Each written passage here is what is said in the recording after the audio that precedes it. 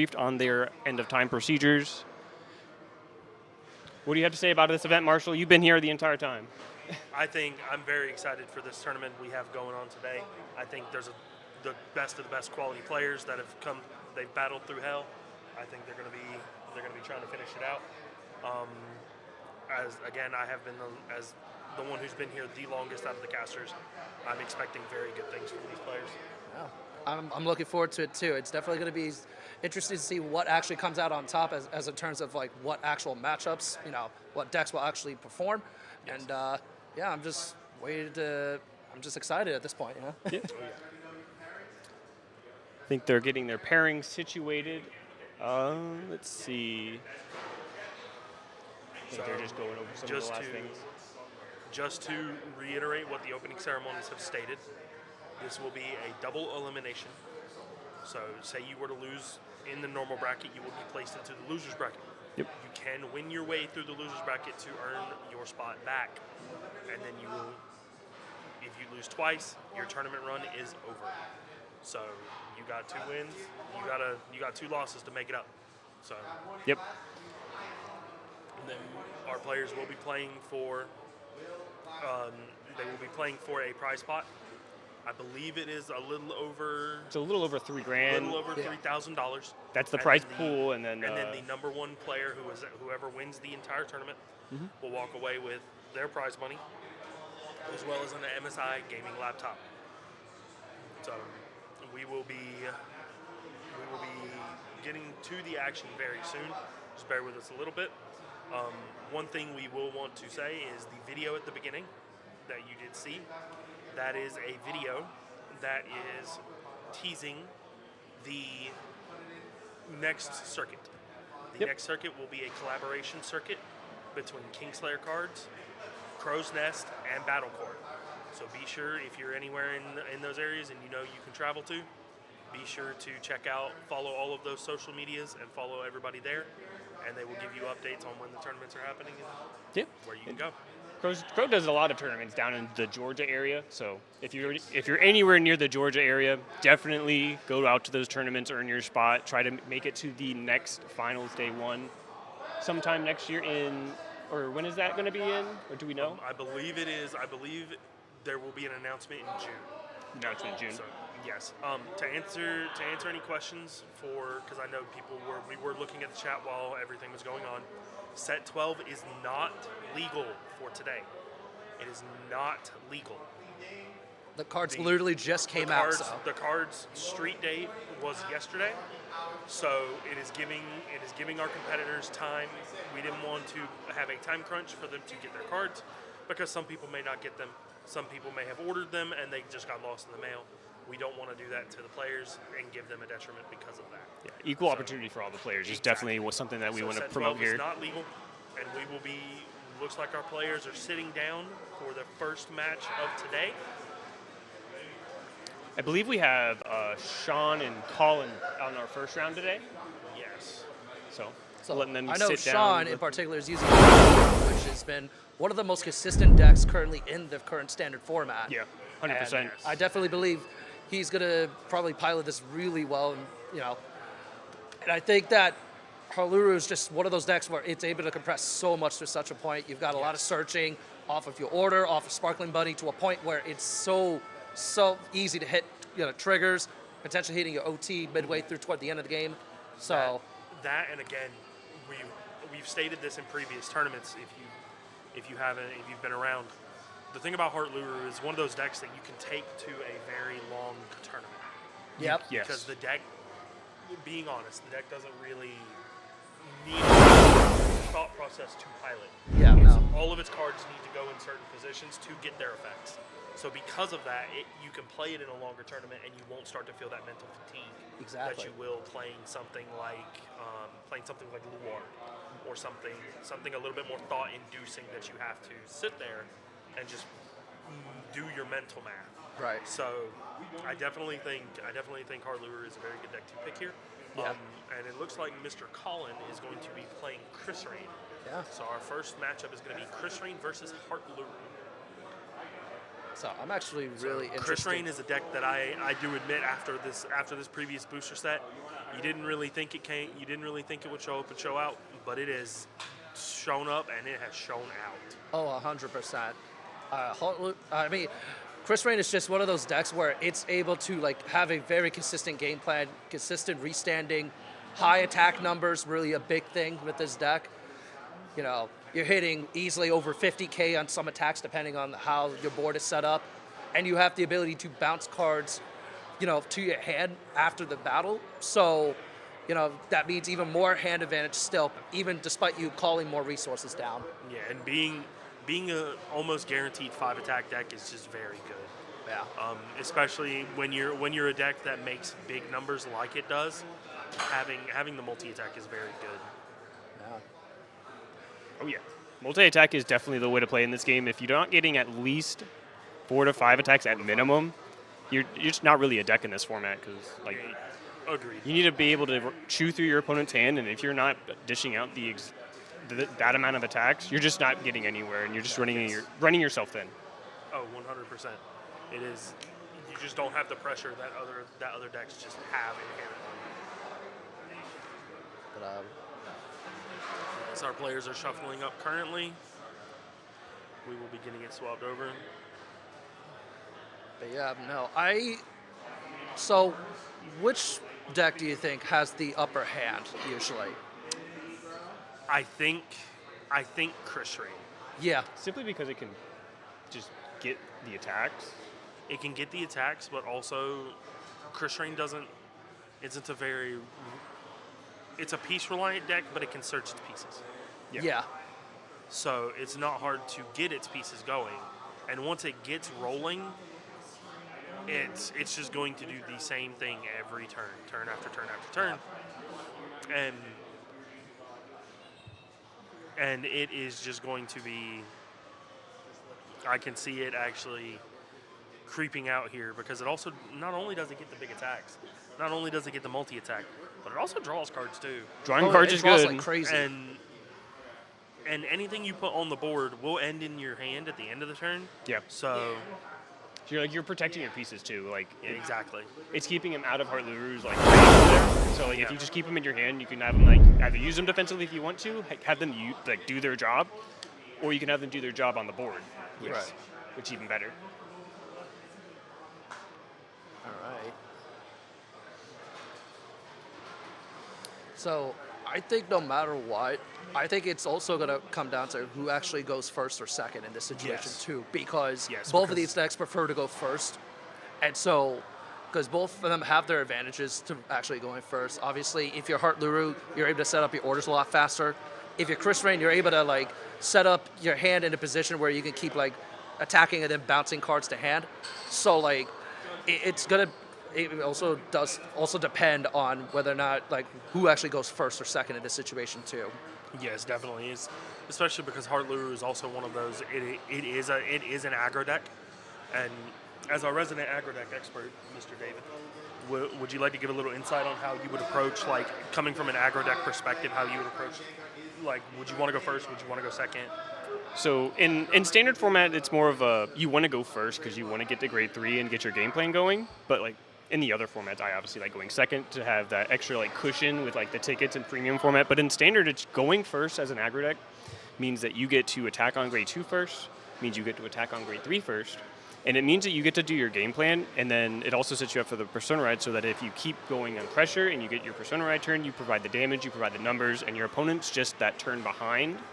Yes. Whereas if you just go second, that means you need to have a deck that can keep up and then potentially out-tempo your opponent into an advantageous position. So playing aggro, you typically want to go first in standard 100% of the time. Agreed. Yeah. I fully agree with that. Definitely, being the first to be able to hit grade 3 is always good because it lets you turn on. Essentially lets you play the game before your opponent can. Yeah. Looks like we are starting to get set up with the mulligans now. Yes, our players are looking to get final preparations and get to post mulligan, and our judge will let them know when they can begin.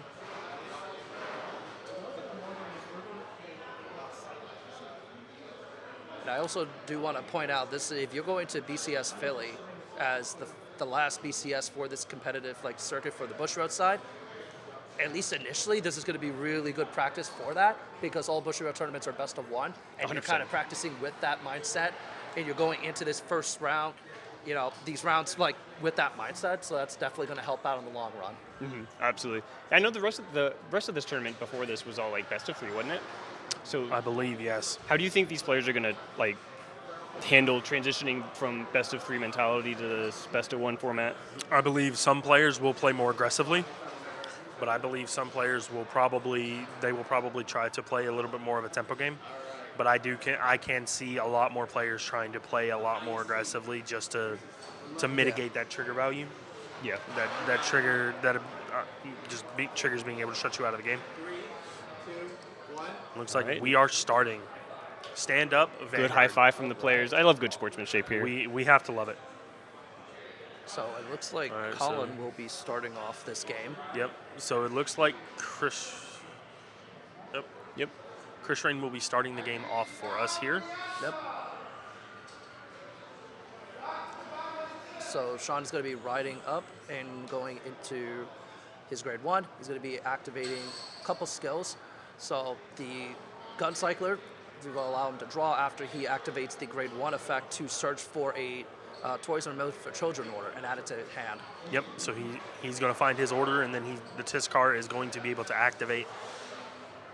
He is going to have the energy, so he can pay for it here. Yep.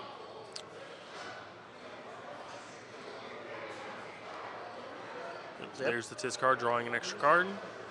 And now he will be activating the order.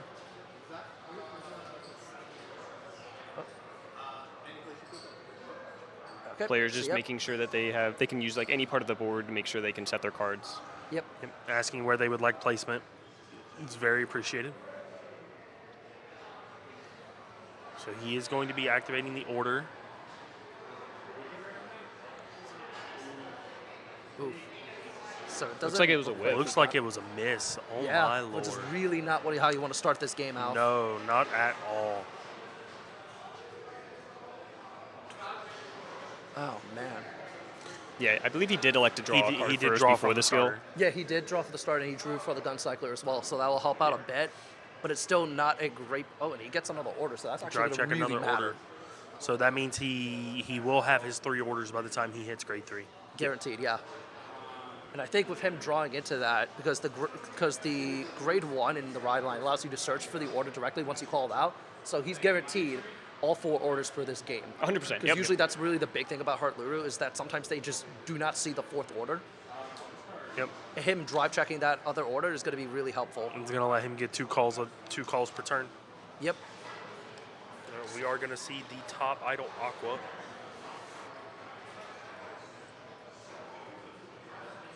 And then he's going to reveal. He's going to check the top cards of the deck, and he's going to reveal a Mermaid. They're getting the front set to hand, so that's going to be very good. Part of the front set Yuika combo that we saw a lot in day 1. Yes. And so we're going to see how he wants to set up his board for this turn. We'll see. Is he going to? We will see if he puts his foot on the gas and goes from here. Yeah. And I feel like if you're playing this deck, you kind of need to go a little bit on the gas at least a little bit early to push some early damage in case your opponent is in a position to where he's like, okay, I can thin the deck enough to where I'm starting stacking triggers. That way it doesn't feel nearly as bad because you've already Yes. pushed him so far. Yes. Yep, we do see him call the board.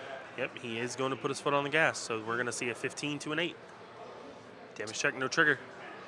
Especially with your opponent missing that search, it just makes you more incentivized to Oh, 100%. be more Yeah. aggressive because you want to get the rest of his hand out of it.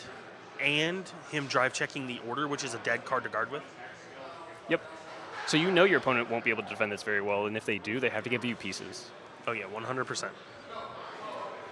So we are going to see the pitch for there, and he's going to bounce the trigger back to his hand, and then the Francet is going to let him bounce the other one back. Yep. So And, this is and what we that's exactly what we were talking about. Yep. The ability to just slam your hand on the board. Oh, I need a little bit better of a number, so we'll call a trigger. It's going to go back to my hand at the end of the turn anyway. So The only bad part to this is that he knows he's got the little bit of extra shield in hand, but even still, that's like, honestly, that's a fair trade at that point for that kind of 100% is, information. It definitely is, because at the end of the day, they still have to get the shield out of your hand, regardless. Exactly. So let's see how Sean chooses to set this up. So he will be activating the order. Yep. Second order activation here. Yep.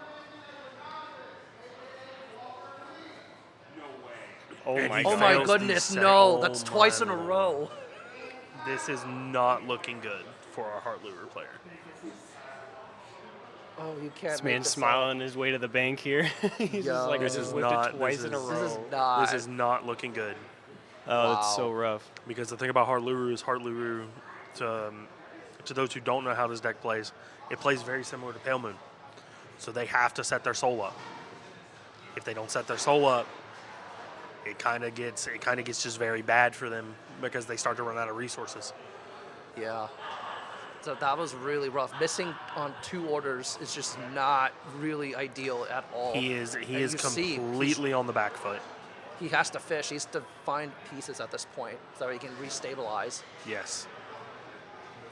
And that will help. Sparking Blade allowing you to check the top 3 to add 1 to the soul. Yep. So that will at least help out mitigate those whiffs that he got. Yep. And he is going to put the toy block dinosaur. The toy block dinosaur is I believe it is a 10k shield and it can intercept from the back row. Yeah. So it is a little bit of defense, but he's got to try to push back here. He has to. And we are going to see the Philia come down.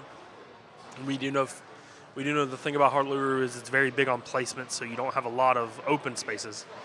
So a lot of players either decide to play Philia, or they play Avarice Rester, or they play a mix of both. And we can see that this player has decided to play a mix of both. But at least we do see that he did drive check the Persona ride. Yes, he did. So that way, later on into the game, if he can make it that far, if he can make it there. yeah, then we could actually get somewhere with that potentially. Yes. So we're passing back over to Colin.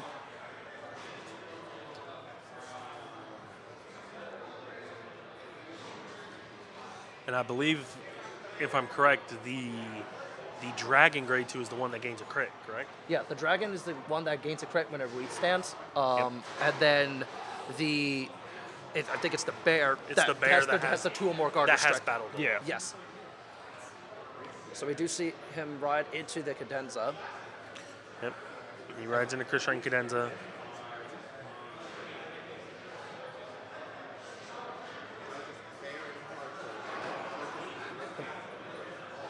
And so now, we see the front set getting called down, as well as the restanding grade 1 that allows you to restand a card. So that will come up. And so let's see. I haven't noticed him drop a Yuika down this entire game so far. I don't think he's found one yet. Yeah, that's actually pretty insane because we saw Yuikas pretty frequently throughout the entirety of day 1. So I And don't most know. most Chris Rain Cadenza decks are playing it at 4. Yeah. So Yeah, it's kind of wild. He hasn't seen one yet. exactly, it is crazy. To answer your question about the email, to answer that real quick, a representative from Battlecore will be looking at the chat very soon, the second he can, and he will probably be putting an email there for you to reach out. All right, so let's see how he wants to start the battle phase here. So we do see the restanding rearguard grade 1. Yep, So we are at least looking at a 5 attack turn? potentially, yes. Yeah. So he does double intercept to block that initial attack.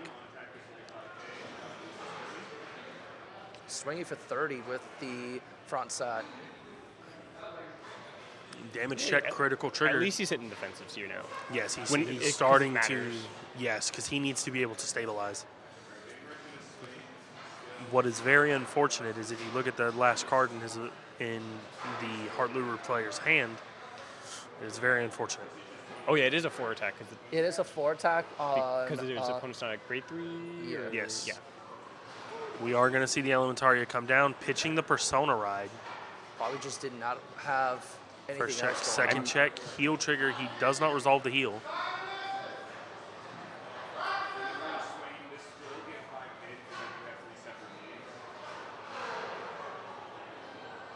hitting the bare minimum for the front set +5. And Sean just takes it.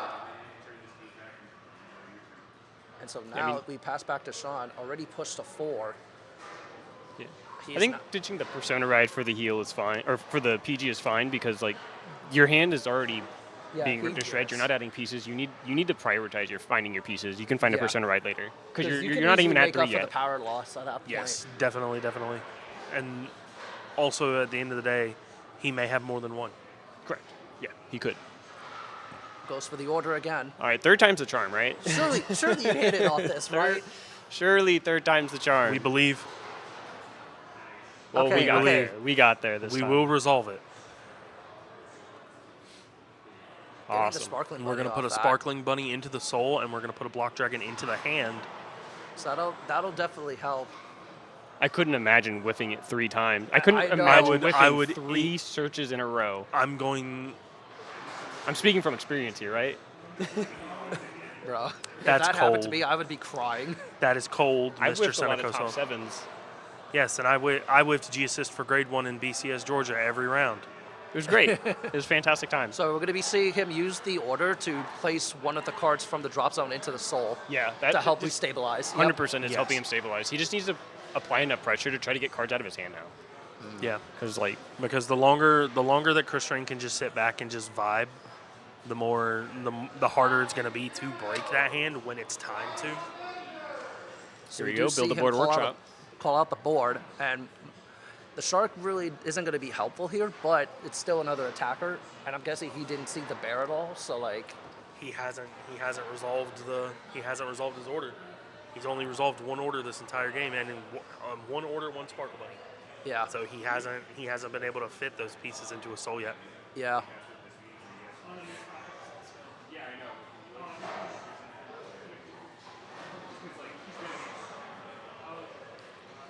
And so we do see the +5 to the front row because of Hart Luru's skill. And so now it's going to start with the dragon swing first. And this is going to be a nice 28. how many attacks are we looking at here, Marshall? Hitting really decent numbers. We're probably off going to be looking at another 5 attack deck. Well, no. The issue is right now is that Is it he's one only going to restand be or able to 2? get... No, because how this works, the Shark has to attack into a rear guard to get the restand. So Yes. he's only going to be able to restand the 1. Oh, so it is going to be 4. Oh, true. I was thinking that Hart Luru stood 2 rear guards. Well, Well, I think that usually- requires him to be at 4 orders. The 2 restand is only if you have 4 orders in the Yeah, order yeah, zone. that's That's what we're where looking for, yeah, yeah. that's where I was getting confused. My apologies. But Yeah, we 100% will see- 4 attack deck we right will see here. a 4 attack deck until next turn. Allegedly. Allegedly. So now, if you're Colin, the question is, do you just eat the damage here at that point? I mean, no guarding this is like the way out for this player. I think you no guard. Ooh, I think the you heal. no guard the Vanguard all day, every day. You have to. Because you're at 2. Like, what's going to happen? Yeah, exactly. You going to hit 3 crits? Yep. Well, anyway, we do You see him can't. check the heal. Not yet. Heal does make it a little more even, right? Oh, what is it? Triple drive, isn't it? Is it? Hart Luru gets triple drive? Hart Luru does get triple. Oh, Yeah, wow, it yeah. always gets- Triple crit was a thing. Yes. Yep. So he's swinging with the Shark first. And so now, I mean, the fact that I feel like he's been able to restabilize at least a little bit after all this. A And little especially bit. hitting the heel. The heal made the difference there. Yeah. A little bit, but also the biggest thing you have to think about too is if Chris Strange starts attacking rear guards, what is he going to do? That's true.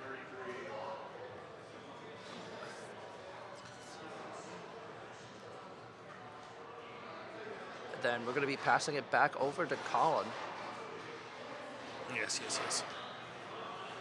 So is he going to come back to Chris Strain? Are we going to see a Persona ride? Do we see it? Oh, no Persona No ride. Persona ride, but it's Nope. going to play the high 5. So we're just going to let him draw. And then force call a card, and then it gets 5K. And now the Amel And then it's going to choose something to give it 5K. So now, Yes. yep, gives Vanguard +5. So that's going to be really helpful here. And so now, I mean, we have not seen Yuikas at all this entire game. So What's a Yuika? Yeah, I know. What's a Yuika? Apparently. It's crazy. Yeah. Because But I feel like if you're Chris Rain, you wanting to at least get You to really that at least see point. one. Yeah. yeah, they may see one. But if you noticed what the Hart Luru player drove check last turn, they drove check Amethystis. Yep. That's going to let them be able to countercharge, so Chris Rain won't be able to damage deny per se. But one of the biggest things, in my opinion, is You got to force him to use it. force him to use it, because Hart Luru requires all of the spaces, requires certain spaces.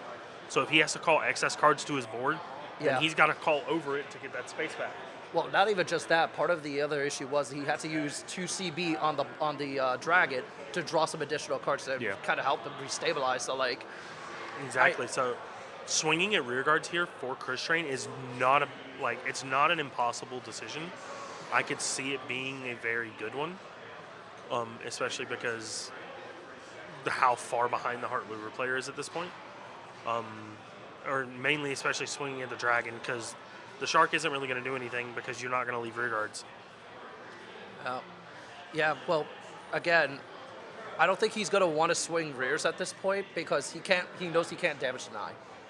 Because Yeah, but also, and it's like we were saying again, the damage denying, he can't damage deny, that is true, but you got to force him to use it.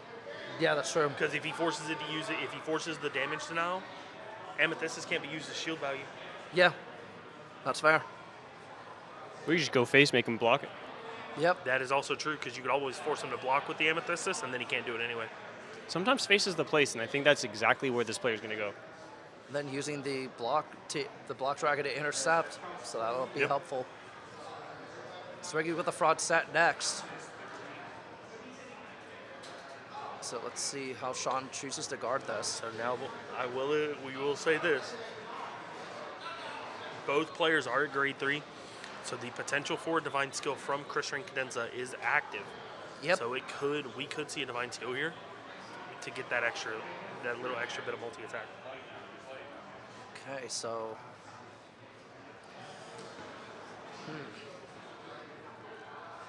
I mean, at this point, yep.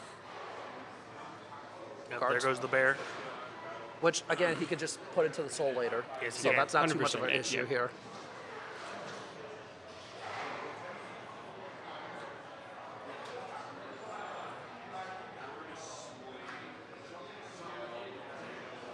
Yep. So now activating the skill of the restandard grade 1 to restand the front set. Be swinging with 41 and 2 crit. Will we see? I believe we are. This is going to be a 41k attack. I believe we're not seeing a Divine Skill here, At least not yet. which Yeah. I agree with, because a lot of times you want a Divine Skill on your Persona Ride turn, because you double up on the Persona Ride off the thing. Do you ever call. just eat this? I think he does. I think he just chests it, Yeah. because I don't think Chris Train gets a drive, does it not? What's up? I believe Chris Train does not get a drive, does it? No. Does it? I don't think it. I don't believe it does. I don't remember off the top of my head. Yeah, I don't believe it. I believe it's still a twin driving Vanguard. Yeah, just twin drive. Yeah, so Okay. I think there's no world in which you don't take this. Hits the Never over mind. trigger. Never mind. There is an over trigger, and That is unfortunate. very unfortunate. Show us. All right, Hart Luru, show us the PG. That's basically what we're asking now is where's the PG?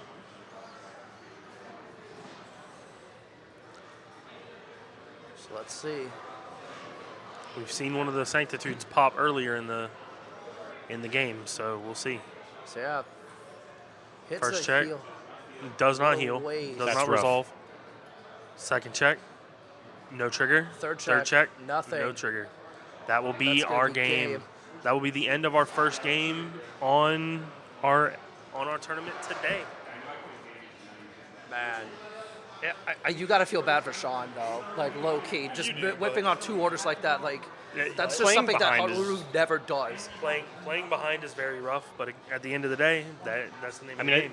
He Yep. played super well for being so behind. Yes, he did. I think he made correct decisions. in his- I believe the correct plays were made and the correct lines were chosen. It's just unfortunately over triggers happen, and I mean, even if it wasn't the over trigger, I mean, a crit trigger just ends it there too. agreed. So Yeah. I mean, like, I don't think the OT like made a huge difference. It just made it like, oh, I just Yeah, die here because it is what it is. Oh, my Lord. That But was I think rough. if I was in his shoes, I think I would have no guarded there, 100% every time, because I'm like, this is the only way I can get ahead is if he whiffs here. Yeah.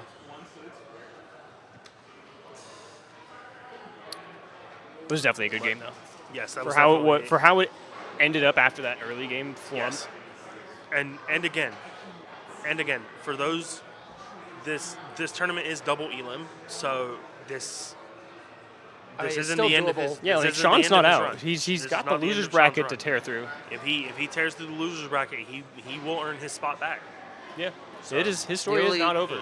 The only Exactly. caveat, of course, is if you're coming up from the losers bracket, you make it to the final round, you have to win 2 sets in a row, and that's not going to be easy. Yeah, because if you're in the winners bracket and you lose, guess where you go? Yeah. The losers bracket. Yeah. Now you have to beat them. Yep. But yeah, GGs from both players. Yeah. So we will be seeing Mr. Collin move on in the winners bracket. They're just cleaning up the board here while we're getting here ready for game 2 in our tournament here. Yep, and it seems that we have, looking at our deck list for today, it seems we do have a decent amount of coverage here. Yeah, we do have a few lyrical decks. We have a few, I believe, 3 dark states, I think. Yeah, 3 dark I states, believe and then the only nation that does not have representation is Brant. is Brantgate. Yeah, there's. Yeah. But which, honestly, given the fact that Chris Rain's so prevalent in this format, I feel part of the reason why we don't see that right now is because the only really reliable Brantgate deck is Prison, and Prison just straight up dies to Chris Rain. Well, I mean, It you still does. have Vice Ruger. Vice Ruger is still a deck in the earn format. it. Vice But Ruger Rice is Sugar has to doable, fight it. but like as in terms of overall consistency, like Prison's been the main deck for a while. 100%, Yes, yeah. there is no Prison in our top 8 bracket today, but again, that's also because there is one lyrical deck, and they kind of just auto lose. I think there's 2. I believe is there 2? Yeah, I think Glenn, and Sean, Glenn yeah, and so Colin are both playing. Yeah, so they're both there's two Chris Rain decks today running around. Yeah. So that makes it even harder. So Yeah. now I guess really the big thing at this point is I could see Chris Rain just going all the way at this point with how consistent it is. Yes. But also I don't know what other deck really like because we just saw like maybe if Hart Luru had an opportunity to like get its pieces in there, maybe it would have done something. But I also do believe that was just unfortunate. Like let's be honest. Like there's no way whiffing around it. twice was very unfortunate. But do you think like something a more aggressive deck could come and take down this deck? Like Chris Rain, like could probably. I think there's probably some weak points when it like fights something like. Because I was gonna say we have how many Hart Luru? Like 3 of them, and then 2 Chris Rain, and then we also have a Manurva, which There is a Manurva, yeah. I think Manurva is really good after playtesting it a lot. Like I think Manurva is one of those decks that you cannot sleep on. The only issue sometimes is you do not see your restanders or your way to like multi-attack extend. Yes. Beyond that, that's not the worst thing in the world. Yeah. One of the decks that I could see honestly giving Chris Rain a run for its money, and it's one of the older decks we've seen it be one of the best decks in a previous format is honestly Vergila. Yeah. Yeah, Vergila Because could just come in and just wreck Vergila face. can just come in and just stomp. Yeah. That's one and of the now big that it doesn't things. have to contend with Prison at all, which was its biggest like worst nightmare. So if someone can make the meta call and be like, well, there's 2 Chris Rains running around, are we gonna see Prison? Maybe not. So someone actually does come in with Vergila. I could see them actually winning the whole thing for it. Yeah, because I mean, yeah, with decks wanting to go first. I mean, can't Vergila just go second and just Yes. go ham? Yeah, 100%. That's one of those decks that just go ham. 100% it is especially being a going second deck and a going first format. You're kind of just crazy. You kind of just go crazy with it. Yep. But yeah, I think they're just setting up right now. it looks like we're just still waiting on for the next round. But I do think, regardless of how this tournament will play out, I think this will still be very telling because you will see a lot of these decks still consistently throughout the rest of the BCS season, as well as the World Finals as well. Yes. I do think, though, I mean, really, I think I've been talking this with my girl for a little while. How do you hit some of these decks realistically without completely just destroy them outright, right? Because part of the reason why these decks are so consistent is that, like, they have multiple ways to search for, like, the same angle, the same end board. So realistically speaking, if I'm trying to hit Chris Rain, for example, how would you actually go about hitting it on an upcoming ban list, realistically speaking? I could see, like, take Chris Rain, for example. I could see Chris Rain being hit in Uika. Yeah. I could see Uika being restricted out of that deck. But we didn't even see Uika that game. We didn't see that game, but them opening the Uika means that they're going to have their same game, their same turn, every turn. True, because they bounce matter everything. what. They bounce It's going to be bounced back, and it's going to be put in the card that goes to Soul, that restands a rear guard, is going to get put in the drop zone, which then they can put it back, or which then they can call it to the board. Yeah. Yeah. So it's going to be constantly. It's just, it allows for you, once you see those 3 cards, you have the same turn every turn. And if your opponent isn't putting up enough pressure, I mean, you're just going to keep having it because they're not Exactly. pressuring you to get rid of your hand. Exactly. So it's like, and even then, you're not going to guard with those. You're not going to try to guard with those first anyway. No, you're going to because guard with those. They're all if you have 5K to. shields, but it's just they're way more important to you on the board than they are in your hand. So that I could see. Prison, maybe the restander get hit, maybe. Yeah, I could see that too, but like that's part of the main engine of the So core. like I could see like cards that make consistent plays getting hit. Like I'm tired of seeing like strong cards get hit. I want to see cards that hurt consistency. So like some search effects. Yeah. Cut down on that. I just don't like that Bushiroad likes to tie these search effects to like key pieces to the engine as well. So like it's like a dual-edged sword. So you can't hit the consistency pieces that search because they also have this other effect that does something that the deck needs Yeah, to definitely. function. It's like they put all the effects on every card and you can't get rid of anything. Yeah, that was like the issue with Buff Saga for a long time. Is what do you hit in that deck other than Veilord? yeah, Right. Like that was the main everything else problem searches child, everything really. else. Like, but So- yeah, I mean, because then for Hart Luru, and also realistically, we're not going to be expecting a ban list until after Worlds anyway. that's true. So So basically, this meta is like locked in, plus the set 12 stuff too. yes, and set 12 does bring a lot of decks with it.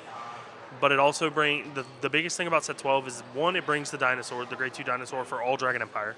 Yep. Almost every Dragon Empire deck wants to run that card. It brings the Nebula Knight Order in for the Keter package, which Which, is unfortunately, for a lot of players right now, including myself, that are primarily Keter mains, you're going to be paying a lot because right now on TCG Player, it's going up for over $70 right now. So like, that's But only a what- matter of if those- you could get the pieces. But those what who- about but the good stuff? The brawler. Brawlers, in my opinion, Brawlers is a very slept-on deck out of this set. It is slept on, but the issue is, again, Chris Rain. Yeah. Like, that's Yeah. really the main Yeah. issue with it. It like, if especially with Chris Rain and how often it's been topping, Brawlers just cannot match up into that, let alone some of the other matchups as well, like Deep Lands too. Yeah, true. So like, I don't see that really being the case. I could, in a different format, yeah. But as it is right now, like, with how many decks like just are able to clear their board, especially their the own front board. row, like I don't see Brawlers being really much of a thing. Yeah. But I know I just spoke on Deep Lands before, but I do definitely see Deep Lands being a really good deck. I think 100%. it has the potential. I know we were talking before, but I do think Deep Lands has a chance of winning Worlds just simply because of how consistent it is, and also Yes. like for how many because you really don't need a whole lot for the deck, No, realistically you speaking. just put your dudes in yard, and your dudes will come out every time you ride a grade 3, and you can search out everything, basically. So, but that is one thing I will state also, is like when it comes to like card prices and stuff like that, like the Nebula Knight order is going to run you a pretty penny. But at the end of the day, the competitive players who want to win are going to pay that price anyway. Yeah. So they're going to get them regardless. They're Yeah, going to find a way to get them. I was going to say, I haven't seen prices this bad since Harmonix Messiah came out in the History Collection. Agreed. When it was like 2 per case. Yeah, that was crazy. That was really dumb. Agreed, and especially with Bushiroad dropping they dropped the case ratios now, so now we went from 20 boxes in a case to 12 with the same price and the same pull rates. Yeah, no. It's That's why I was horrible. talking about it. Like, it just depends on whether or not you can get those pieces in time. Yep. Yeah. Deeplands got 2nd, 3rd, and 4th in the JP Deluxe, so...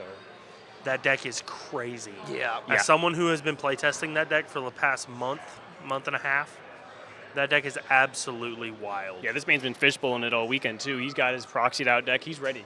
He's getting ready. Oh, yeah, he's been cooking up a storm. All my stuff is in the mail. It's literally sitting at home in the mailbox. It's literally in my mailbox. Shout out to Kingslayer Cards. Yeah. Oh, my gosh. They're just getting some last-minute stuff going here. We'll be starting round 2 in just a second, or the second round, or the Yes. second game, per se. Yeah, that's one thing, too, is like D-Plans got 2nd, 3rd, and 4th at Japanese. Yeah, that's what I said earlier. Like, Yeah, that's I saw absolutely that. insane. Yeah, it's crazy. It is wild.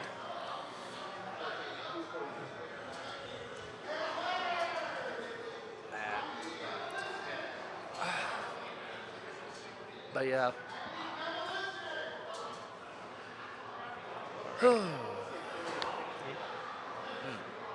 We're getting a few things set up on the technical side.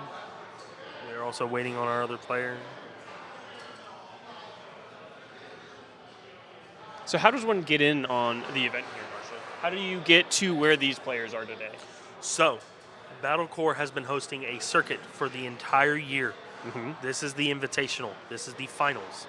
So, how it would work is you would show up to one of their tournaments that they have hosted all over the northeast part of the United States, and you would get if you get to the top 2, or I believe it's top 2, top 3, depending on the size, you would receive an invite to this invitational. You would come here. You would play the day 1 of the invitationals, which is where all of the players who have gotten their invites, and you would play until the top cut has been decided. Right. When the top 8 has been decided, that is where these players that you are seeing today have come in. These top 8 players are the ones who have fought tooth and nail throughout the entire tournament circuit, entire bracket, and they made it to this top 8 seeding. So they will be playing. Once they've made it to this top 8, you are locked in for this. And then, I believe, according to our TO, the players who have made the top 8 here will also be confirmed having a spot for next year's circuit, for the next circuit season. Yeah, For the so next just getting into the finals for... Getting into the top 8 guarantees you a spot in the next circuit. That's pretty solid.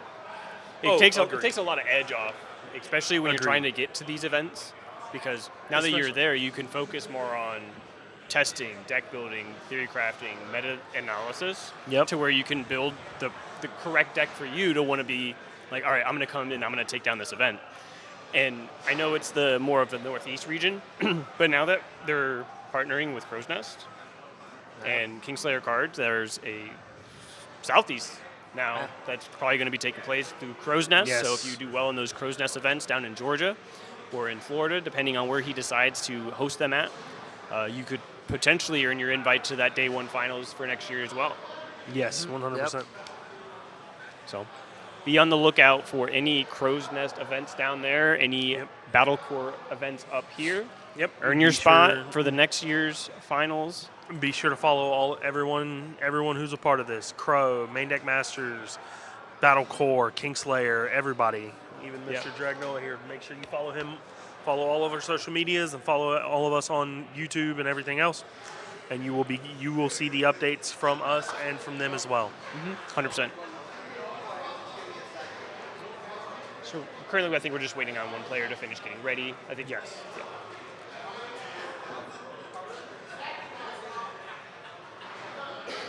And I believe we are going to see. We'll see. I believe this is Mr. Let's see. We are going to get the players' names, and then we should be able to discuss what kind of decks they're going to be taking. Yeah, we want them to be able to get seated so that nobody has more information if they're passing by. Yeah. Yep. Keep everything pretty fair.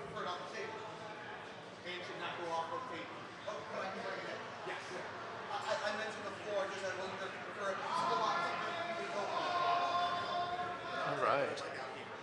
Now, this has been the one matchup I've been wanting to see for a hot minute because this Manurva player is an absolute beast when it comes to how he's able to pilot his deck. And I actually got inspired from day one to sit there and say, you know what, I'm going to play Manurva for BCS because he is just that good of a player.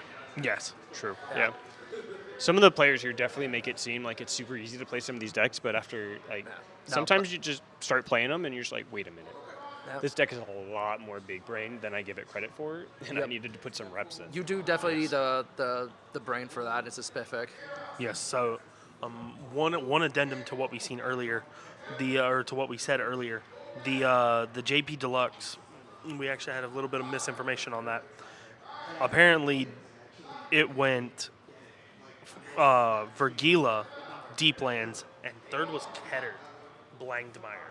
Oh, so it was the Blackmire Phantom, yeah. Yes. Yeah, no, What's that's your insane. thoughts on that, Mr. X Blankmeyer player? Keter Sanctuary stole my boy, and I want him back. Well, anyways, here we go. We're getting into it. I believe the players are shuffling up right now. They're getting some information from the head judge. So we should be seeing them start in just a second. Yes, names for the players.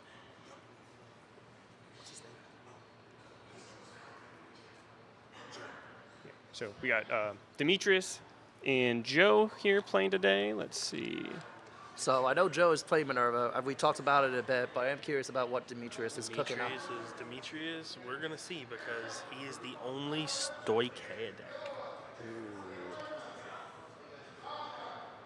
See it. Joe is playing Manurva. Keter, playing Manurva. He's going to be playing Keter Manurva. So let's see. Leonor. Ooh, So we are going to see Leonor. Leonor. Okay. Yeah, let's see. See this plant thing get into action here. So Leonor is mainly a boost from the back on all of it on the Vanguard, and has it grown since its initial release? Like, what is it trying to do? So its game plan still hasn't really changed. It's been get your multi attacks, but your Vanguard is very big. Mm-hmm. All of your boosters are big. So it's just like everything in the deck just scales power. Okay. But the biggest thing about the deck is it's just gotten a lot of It's just gotten more and more consistent over time. Okay. Like it doesn't cost as bad as it is, as it used to be. And especially with it getting a new, because when Seraph Snow got her new form and Krishring got her new form, so did a lot of people overlooked. So did Leonor. Yeah. Leonor got a lot of support that set as well. So that makes gives it a lot of consistency. Yeah. So Would you it say this has- is a sleeper pick? Yeah, I was gonna say Leonor's a Most very good. definitely. Leonor's definitely a good pick. It has a lot of consistency tools that it's been able to get over the last God knows how many sets. You have I think it's like the top deck 7 searcher to add a Leonor to hand, which is a grade 2, which also counts as a booster. You do have the grade 2 version of the grade 1. I keep forgetting its name. The one that gains power from the back row, whatever. You target one of your back or rear guards and gain its power. I forget what that card is called. It's driving me mad. But they have a grade 2 version now, which also calls a token. So, having 2 sets of the same card, Rosario Fairy, I think it's called. Having essentially a grade 2 version of that card is really insane. Yeah. Yeah, having potentially up to 8 Rosarium copies of a Fairy. single card. Yeah, Yeah. that's Rosarium Fairy. yeah. potentially having 8 copies of a single card in your deck is just absolutely wild. Yeah, and so I definitely think that the numbers are going to get really annoying. I think the numbers are going to prove to be, like, if you're Manurva, on the Manurva side, you got to like take that into consideration for sure, because the numbers are going to hit like well over, again, it's similar to Chris Rate, well over 50K bare minimum, depending on how you set up the board. Yeah. Yes. And that's before you consider potentially any sort of like effects, like, because the one thing about Leonor is like, it's how quickly can they see the other units address grade 3, the one from like the original, like, what was it, set 13 or so? Yeah, I believe so. So like, it's just going to be a matter of whether or not you're going to actually be able to like see that at all, because sometimes you do whiff, and that is kind of the unfortunate side of it. Now you can supplement that a bit by running more of the ride deck grade 3 in the main deck slot Yeah. to help stabilize that, but again, it's going to be a matter of, I like the option of having both, like in case you don't find it. That's too. Yeah, definitely. The like Leonor is just, and it's one of those. It's one of those things. It doesn't suffer like the other decks from that time frame started. Like the starter decks for Youth or for Jejul, where they've been through these evolutions, but their strategy has changed. Like Youth used to be a toolbox, your grade 3s that you would ride into depending on what you needed to do. Right. If you needed a pop board, if you needed board control, you would go into Tempest. If you needed a crit, you would go into the one that gives a crit. If you needed a drive, you go into the one that gives a drive. And then Jejul goes from Mask to grade 4, now back down to 3. Yeah. So now they've cut the grade 4 completely, so now they're back down to playing grade 3. Right. So it's just they've gotten so many different iterations, but Leonor's game plan has stayed the same the entire time. Yeah. So it's just going to, it's just constantly just getting its game plan better. Yep. All right. Looks like our players are starting here. Vanguard. It's like a Alrighty. full bow. He's going to ride into the grade 1 for Manurva. And then using the Soul Blast Cycle to draw an additional card as we pass over to Demetrius. Yep. And so he's going to discard to ride up into the grade 1. And then Make sure he gets his energy the marker, 100%. energy, then drawing 1 from the starter. And so from now, with the Leonor in the ride deck, with this new ride line, is able to get a plant token out immediately on turn 1, which matters a bit. Acts very similarly to how the Auroras were being used in the ride deck previously. So there's going to be 13 to ban. It just discourages your opponent from like guarding this first attack too. Yep. We do Yeah. see Joe damage check and Vinny, so that's actually going to matter a bit depending if he can see another one in time. Yeah. So he rides up into the Chamomile and using Melissa's skill to check the top 5 and deciding to choose up to 2 cards from among the deployed to the soul. Mm-hmm. So we do see a Dissection Angel and a Coco go in there. Okay.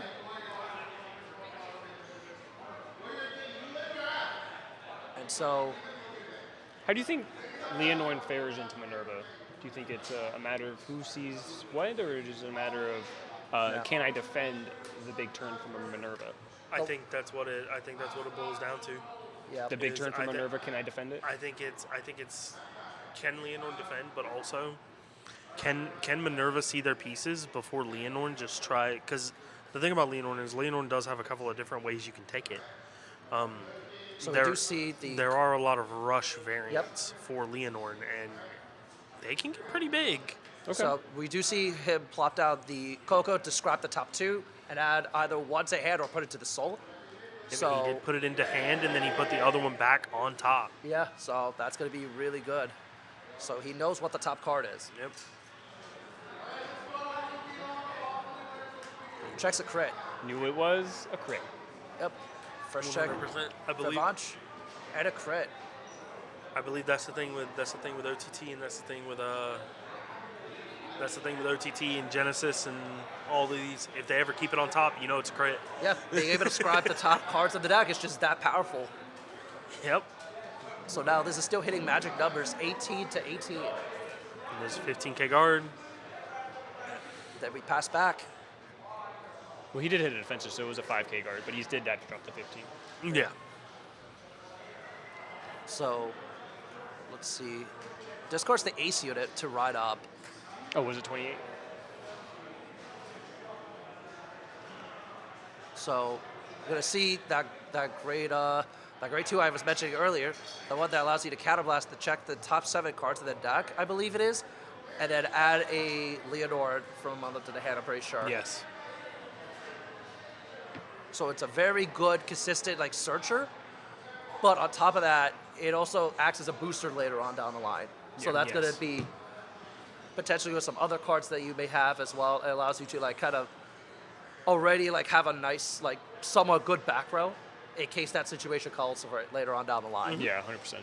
Good having that backup strategy in there. We did see the ace unit getting pitched. Calls another one. Calls another one, is going to reveal the Leonor in CB1. It's going to check top 7.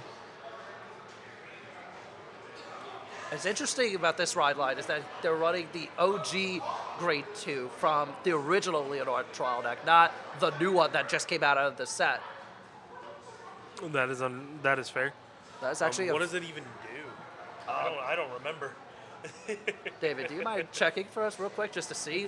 Because I don't remember exactly. Okay, yeah, that tracks That's then, exactly yeah. what it can do. I remember wanting to get that card for myself when I had it. When this unit is rode upon by a Leonor in Soul Blast 1, choose a grade 1 or less card from your drop, call it. And Okay. then if it's on rear guard and the back row has 3 or more rear guards, it gets boosts. Okay, so yeah, Okay. that makes sense. So if you have a full back row, it can boost from the back row. We are going to see drive check. Drive checks PG. Damage checks an almighty Manurva. That can be rough. Yeah. But the thing about Almighty Manurva is that your opponent needs to be on grade 3 anyway to activate it. So Joe going first is a little interesting here because that is like, can you actually make 5 attacks still at that point? Because it depends on if he sees the certain pieces in his hand. Yep, that's exactly what we were stating earlier in this match. That is Leonor going to be able to punch Manurva to where they don't have the pieces anymore to be able to do their attacks. Yep, so we do see him soul charge the Spyro Cutie as well as the Almighty Manurva. So he's already set up for his follow-up. Yes. So that actually matters quite a bit. And so now, he's going to slide the Coco back to call the Vinny. Yep, he found the Vinny. So he's going to Energy Blast 3 to draw 1, and then take a card from the drop zone and put it into the soul.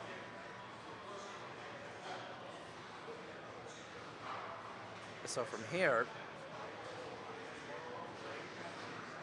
I think he will be using Manurva skill to check the top card and leaves it on top.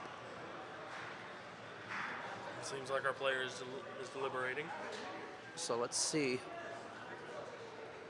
If he could at least get an Angelica out at some point, that would be very good. Because then that will help you get the chamomile out that way, so you can get 5 attacks this turn. Mm-hmm. But he's going to call the Melissa down. Because when it's soul blasted out for a card effect, you can call it out as long as you have a Manurva, I think. Yep. So now,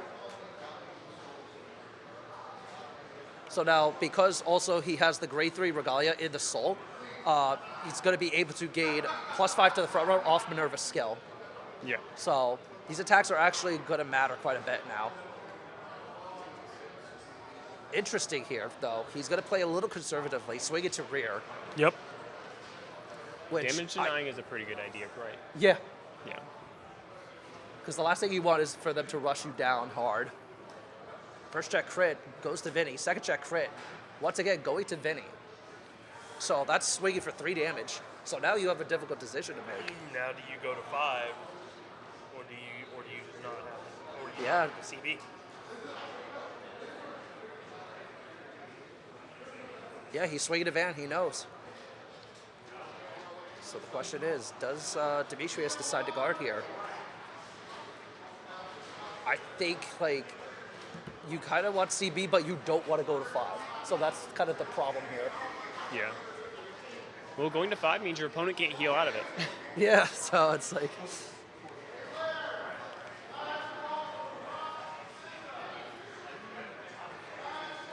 So I think he's debating if he actually wants to guard here. Because it also just depends, because it's a really big number there. Yeah. Yes, it is. So, let me think. So +5 from that. So 35, 43 total. That's a lot of power for, especially early on into this. So, yeah, we do see him drop the PG. So that was actually really good from Joe. That was good. That was good pressure. That was very good pressure. Yeah. So now Demetrius starts his turn. Discards what is basically the Leonor guns version of a gun cycler. Yeah. And that card actually is going to come up quite a bit also because it allows to target one of your cards in the back row and make it a 15k base as well. So that's actually going to be really impactful for making magic numbers and hitting for a really high attack power column. Yeah. Because, and again, it's like what we were talking about earlier. That play that he made, that our Manurva player here made, not only was that a good play, but that play was the guarantee that he lives another turn. He's almost, unless like you see a miracle here, he's almost guaranteed to live this turn. Yeah. Which lets him start going and using the almighty Manurva, and it lets him get to actually generate where so the many deck attacks gets off, scary. too. Because now this is next turn is when the deck starts to get scary. Yeah. And I know he doesn't run it in this list, but one thing I've been doing with mine is running the Grail to get a Persona right off, and then having Almighty Manurva on top of that to make it a plus 25k to the front row, which is kind of crazy. But even still, the numbers are still going to be really annoying for Demetrius if he can't, like at least have a hand still after this turn. Yep, so we are going to see the Leonor. He's just going to stand that token, and then it's going to boost with the entire back row. He didn't have a counterblast, so he couldn't Checks the heal. get to heal. Yep, we are going to see a heal. It's kind of huge. It gives him a lot of wiggle room for the next turn. Yes, it Yep. does. And so from here, he's going to decide, We are going to see the Spiral Cutie go into damage. which isn't too bad because I think at that point, like, Manurva sometimes just doesn't Persona Ride, so that's actually not a bad damage check here.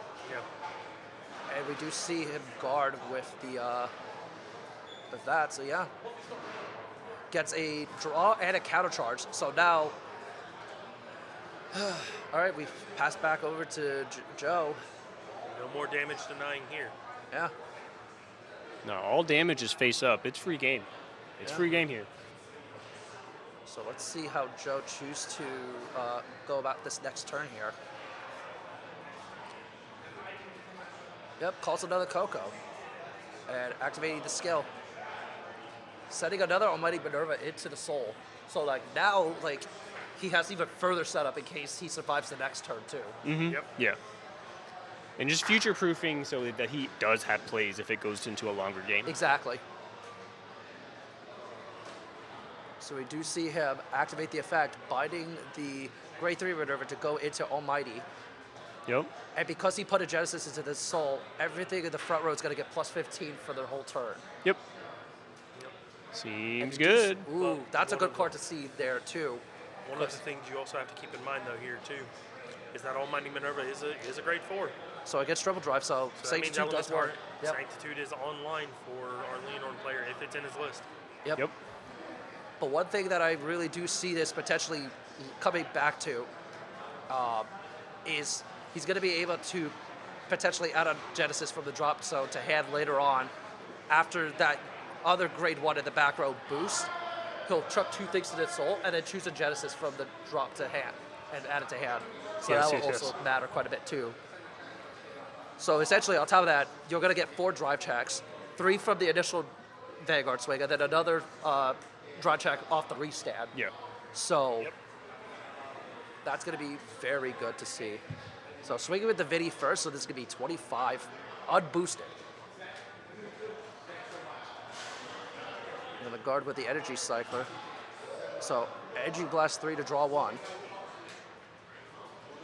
I think he's looking for defensive pieces. Yes, he is. He's looking for ways to guard. And twin cast on top of that. So yeah, that's going to be enough. Swings with the Coco for 23. And the interesting thing about Coco is that if his opponent damage checks the trigger, the Coco will gain plus 10 for the turn. Yes, it will. Yeah, so it just mitigates the trigger entirely, basically. Well, for that unit swing. Yeah.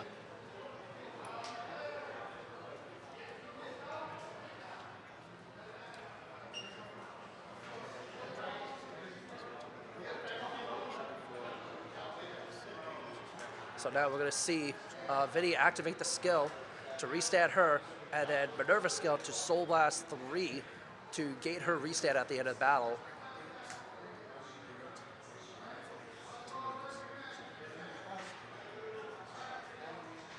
And now, because of Chamomile, being able to call her out. So, this is going to be 28 triple drive to that. So let's see how Demetrius chooses the guard here. If he decides to guard. I don't think you really do at that point. Because Vinny also gets a plus 5. He could also just chest his. He is going to guard it. Yeah. He's going to put that over trigger on that Guardian Turtle. Checks a crit. Crit. Let's Where's see he where gonna put chooses it, to though? give it to. He could give it a Van. I think you give it to Van at that point. Seeing the OT on Guardian Circle before restand. Second check, heal trigger. That's huge. Oh.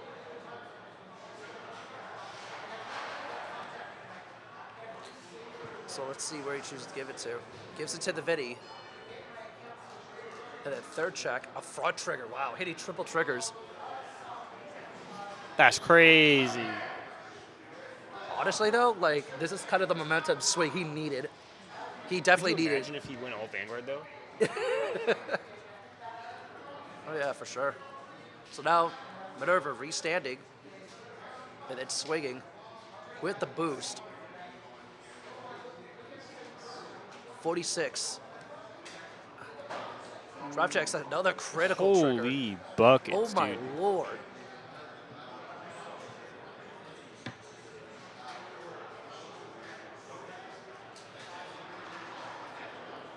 So first check, checks a crit. Crit Van, power rear, hits defensive. Second check. Okay. So now he's gonna swing with the chamomile. Yep.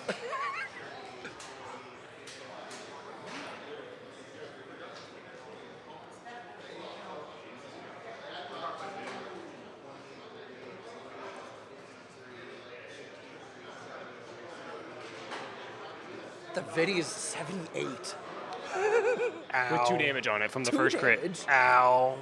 I think he has to guard the other rear guard. Because again, as long as another crit isn't checked, he can just eat the Vinny and go to 5. Yeah. He needs to guard this though, definitely. Mm-hmm. Yep. He's going to use the twin And cast. he's activating Then he's Twin gonna Cast to activate guard Twin even Cast. further. Yeah. He's going to be activating the grade 1, like I said earlier, to add a Genesis from the drop zone to the hand. And he can't technically add a Vinny back because it counts as a Genesis as long as he got a Genesis Vanguard. Yep. And so now this is the really Here's big the 2 swing. damage. Take 2. First check, nothing. Second check, nothing.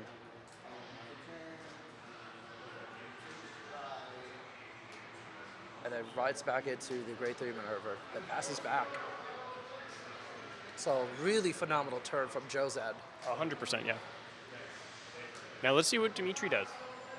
Let's see what he does to see if he pushes back in. Definitely a good turn from Joe, and he set up to close it next turn. Yep. Got the Persona ride, though, I believe. Yep. Is that right? No, that's the other grade 3. Oh, that's the other grade 3. So that will allow him to be able to restand everything and boost with everything and then restand certain cards after the battle. This is Leonor Vivace or Vivis? Vivace, I think it is. Yeah, I think that's how you pronounce it.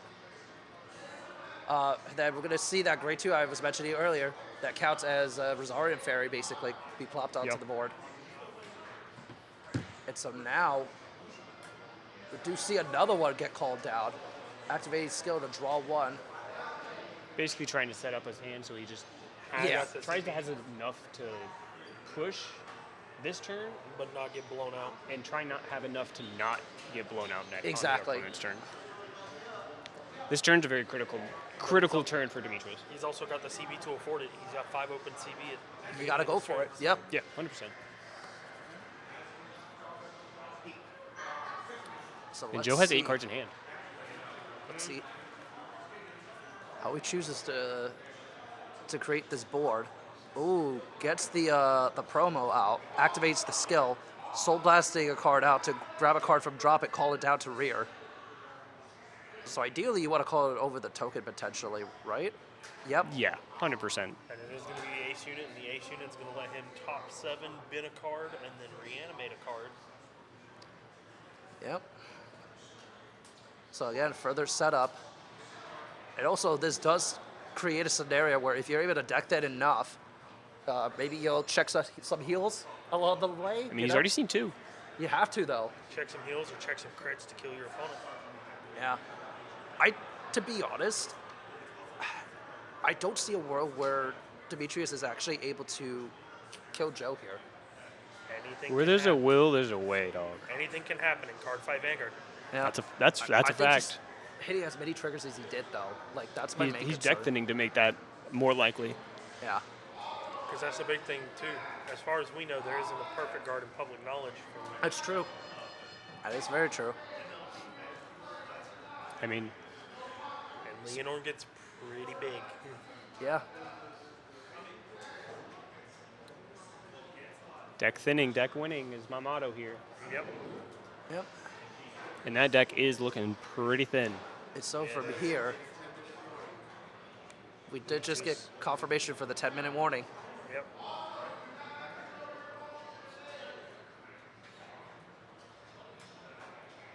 Ooh, calls another one of her. That will at least help them able to stabilize after the turn ends. Potentially drawing into more shield will help. Ooh, going for even further, activating the skill once again to get another card out. Yeah. Deck then further. You've got the CB to do it. I believe at this point, Leonor isn't trying to stabilize here. No, you think he's trying to go for the kill? He's trying to set for kill. All 100%. right, let's see. Yep, and we do see him activating the gray one in the drop to target one of his cards and make it a 15k base. Yup.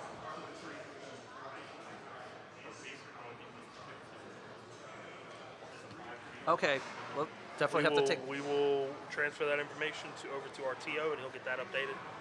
And then we will do our best to keep you guys updated on time and round.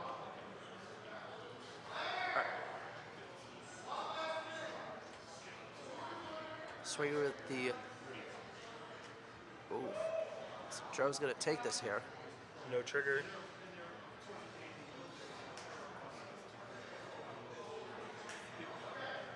Wow, over 50k there. Jeez. No trigger. Restand everything and then boost with them. There's the Elementaria. Yep. Having to drop a heal though for it. PG. Checks a heal. Heal trigger. Does resolve it.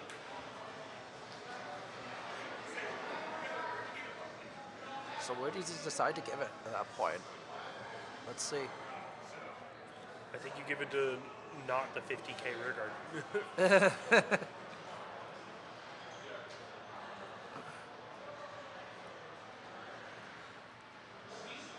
Yep, give it to gives Van. You give it to Van. You make And your then opponent activate respect the the final Vanguard. counterblast for Leonor to restand.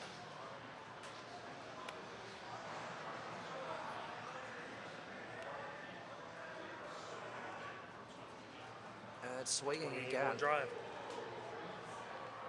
43. Yep. It's no pass. Checks another heel. Wow. That is all 4 heels have resolved in this game from Leonor. And that's Leonor's crazy. way out of this. Yeah.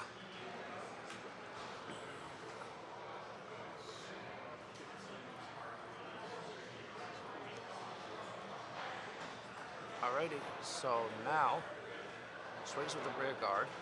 He just needs to guard one of these attacks at this point. And then Joe is in the clear to go for his turn after that. Yep. Or does he even guard it? Well, no, because he still has to choose which rear guard to guard at this point. Yeah. So, if as long I as think he's they're able both to the guard same, at least right? one of them, then Joe has a shot to close out the game potentially. Potentially, but he's swinging at rears. Which, checks another crit in the damage.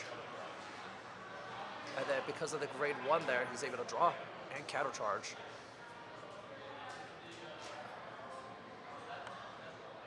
So let's see.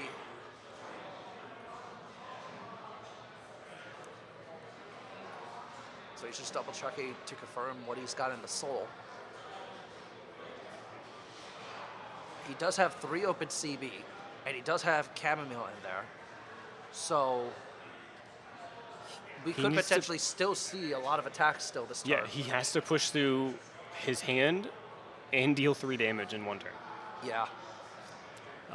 It's going to go so that- Energy Blast 7 to draw. Yeah. Because that's also the big thing about Leonor is Leonor's board is there. Yeah. It's there. It's It's there. it's free real estate to get the board if you want it, but I think Yeah. pressuring the hand is He needs to break the hand and break the hand to a degree that he can't right. come back. Yeah. Calls Vinny. But with limited resources like he has right now, because he had to guard a lot. The thing is, the deck is thinned enough to a point where if you thought you saw triggers before, there's a likelihood that he'll start seeing more triggers going into this turn in particular. Yeah. So, and also another thing too with Manurva is that they can actually scribe the top card before going into Almighty if they Yep. sequence it properly. Yeah. So we do see that. Places it into the soul. And then choosing to go Almighty Manurva skill. Place the other Manurva and it bides. And he's going to just swap it out because, of course, you want that shiny. You always go for shiny Our card. player Scott is going to activate the super, super tiny text, the fine print of the secret rare card on his board. That will let him swap it with the high rarity one. Oh yeah, that's that fine print between the lines. Yep. If there's So a higher this- rarity in public knowledge, So- swap me with it. I think Joe is just debating on how he wants to proceed here. Slides back. Oh, okay. So he's going to swing with Vinny first for 25. Looks like we're looking at a 4 attack turn. No, it's still going to be 5 because he's going to be able to counterblast off the chamomile. Yep. Yeah, the chamomile. And also, we have not seen Dissection Angel at all because he only runs 2 of the deck. So that kind of hurts him too because that would have helped him like not only potentially get more counter charge Defensive back, but draw. also allow him to draw an extra card in case he needed it. Defensive draw. That's going to come up really big here. Counterblast to restand the Vinny. And now using Manurva's skill to get that restand at the end of the battle. And now on top of that, you got Chamomile, once again, to counterblast to call it out. So you do still get the 5 attacks. It's just a little unfortunate with the board setup. Hey, any amount of attacks more than 3, I'll take it. Ah.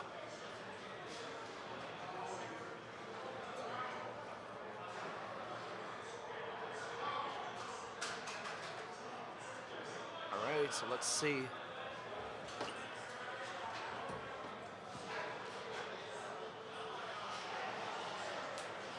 Drops down at PG. Discards Rosaria. First check, nothing. Second check, nothing. Third check, nothing. I mean, after hitting 4 in a row on Yeah, the that's first fair. swings of the last turn, I mean, it's It is a little warranted.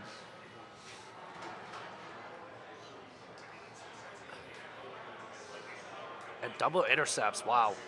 Yep. No pass on it. Stretch Stretch to to PG. PG. That'll help out next turn.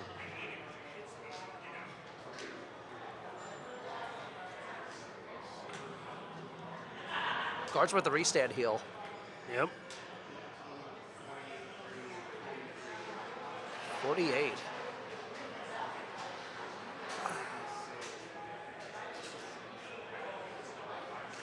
Honestly, I think you may just take it. Does it have a crit? I don't believe Maybe it does. not. Well, let's see what he does. Maybe he just Yeah. feels better. Does take it.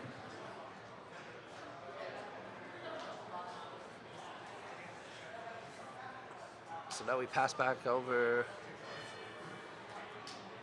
Let's see how things are going to play out from here. A persona right here would be huge. Yes.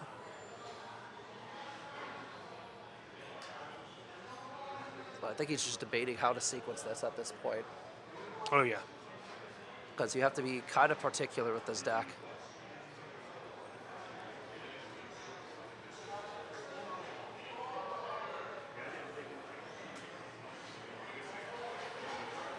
So he will Soul Blast to call out card from drop. And so let's see how he wants to set up this board. Because now at this point, yep, call that card back out, counterblast to draw. Then you also get call out a token if you choose to. Checking his. Calls Rosario Fairy. So yeah, he's got the board setup he kind of wants to see here. Yeah. This is the board state. Unfortunate, but yeah, I don't really think he needs it at this point. Because Manurva is at 5, so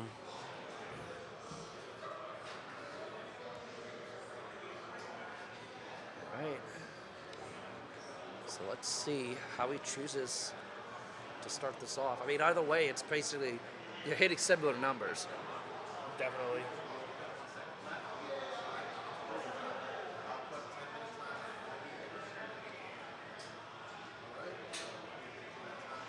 So we did just get confirmed that we're going into time here, and I think we're about to start. So that was be starting turn. So now it's going to be 0, 1, 2, 3. Yep, Leonor is turn 0. So Rosario Fairy attacks first.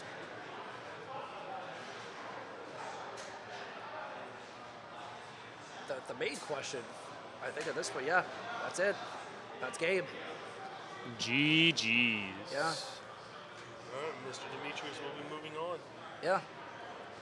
For those of you who are not reading the chat, we will be taking a brief pause in gameplay after this game is over, so that way we can clean audio equipment and stuff like that. So.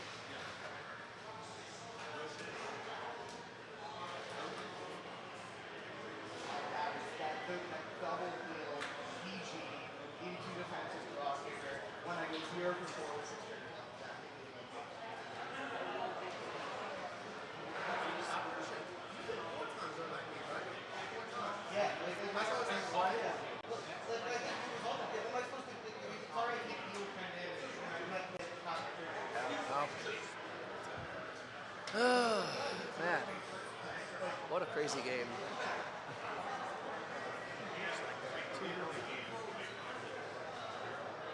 Lamau.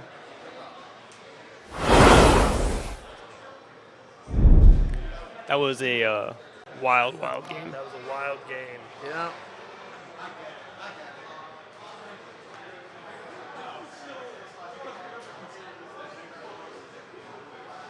It is okay. Yep. And so, yeah. I mean, I don't know what else to really say at that point, bro. Right. What a game. Nah, we never crash out here at Battle Core events. No way. We're all good sports about it. Sometimes we get a little emotional about certain plays, certain things that happen in the game, but nah, everything is taken with, some salt, shake it off a little bit. Sometimes we got to get our emotions out, but Yeah. Yes, definitely. we do tend to come back and keep it a bit professional here. Yes. That is crazy work. So I'm gonna go ahead and I'm gonna pull up the decks for the next game on my device here.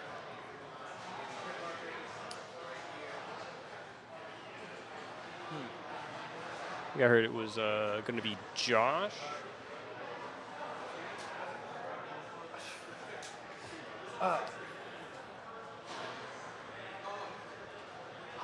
And But yeah, I mean, not much else that could really be said. Honestly, I think Wild. if it's a good back and forth though, definitely. Yeah. It's just It sometimes definitely- you do just get unlucky. So just what? who's the other opponent? Who's the other? What's the other? Let me see. All right, so We are trying to figure out who Like- our players are here, so we can get their deck list pulled up for you guys.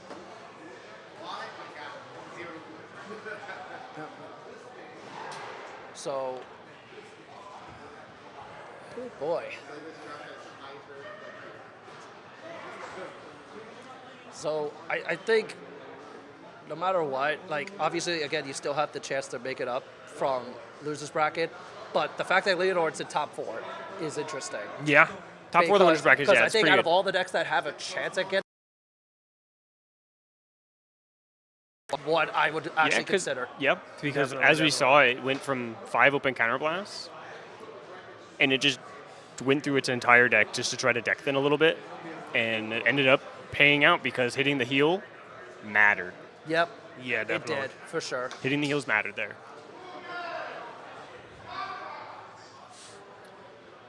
I think they're going to probably go ahead and refresh this feed for us Yep. on the player cam here.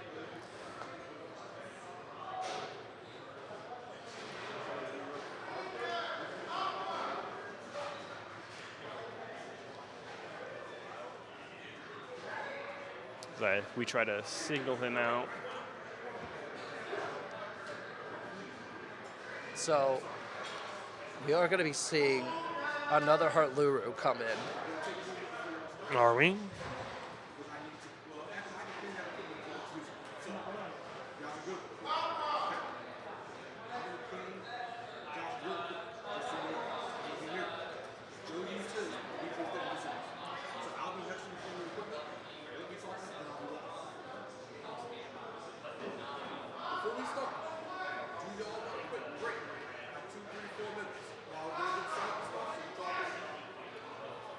I think we're going to go to a small break here before we get to this next match.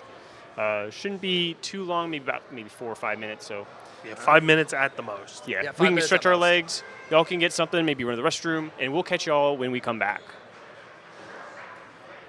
So.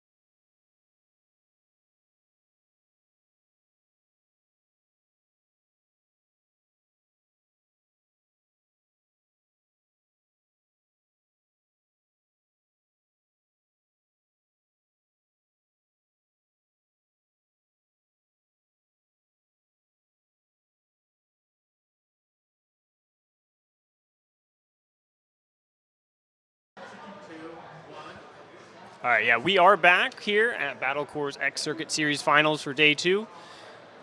Here we have an interesting match with Henry and Josh. I believe we have a Dark States quote-unquote mirror match with Odium and Hart Luru. Yeah. So this is going to be an interesting matchup because Odium is the one going first here, and that's actually going to be very impactful because you want to be able to get like the Persona right on top of the Divide skill later on down the line. And so you never want to play going second with Odium, so that at least gives it Traditional something. go first meta call, yeah. You want to go first because you really want to get that Persona right as soon as possible. Yeah. Yep, you really want to get it as soon as possible, but also it You should need to time it right too. Yes, because the whole gimmick of that deck is a very similar gimmick to one that you should know, Mr. Heritage Dragon. Oh yeah. So you should know that deck very well, Mr. Dave. Heritage. Yeah, and that's Odium's Odium's thing. Is it's going to look to Heritage and it's going to look to turn skip and go from there. True, true, true. So we are going to see him use the order, add a Sparkling Bunny and Bear. Bear will go into the Soul. Yep. And then I would imagine Henry's probably going to be activating the Sparkling Bunny. Oh my, we've seen one of the orders resolve. Yeah, I know. Especially after that first round, bro. Like, Not to throw shade, but oh my lord, it's a miracle. That's pretty high it's level amazing what the gaming deck right can there. do when it actually wants to actually work. I know, right? Now we'll get to see it in full force today. So I imagine that the lists are not too different from each other. No, they're probably not. Most Hart Luru decks are all the same. This is a really aggressive start here. We're going to see the Block Dragon come and attack Van. Takes the hit. Gets nothing. Swings with Vanguard next. So let's see if he wants to respond. Yep. Drop checks a cat. That's going to be very good. Yeah, definitely. And damage check is going to be a crit. And But then it's a little late. Yeah. And then Philia draws one, so that helps out a lot. So really aggressive turn, but a really good start for Henry here. Definitely. 100%, yeah. But now Odium's about to hit grade 2, and when Odium hits grade 2, it starts to actually draw. So let's see what happens. Pitching a distorted Bane. Ooh. So It's going to put in an Anachronis. So that could eventually get itself back out later on down the line. The Anachronis can get itself out this turn. Oh wow! This turn? Anachronis he's doing it just now. He's going to CB1. He's going to call Anachronis and bind the distorted Bane to give his Vanguard 10k, Wow. and then call a 13k attacker. Yeah. This is the best grade. This is one of the best turn 2s that Odium can ever get. Yeah.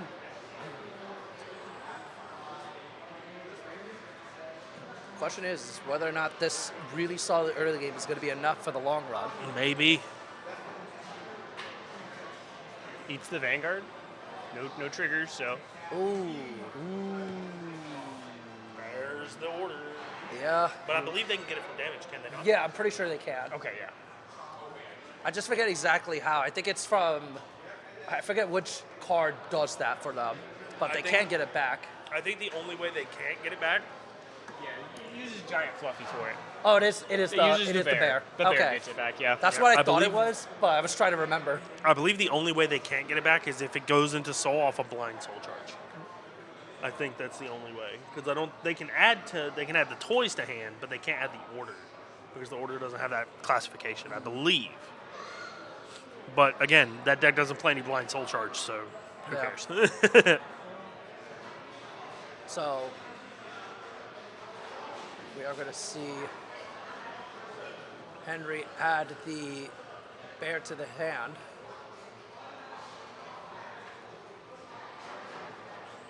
And so from here, Definitely not But he goes whiffing to the soul. search this game. That's pretty good. Yeah.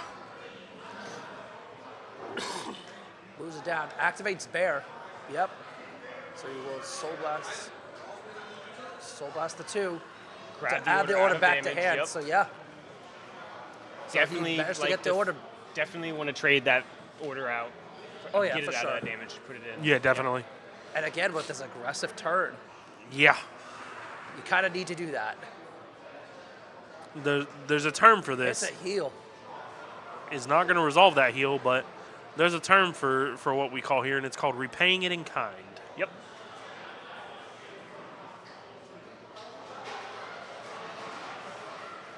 Down checks. And Still then very swinging with the aggressive bear. from this Hart Luru player. Yes. It's almost like they know they need to end the game as quick as possible. Well, 'Cause that the longer you let Odium cook, per se, it's only going to get bigger. it's only going to get bigger. And that's also the thing with Hart Luru is when Hart Luru starts to hit its orders and hit its roll, like when it hits its stride, this is what that deck does. Yeah. That's what we said during the first game. It is considered an aggro deck. Like, it is considered an aggro deck. Distorted Bane to damage. Yeah, Do they have a way to get it back out? they do, but I'm not sure if he plays it or not. Some lists don't play it, or at least they play it at like 1 or 2. Okay. So we do see him ride into Odium. But being pushed to 4 this early on is not ideal. Yeah, So we do tick see down the is Odium the card. down. Yeah, he is going to be playing we do know that Odium does play the tick down dragon in this list, so we do know that he has a way to get that distorted bane out. But we are going to see the Avis Rester. The Avis Rester is going to let him pitch a card and then bin an order. And then when he plays that order, it goes to the bottom of the deck. But because there's only one order, it's going to be distorted bane. He's going to choose which replacement effect he wants. Instead of it going to the bottom of the deck, it's just going to go to the bind zone. Okay, gotcha.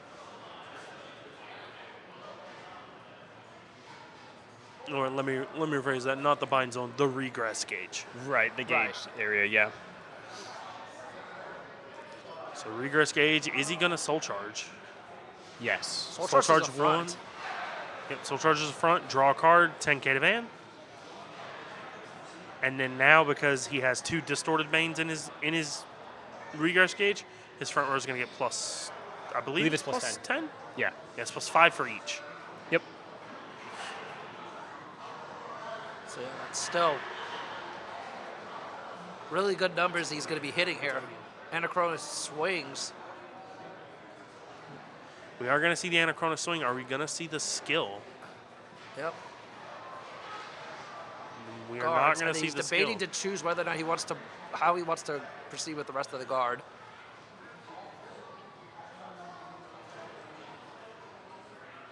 Heard Double from the intercepting chat, maybe on a top of low that, roll from potentially. Odium. Yeah. Maybe. It seems like it.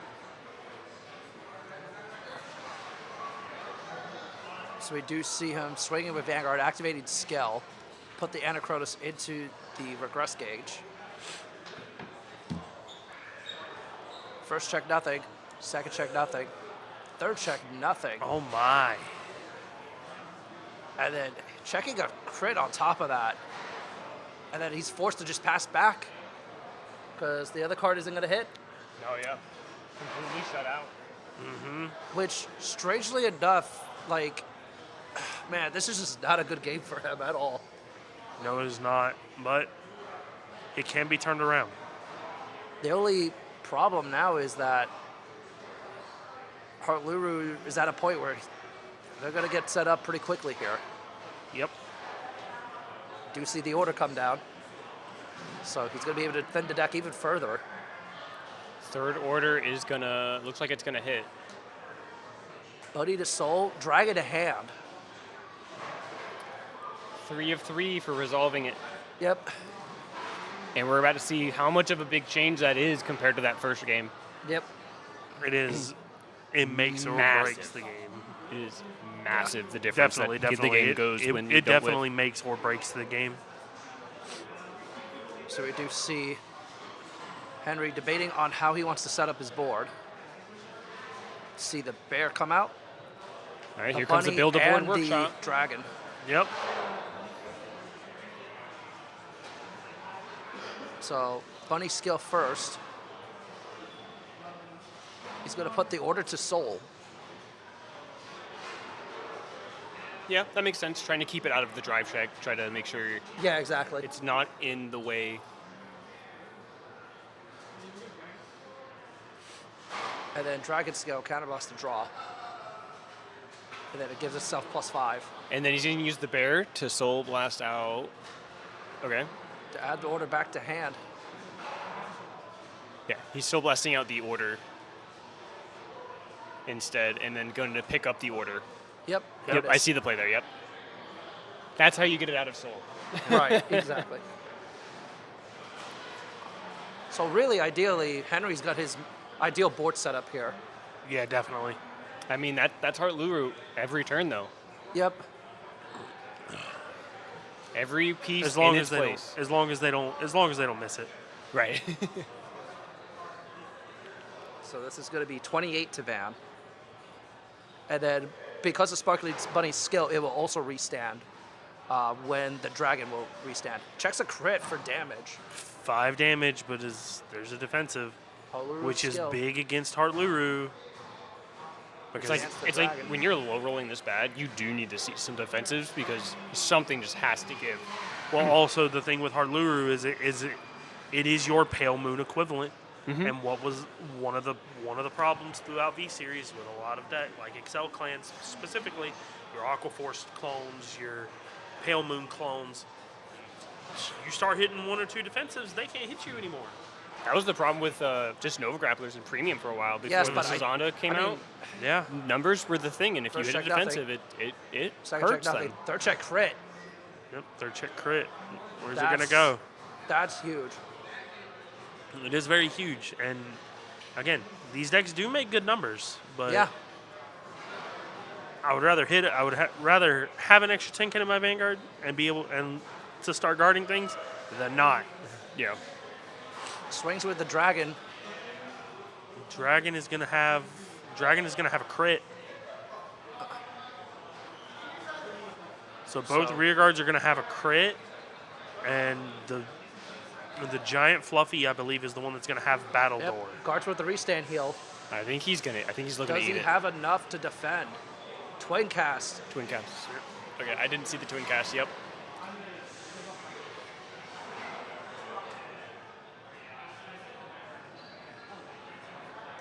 So now he still has to like drop additional cards from hand to block. Yep, there it is. And so the turn is done. Sparkly Bunny is retired and be passed back.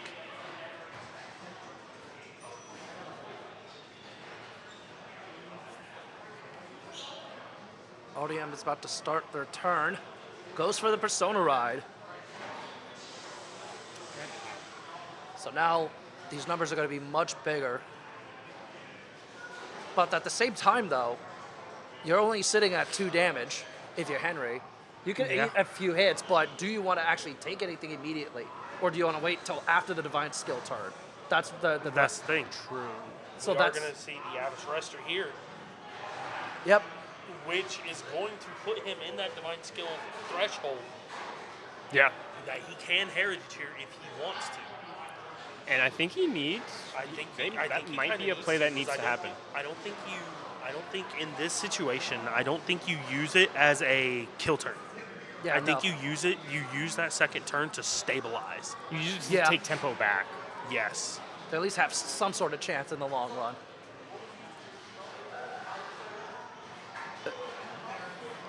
I mean, trigger tracks could always impact it too, but at the same time, how likely is it are you going to actually be able to push the opponent to 6 damage in this position? Like, you know what I mean? Like, That's the thing. We're not trying to put our opponent to Yeah, 6. I don't We're think- I trying don't- to get back to a Like, situation where we don't you, automatically You always lose. can. There's always that possibility yeah, because over triggers exist, and you can just crit sack. But again, at this point, I don't think that's what he's going for. yeah. I think he's going for a stabilization. I think he's going to use that to get an extra Vanguard swing, an extra draw. He's going to get an extra draw for turn. He's going to get an extra twin drive off his Vanguard. And he's going to essentially cycle 2 cards out of his hand. Yeah. So I think that's what he goes for here. I think he has to. Because he's only got 3 cards in hand at this point. he can't afford to just Yeah. pass. Swings with Anachronis first.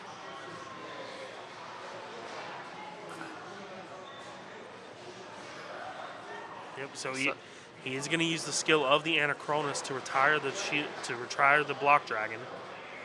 Which is very important because that thing could intercept and gave him a little more shield. But now that option's gone, now he's got to figure out how he wants to guard against this from this point. That means it's a 10K gone. So let's see. So that's 33, 48. Yep. So that's enough for that one. Swings with Odium. So we do see him using the skill. Binding the Anachronis. Now he's the 5. First check, nothing. Nothing. Checks a crit. Crit. Which is kind of big. Yep.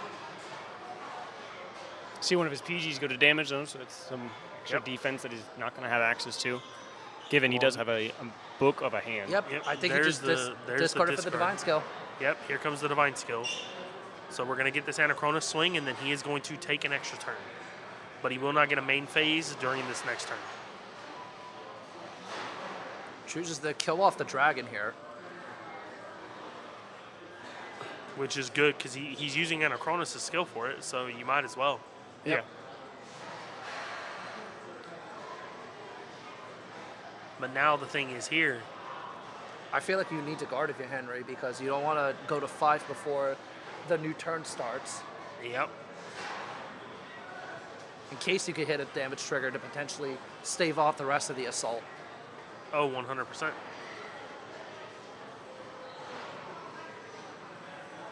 But instead, just decided to take it. 2 PGs gone. It's not what you want to see there. But now we have that second turn, and he can't take anything. So we are going to see the Anachronis come back. Are we going to see the last Distorted Bane? Nope. I think there's still a Distorted Vein in damage. I believe so. Okay. So now Henry just needs to stave off these next 3 attacks. Unless he can further extend, which I don't think I don't so. think Odium can. But I mean, these are as like good of like attacks as you're gonna get He just resolved Anachronis. He resolved 3 Anachronises in one turn. That's in insane. this turn and blew up his whole board. I mean, 3 rear you guards kind of gone have just to like because that. now his opponent has to try to keep his hand and block this turn. Yeah. Yep. And the Vanguard's going to be coming in with a twin drive, so This is getting a little dicey, yeah, it is. especially with both players being at 5. Yep. At this point, I'm honestly willing to say this is anybody's game.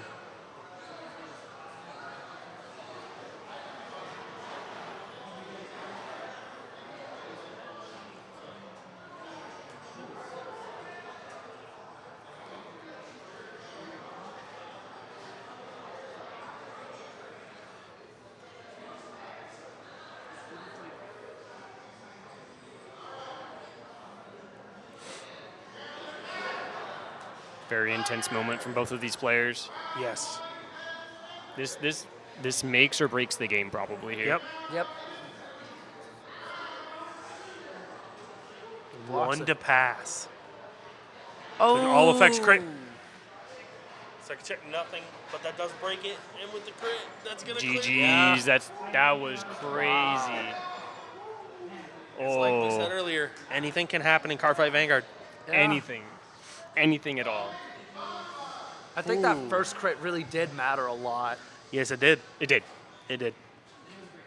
Also, Henry not seeing any damage triggers at all.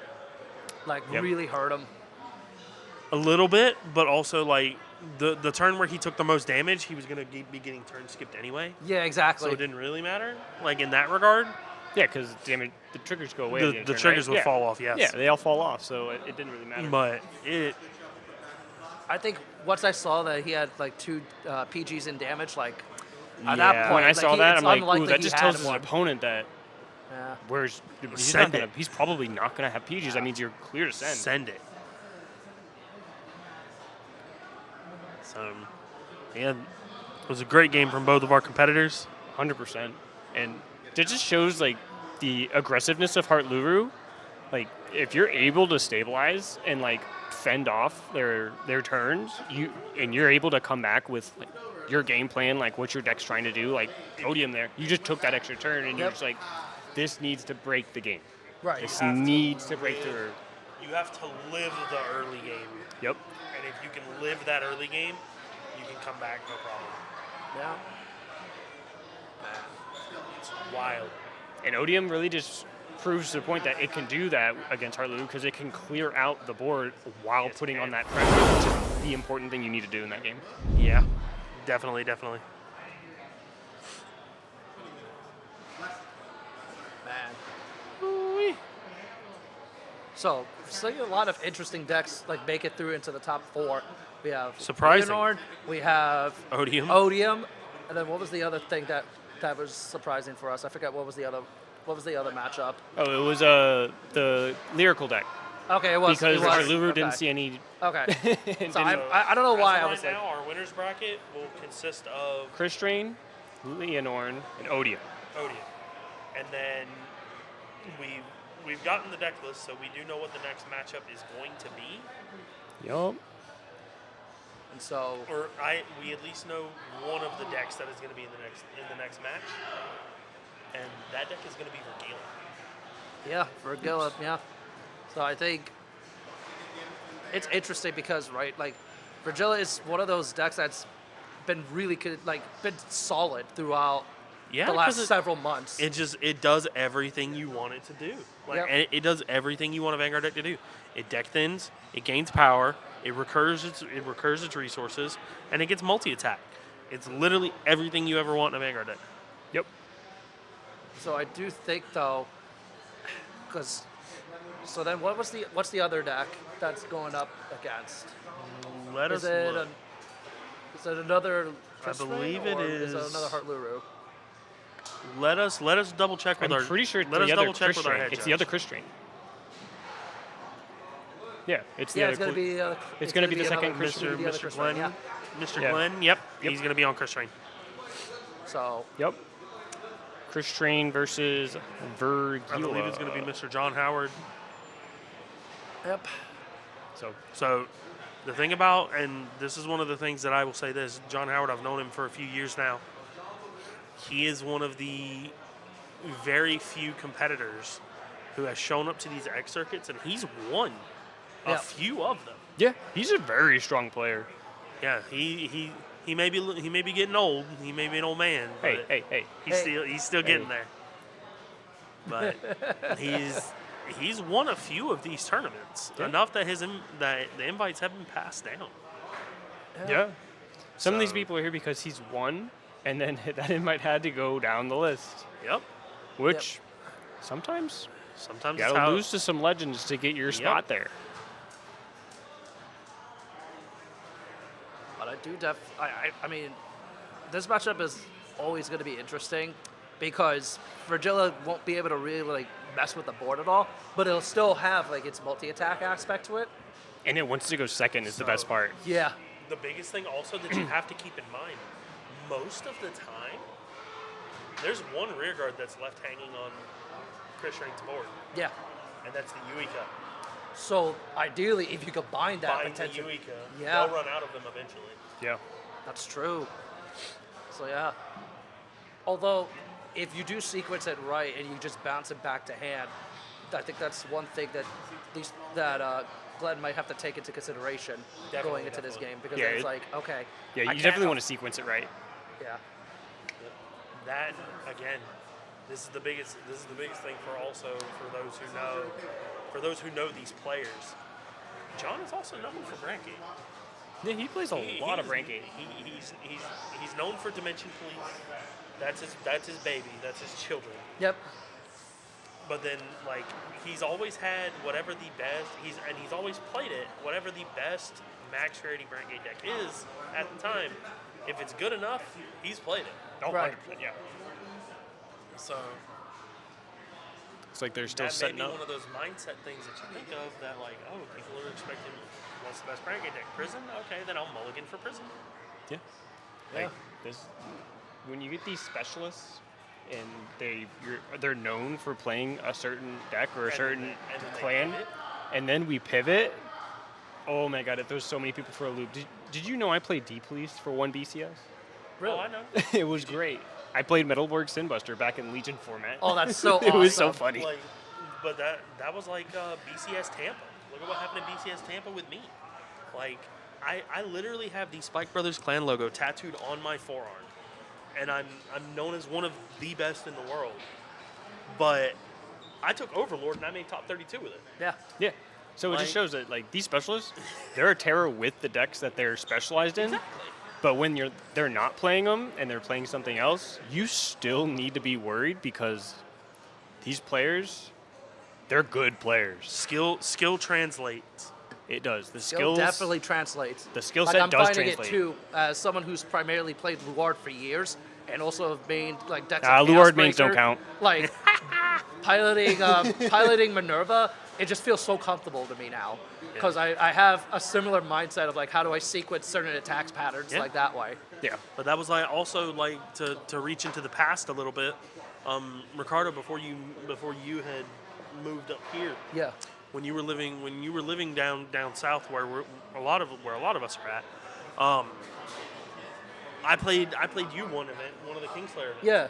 And it was like, okay, he's playing Spike Brothers. Oh no, flips up a Mega Colony starter. Yeah, that was funny. And it's That just was, like- that was a the funny day. wildest thing. I'm like, huh? And it's just like, okay, I guess that's how we're gonna go here. Yeah. So All right. I think they are prepared. I think we're going to be transitioning over to the Yep. gameplay in just a moment. I think they're just getting post mulligan right now. So yep, and we will try to figure out who is going first.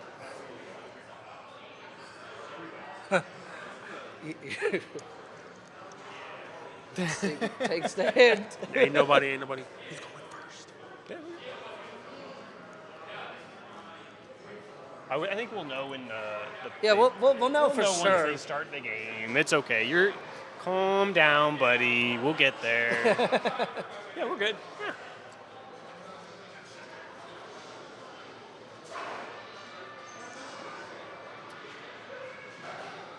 All right. And I think they are ready. We are getting our energy markers ready here. I think we're in post mulligan.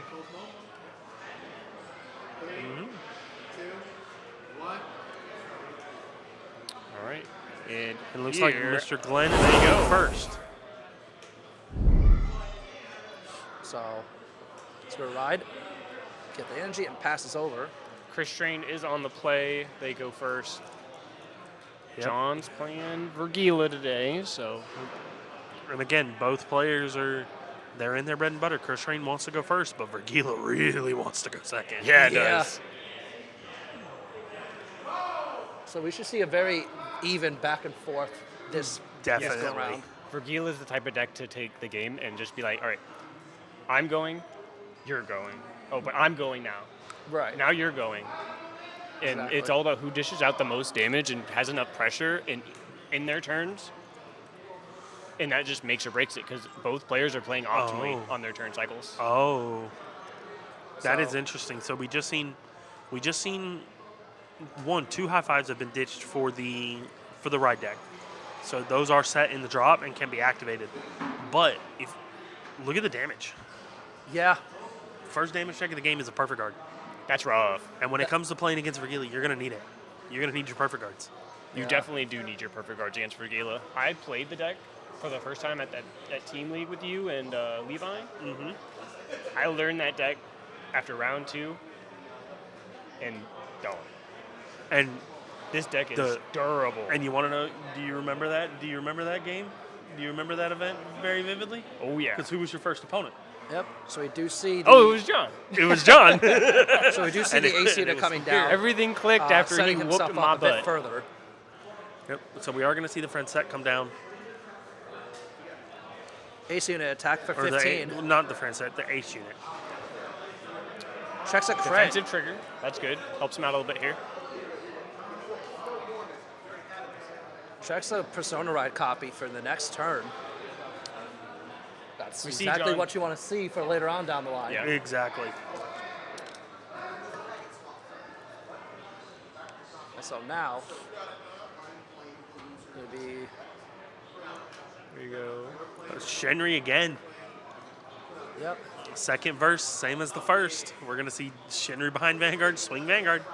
Yup. Checks a draw trigger. Oh, man. This is looking a little bit in the favor of John here with the card advantage coming through. Yeah, definitely. That hurts for the Chris Rain to see that go to damage. Because that card Oh, just the basically great gives one. +10 to any unit you choose it to give it to once it's on place. So seeing Yeah. that the damage sucks. And Yeah, I think and it's a Potentially plus 20 Yeah. because you could duplicate it. Yeah, that's crazy.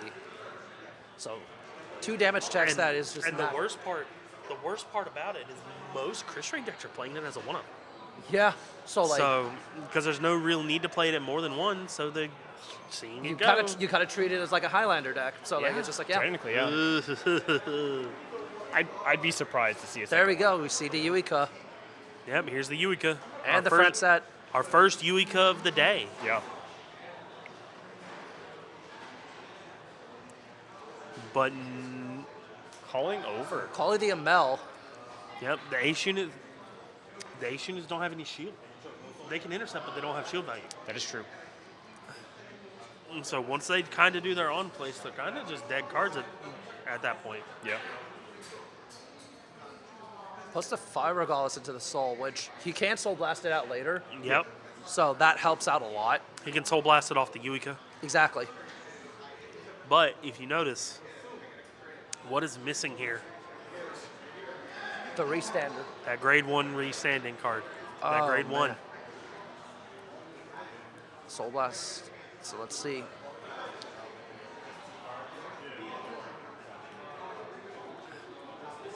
So you're just double checking and reconfirming how the skill works. And he gets it out. Yep. Yeah. So now, But the thing is here though, did he spend too much to get it? Did he kind of overextend a little? that's true. Yeah, because the Vergilius draws use the grade 1 Shurikas, and it's And then if you look at Glenn's hand, Glenn's got like 4 or 5 cards in hand now. Yeah, he's gonna probably get 3 back, but He's going to use the Regalis piece. 5Ks or 5Ks. yeah, 5Ks 5Ks or or 5. 5Ks, but at the same time, there is a point where you're just in over your head on it with it. And this is Agreed. going to be really good too. You have to be very careful to not overextend. Yeah, just because you can make the play doesn't Doesn't mean mean it you is need the to. correct play. Yeah. Exactly. And I think that's part of the reason why he did search for the PG, so that way he could bounce it back to hand. Yeah.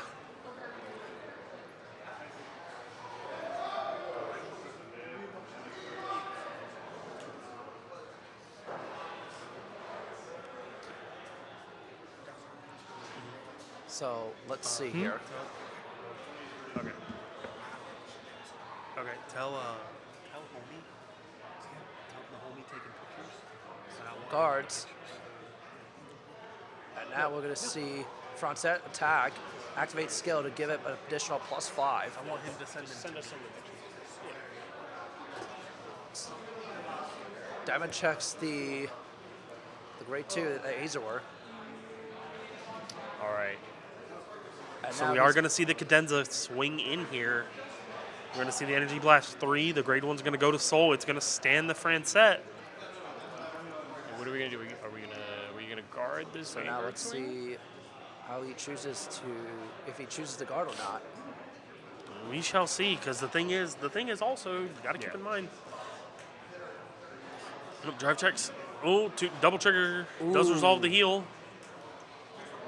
That's so good because of Yeah. that immediate pressure to potentially push him to 4 too. But now again, if you look at what's going to happen, because Francette's only once per turn, where it bounces the card back. Yeah. So he's going to bounce that PG. And then he's going to bounce the Francette off the Uika. But the Uika's going to stay there. Yeah. So now it's vulnerable. Oh, no, wait. It result.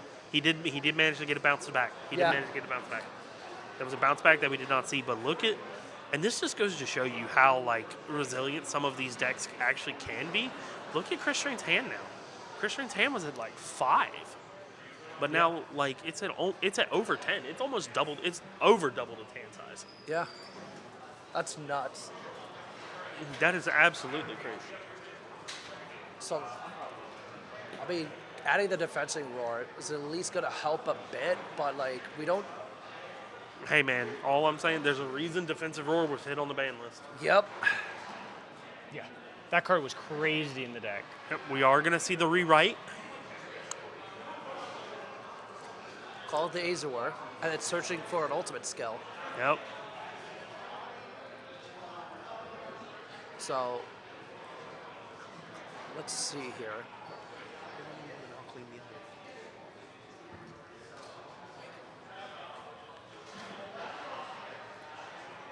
So now getting the Cosmo Now, are we and gonna then see- activating the skill. Yeah. Are we going to see an overextend in return, or are we going to build the entire board here? That's the thing, though. It's kind of, it's not really hard. Like, both of these decks, it's not really hard for them to build them. Like, yeah, they both build it at their own, like, in different ways. But, like, Vergila, when you think about it, it plays more like a Paladin deck than it does a Dragon Empire deck. Yeah. It really does, yeah. Like, it plays way more like a Paladin deck, Yeah. which is absolutely crazy because we've seen, like, there's a reason why there's 3 Paladins in United Sanctuary. Like, Well, honestly, also, it's main character deck syndrome, too. Don't forget. 100%, yeah. And we There do it see the is. grade 3 being plopped down, meaning the Azor is going to get even bigger.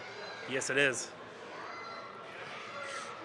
And then having the grade 1 in the back will allow it to also restand as well.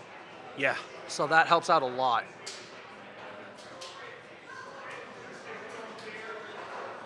Of course, the only caveat being that Glenn is only at 1 damage. Glenn's So- only at 1 damage, but John is only at 3. Yep. No, John's at 4. He has a face down damage. Oh, yeah, John's at 4. Yeah, 4. Yeah, Yeah. John's at 4. I did not see the face down damage. Yeah, he keeps his face down separate So let's from see his what happens face here. up. Swinging with the Azor next. Yep. Did 'Cause somebody We're gonna say- get the swing. We're gonna restand the Vanguard, or the restand the rear guards. Yep. Right. Did somebody say Mordred Phantom? Checks the heal. All right, hits a trigger, gets the restand. Back row restands because it is. And we do have drive +1, Yep. so.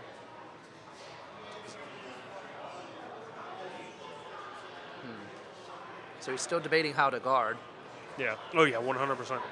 but because it does get +1 drive, so First, First- second it's check big. crit. Critical trigger. Where are we going? Yep, effects there. Third Draw check. trigger. Oh wow! So that's How 3 many- for. I how believe many that's 3 for 3 draws on is draws? this man running? Think so. He's running some draws. A good old 3 of them. So Swinging with the grade 3 column. Yep. that's seeing some draws like that is definitely pushing him further ahead. Draws doing what they're supposed to be doing this game. Yeah, definitely. Thinking about if he wants to swing. Do you want to give your opponent that 5 open damage? Yeah, Well, dude. I think it's more about being able to heal if you take a damage. Right. Yeah. But still, And that's where like the skill, like that's- the that's like the experience in the game comes. That like experienced you know when player's to swing mindset. because now John's in a situation where he can heal if he gets damage because we haven't seen any heals out of him. Nope. We've seen what 1 or 2 heals out of his opponent, so Yep. he's doing the math, probability that hey, I probably shouldn't put him to 5. It gives him more counterblast to work with to do more to me. I also, if I need to take a damage, I have a chance to resolve a heal trigger as well. Yeah. So and that's that. It is like we said earlier. That's that experienced player's mindset. Mm-hmm. That it's just like, oh, sometimes, like, because a lot of players would think, well, why don't I just swing? What's the difference between 4 and 5? There's a lot more than you think. It's a lot more. And limit break isn't the only thing.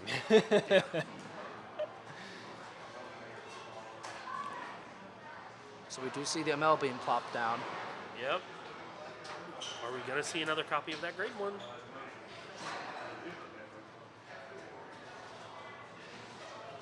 Give him the Vanguard 5.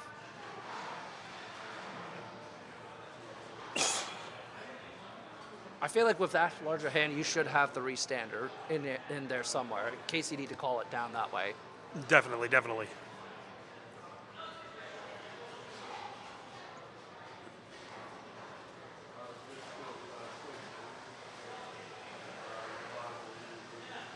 Yep.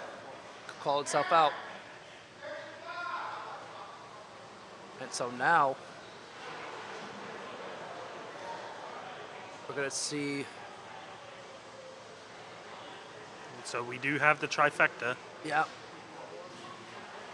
And the Persona Shield. Yep, that's going to be the Persona Shield maker. Yep.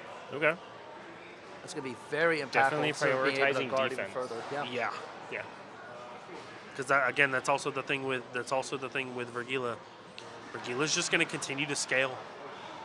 Chris Rain, the thing about a lot of lyrical decks is they don't really mess with your opponent's cards. They kind of just sit there and play solitaire for the most part. Yep. So they don't affect board state that often. They don't affect like drop zone that often. They don't really do anything. They like their own cards, and they play with their own cards, and that's it. Yep.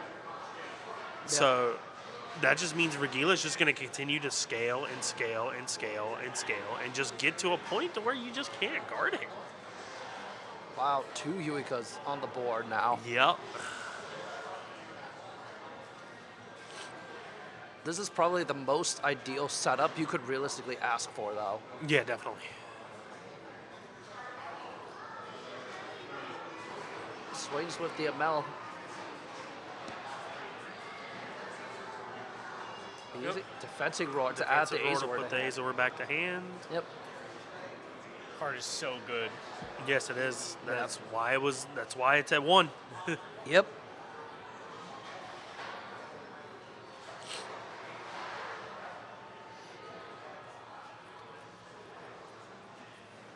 Let's see, what are we doing next? Swinging with the front set unboosted. Yep. Yep, he's going to swing with the front set unboosted because he's going to stand it and then boost it with the Yuika to get it back in his hand.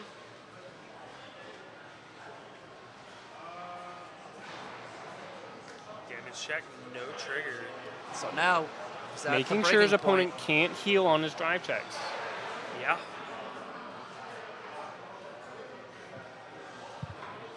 Because John's got a pretty meaty hand. Like, Yeah, he he's does. got a ton of cards. Restands the front set. Will not be divine skilling. Nope. John drops the PG.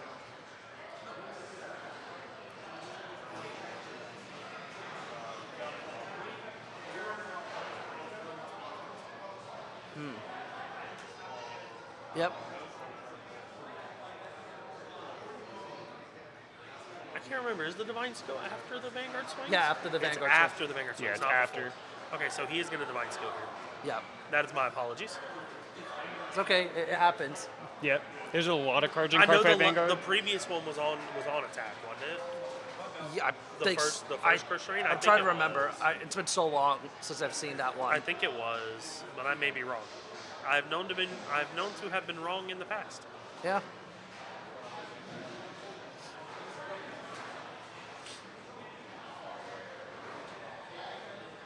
This is not a good spot.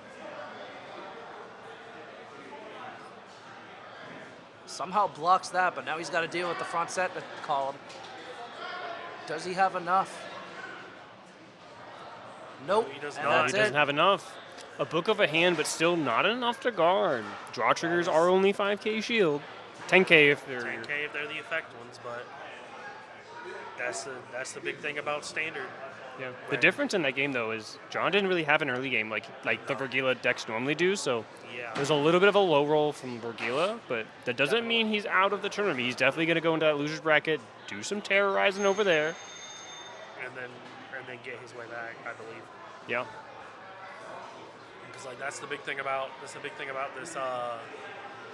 When this latest introduction into the D format, we had that change to effects. So now anything that's not a trigger is a 5K. But we still kept all the power that we had previously in B series. Yeah. So they just inherently lowered that defensive value of decks. Yep.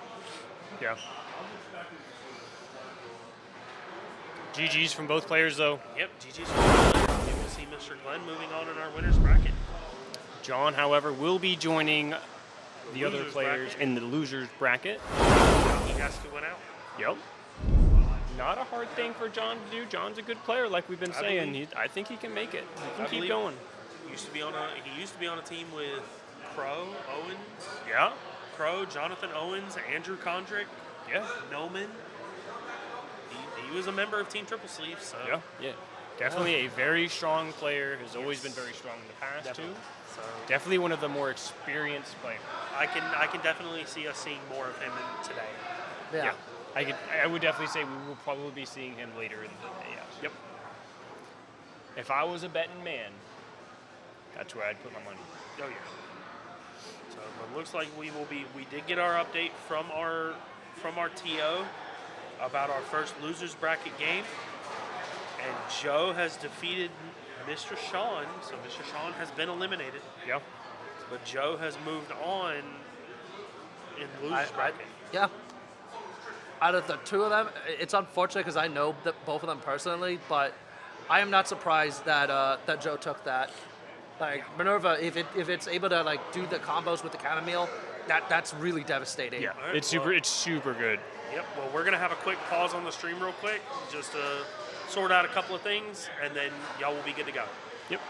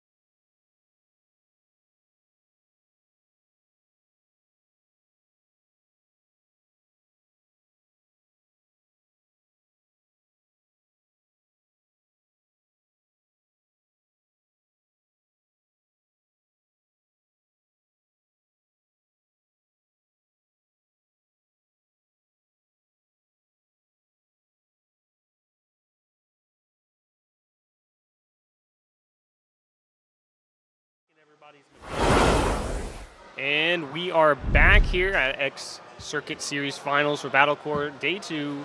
Yep. Here we're in the semifinals, is that right? Yep. We have Demetrius and Colin here. We saw them in the first round. They are proceeding to post mulligan. Yeah, they're currently proceeding to post mulligan, it's getting everything shuffled up, determining who goes first. Yep. So we are going to see Leonor versus Chris Rain this match. Yep. Part 2. Electric Boogaloo. Yep. Part 2. Electric Boogaloo. Electric Boogaloo. So we're gonna see if Demetrius can keep that momentum that he built up in round 1 going, to see if he can push through Leonor or push through Chris Rain. And off the screen though, we got John playing against Henry. So Vergila playing against Hart Luru. And for the losers bracket here, seeing who continues on. Yep. So we'll keep that updated in the we will keep you updated comments down there as that goes. So they're setting up the timer again. These matchups are pretty close. Like some of them are a little bit more decided for others because of like maybe some unluckiness with like searches and maybe like not as an aggressive open. But definitely been very back and forth, and I'm looking forward for more of that to happen as we continue forward. Yes. But yeah, seeing this matchup again, I think that no matter which way how this game is going to go, I think this will at least still be a very close back and forth regardless. Yes. Especially after the way how Demetrius dismantled the other Chris Rain player. Like, I'm actually curious to see if he could keep that momentum going. Yeah. I mean, how much of that was due to his other opponent not seeing Yuika? Yeah. Really? And that might be sometimes something that we happens. see this game. Like, how big of a difference is that? Yeah. So. All right. So it looks like we are going to be getting ready. into the game. Timer is going, and we are moving on into round 2. This card's a draw trigger for the ride-up. Looks like Dimitri's going first with Leonor. Yep, he is going to reveal. He's going to make that plant token. Yep, and he's going to pass the turn. Yep. Going first is definitely a prerequisite for being in the driver's seat in this matchup. So. Definitely. I agree. This is a Persona ride. Gets the crest, gets 3 energy, draws his card. Let's see, what kind of early game does this Chris Rain player have? Yeah, because that's the thing, because you got to think about it like this, right? So, we do see the Yuika first out. Whoa. Wow. Talk immediate pressure. Give a plus 10 to the right off the rip. To the Vanguard. Immediately plus 10k to anything. That's going to be there for the rest of the turn. Yeah. That's going to be there for the rest of the game. Yeah, well, for the rest of the game. That's what I meant. He's going to be, because that thing's never going to leave. That thing's never going to hang out on board unless he absolutely has to. And that just tells Dimitri that he has to pressure this. He has to put his foot on the gas. Yeah, because he can't afford to play passive at this point. No, he cannot. And since we've seen Demetrius' last game, we've already seen him come up here once. We do know that he's playing Vivis, not Leonor Mask. So he's playing the going first variant of Leonor, which is very good for him at this moment. So he will Soul Blast to call out. Let's see what he calls out from here. Calls out the Rosarian Fairy. Yep. And then Rosarian Fairy retires the plant tokens to call 2.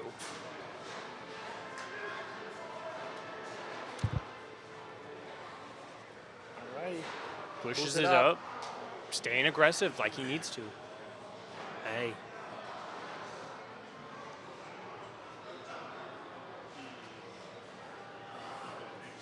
How much damage does he want to take this turn? That's the big question. I think it depends. But whoever said the clan identity was dead when they announced. Checks a heal. Resolves that.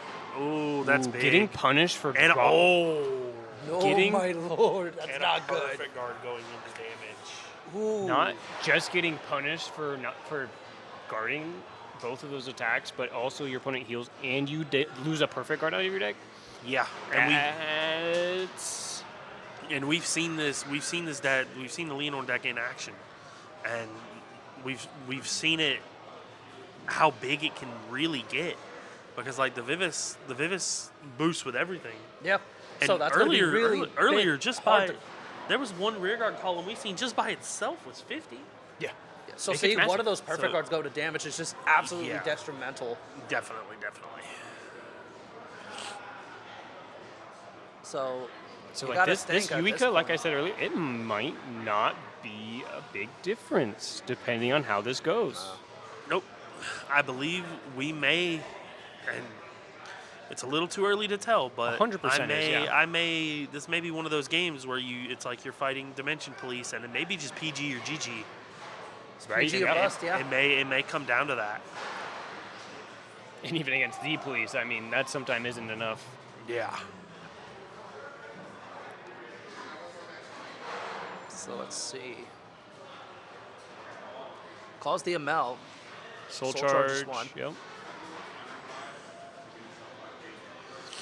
Yep.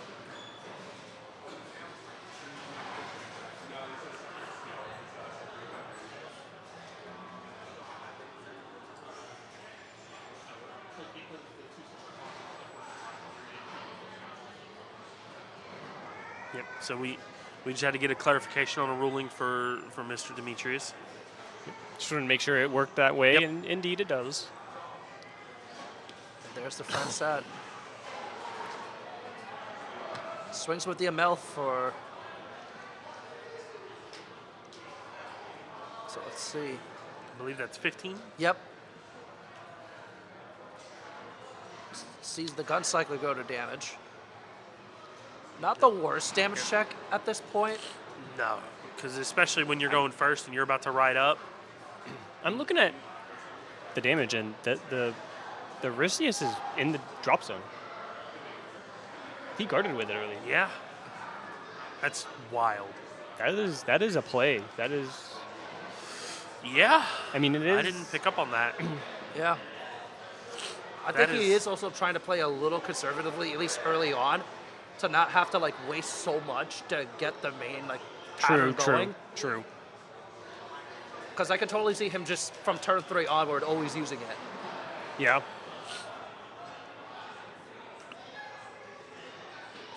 So let's see what Demetrius wants to do for the discard. The Armelia, no. It was not illegal. Discards the cycler, rides into the Leonor, and then now, yep, he's going to be activating the skill. Soul Blast wanted to draw one. And now the grade 2 skill procs off. Soul Blasting itself out to call out a card from the drop zone. Maybe an oversight on the judge, maybe?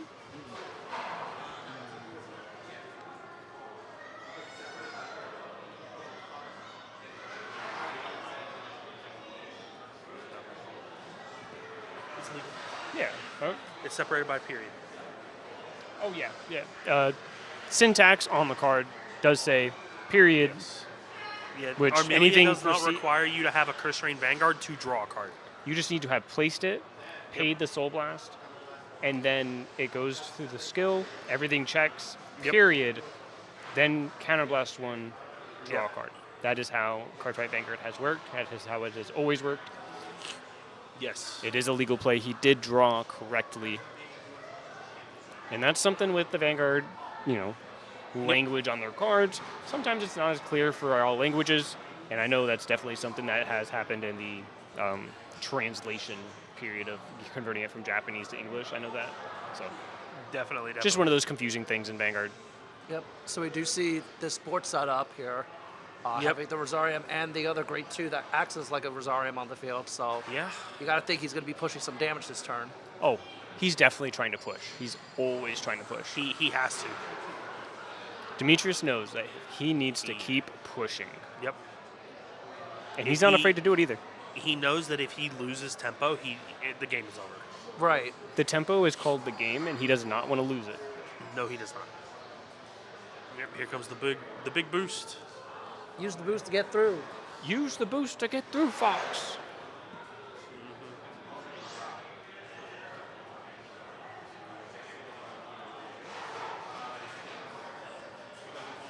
Colin So he's going just ahead and reading the double-checking card, how making everything sure works. he's reading it, making sure he knows what's coming. Yep. Wow. First No guard. check. Nothing. Second heal. It's a heal. Looks like it's definitely going in Checks a crit. Dimitri's. Oh, huge.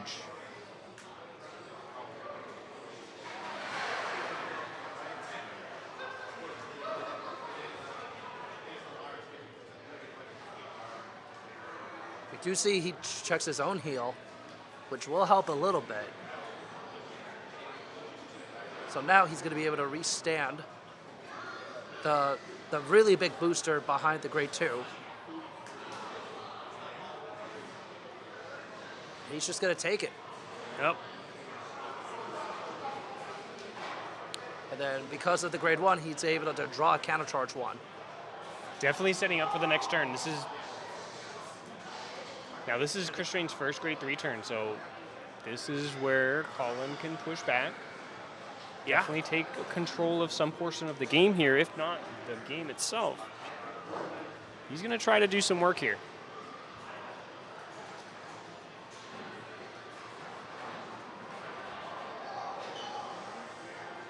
And he still has the Uica. Yeah.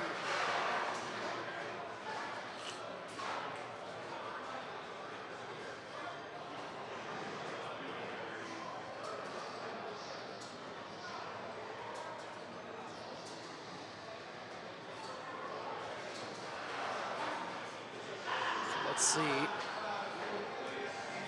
Calls out the ML. Soul charges 1 once again. Yep.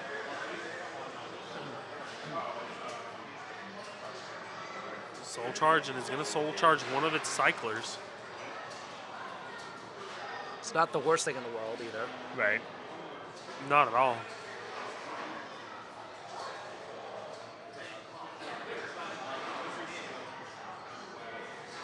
Now Yep, using will now ML activate skill. CB1 to draw one.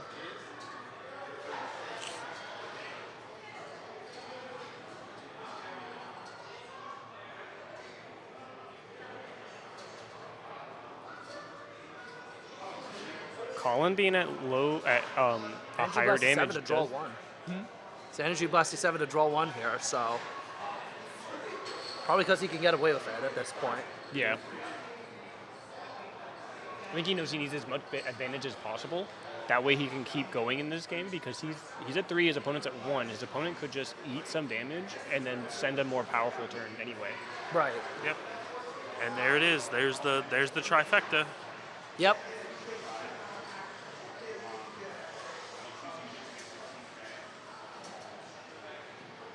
And so he's going to draw. Vanguard's going to gain a crit. He's going to give something 15.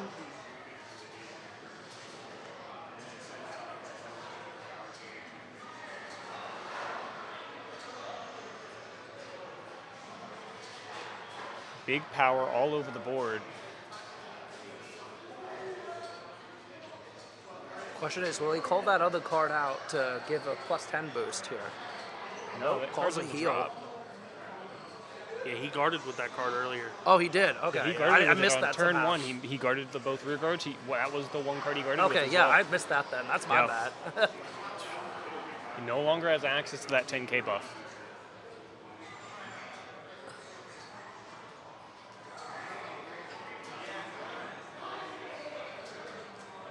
No guard to the rear guard. Defensive OT. And that is hurts. it. That is. Wow. All that power boosting just for an OT. Yep. I do hate to see it, but it doesn't mean the turn is over. No. There's still a chance. You Colin can- can you still can- hit his. Yep, and you can pivot into. You can pivot. he's at an early enough point. Yeah, in you can his just pivot to turn clear that rear guards. He can pivot into clearing rear guards, but he can also pivot into drawing cards. Yeah. And that Clear- will help out He's at building least. hand. Clear rear guards. When you swing your Vanguard, you do have a chance to hit your over trigger, so Yeah. you can still push in some damage. Yep. Make your opponent have to respect your Vanguard. Yeah.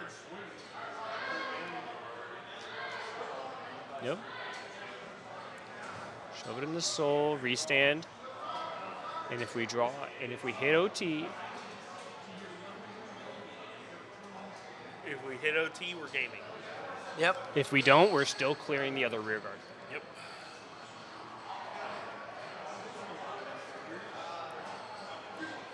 No over trigger here. But importantly, getting the lyrical cat to hand, that might help out defensively. Maybe.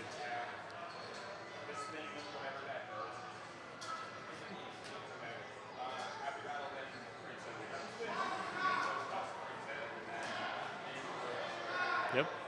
Build the board back up into the hand. Nothing wrong with that. Yep.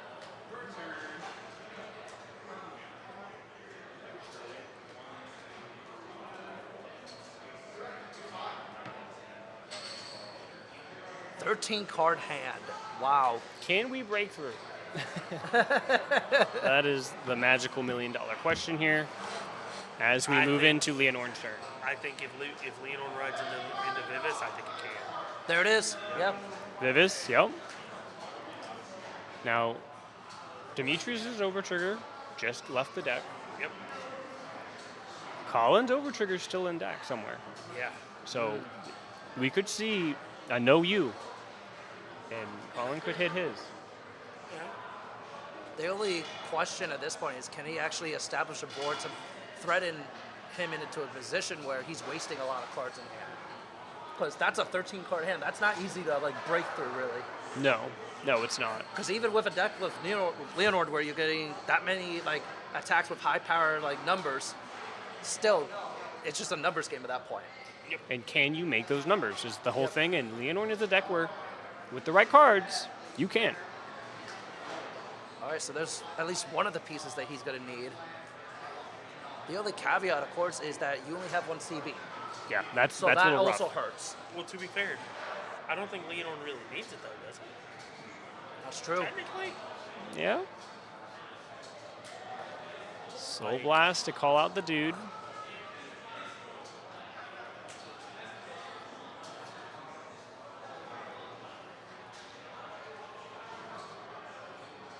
Like there we go. That's literally what we were just saying. Like there's its board. Yep.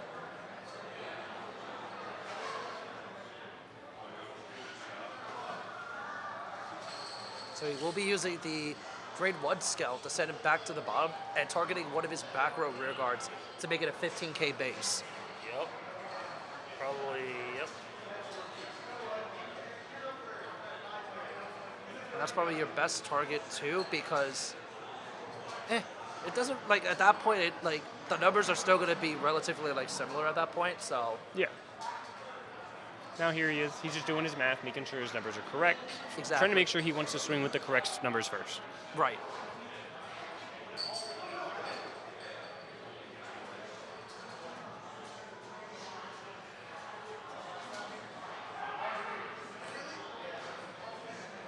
Yep. We are going to see a card with the cat.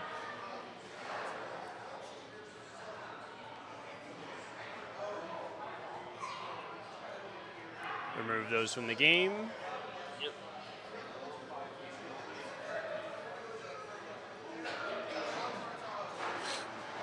All right.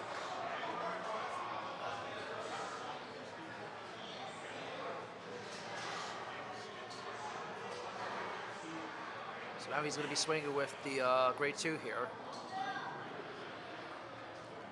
Swinging 23 is what it was, I think.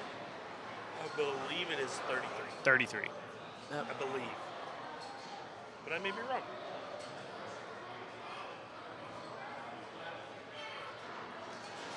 So Now the question And Colin's remains, thinking.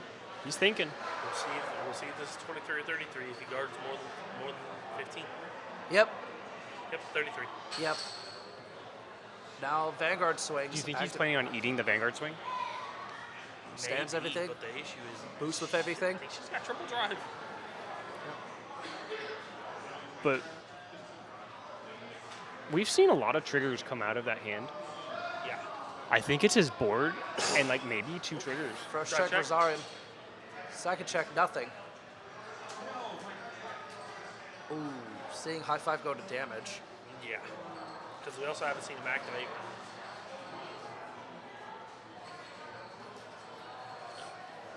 Then he's debating which ones he wants to restand here. No defensive though, so do we take the full front or do we make a column? We're taking the full front. Yep.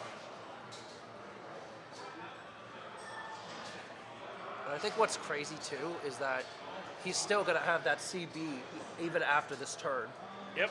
Yeah, because it's just gonna countercharge for him. And his opponent would then need to break through that hand.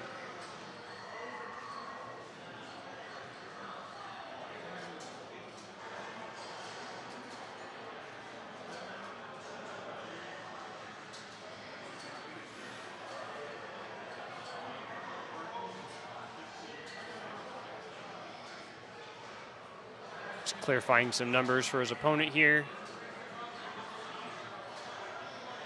Swings with Leonor. Big, but only 1 drive check. Yeah, it's only got 1, yeah. Yep. So we will have to take that into consideration, but Do we want to commit the hand or do we want to chance it? yep.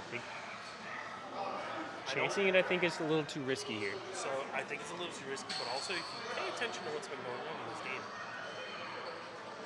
Chris Rain had a 13-card hand. Where's the peaches? Yeah. We saw 1 go to damage. He hasn't used a PG at all.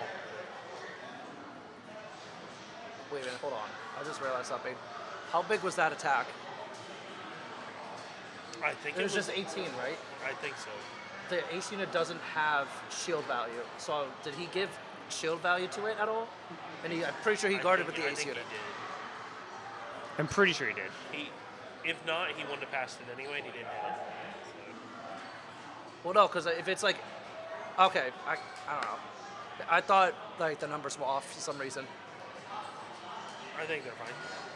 Chat will correct us if we were wrong. But now look at the reverse here. 12 cards, is that? That looks like think, 12.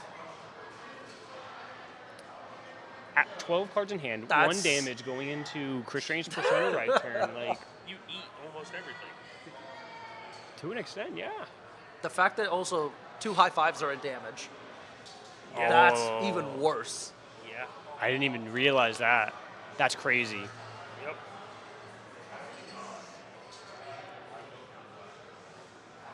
So now, ML skill.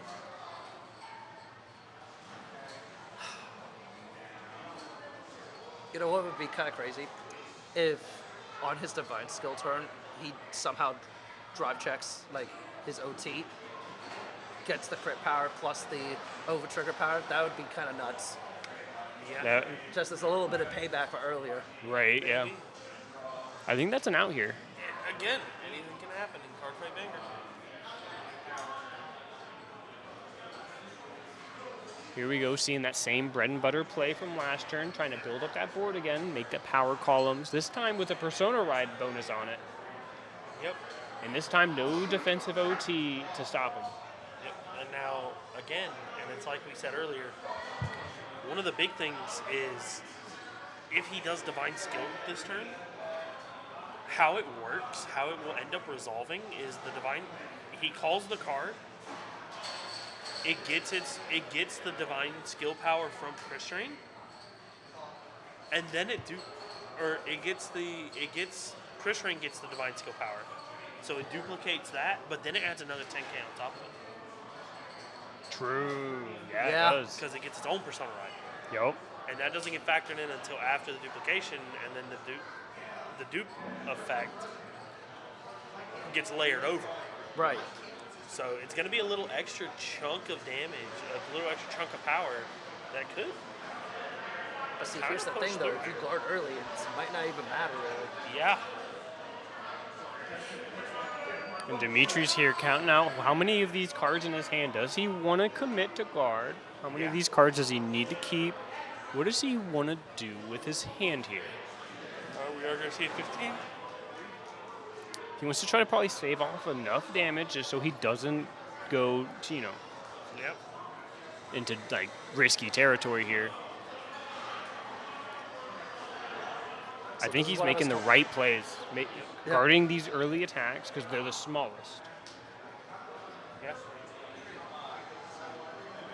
And are we going to see a classic case of eat the first, guard the second? Oh, I 100% agree here. I think you eat this. Yeah, because you have nothing to fear at this point. Nope.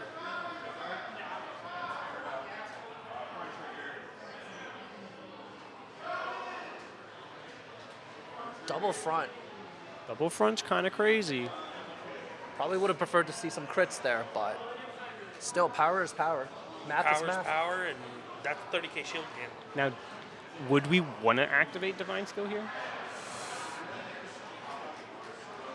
I don't know, because I don't think you would, because you didn't check any crits.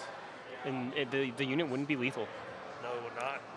At the same time, though, can you really afford to not push any sort of damage? Right, this you're just turn? trying to push damage and you're trying to rip hand. You're trying to make sure you can push. Yeah. That's really the big problem. Chris Rain is trying to take that tempo back, like we said earlier, but it's just not. It's just a very unlucky game right now. Yep. Nobody low rolled, but triggers have not been in Chris Rain's favor this game. Calls the ML. There's the divine skill. And here we see the commit. It's 53 to crit, and then it will resolve its effect. It's not going to soul charge.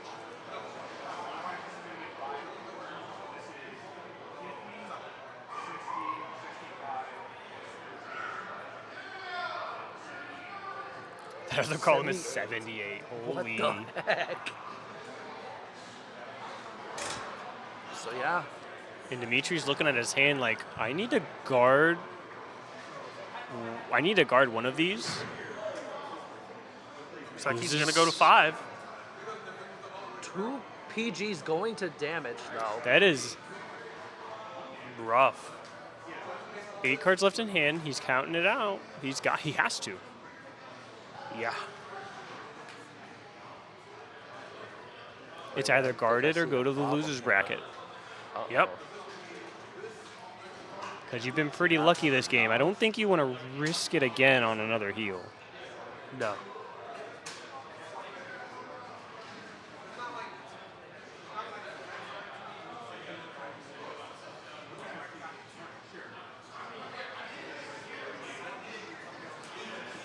Ooh, double restand heal. Mm-hmm. Wow. Oh. Gets it. What an insane. Full blocks. guard That turn there. is Wow. crazy. Marshall's over here tipping almost out of his chair. He saved it, though. Much like Dimitri, saved his game. I can't believe he guarded Marshall's that. over here giving me I some can't hand believe he was signals, able and to guard that. we're moving on into That's Dimitri's wild. turn. That was a crazy turn. Yeah. That was a crazy. Ooh, Persona Ride 2. The last card in hand, I would have guessed it was the Persona Ride. Oh, and we're yeah. going to try to see if he can close out the game here. So, while this is going on, we actually did get an update on our losers bracket. John has beat Henry, and then Henry is unfortunately now eliminated from the tournament. Wow. So John will be moving on to through the losers bracket. 11 card in Chris Train's hand. We know 2 of them are fronts, Yep. and we know a few of them are 5Ks. But the biggest thing about this is he has to guard the entire turn.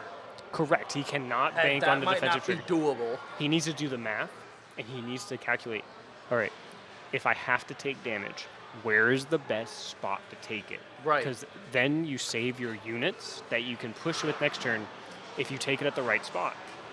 So If you then, take it when and do heal. you realistically take it at that point? If the Vanguard doesn't have a crit, Yeah, that's true. definitely the Vanguard. But if it does have a crit, which I don't think this one does, but it does restand. Yeah. So it's one of those, And it's going to be the biggest attack out of the lot. it is. So I think if you're going to eat anything on this turn, it's the first Vanguard swing. Yep. Wow, this is gonna be. Oh, Ooh, gets the ace unit out. yep.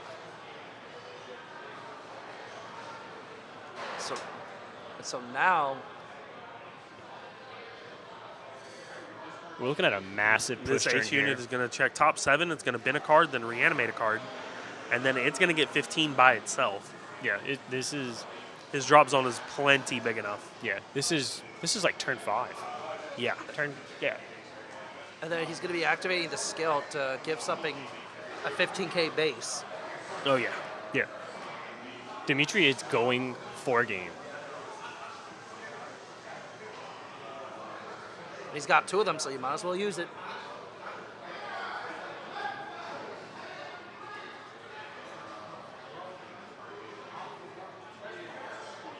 Question is, Now, the only thing that could probably stop this, Over trigger.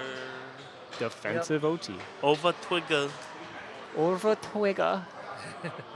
Oh. Oh, my. whoa, that order. We're gonna Remind see me what that thing does again?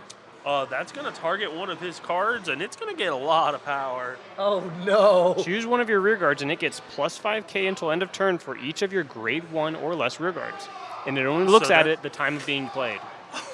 So that's going to probably be at minimum 15, Yeah. at maximum 20.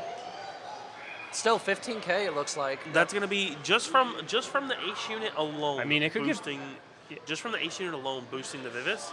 It's going to be, let's see, 15. I think that's a grade 1 in the front row over there, so that's going to be 20. On top of 10, 30. On top of 15, 45. Persona Ride, 55. Oh my Just god. off of that grade 2. Looks like we did just hit overtime, so they are in turns. This is turn 0, but I do think this might be the last, I think if this not may the be second the to last last turn. turn. I was gonna say unless I think somebody either wins here right now or next turn is it. Yep.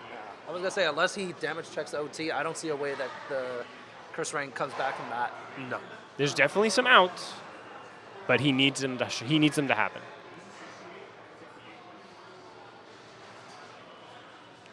Yeah, so just this swing alone is 58.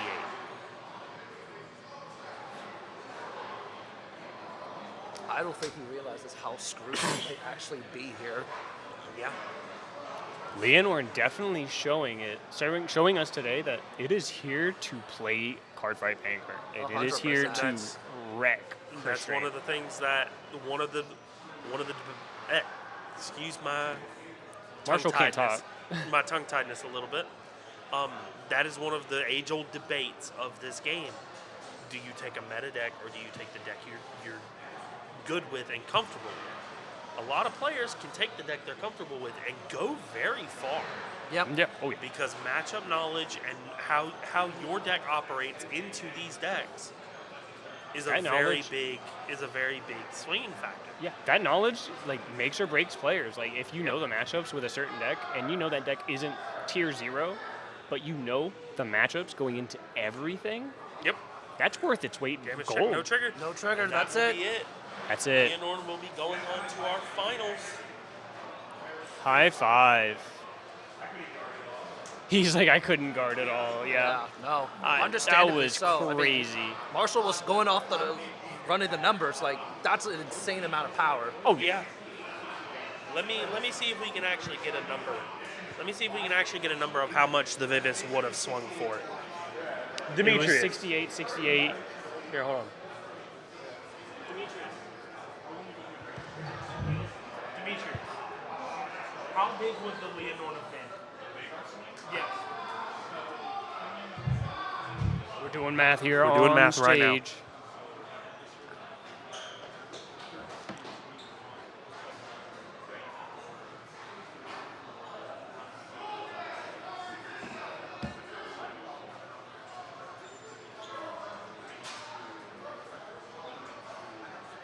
He's in triple digits. 142K from a Vanguard swing. Those And, are rookie numbers. Did we have a PG? And there was one PG. Oh my. Oh my goodness! Wow. That's crazy. In a That is standard crazy. deck, 100. I think that's like one of the highest That is attack one of the powers highest I've I've ever seen. seen. That's more than DP in premium. Sometimes. Sometimes. Sometimes. On a normal Scale day. that back a little On bit. a normal day. On a normal day. And then they'll double it with Laurel, by the way. Yeah. That was crazy. Well, Dimitri's moving into winners finals. Colin will be moving into the losers bracket where he will be fighting for his life. Yep. He'll be waiting on, I believe, he'll be fighting alongside John himself and the loser of the next round, Yep. and Josh. Yep. So So I believe we will have 3 more games. 1, 2. We will have our next round. We will have 3 more games of this stream. We will have our losers round. We will have our next round. No. We'll have the next winners bracket round, Then the losers bracket. then the losers finals, bracket. And then the grand finals. That's the And if the winner loses, if the winner of the winner bracket wins that, it's over. If the It's loser, losers bracket wins that, it's going into sudden death. sudden death for the losers bracket. Because just because you're top of the have- winners bracket, you do have to lose twice to be out of the tournament. Yes. So- So we will be having 3, at most 4. Yep.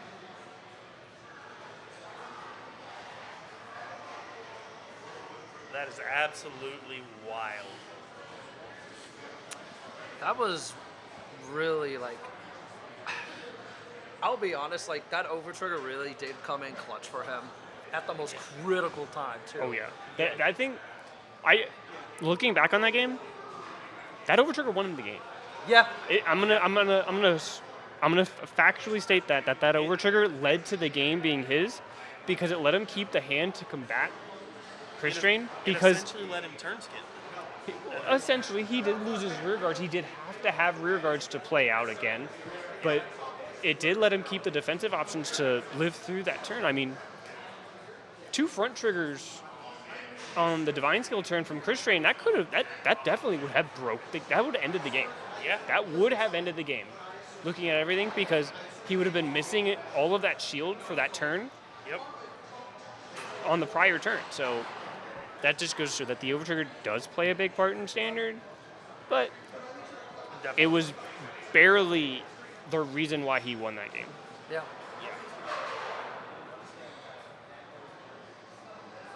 Yeah, definitely. I think that was definitely what swung that game. Yeah, it definitely swung it in his favor. He just had to capitalize on it, which he did magnificently. Oh, yeah. 100%. Like, Just hitting it isn't enough to make you win. You have to play the rest of the game and prove that you deserve that. Yep. And Dimitri did. He 100% did. He did Yep. exactly what he needed to, when he needed to, stayed at low damage thanks to that overtrigger, and then capitalized on it. Whew. oh man. That was definitely a game. Oh, definitely. That was one of the better games this day. Yep. And now I think we have, who would be next? I think it's Odium.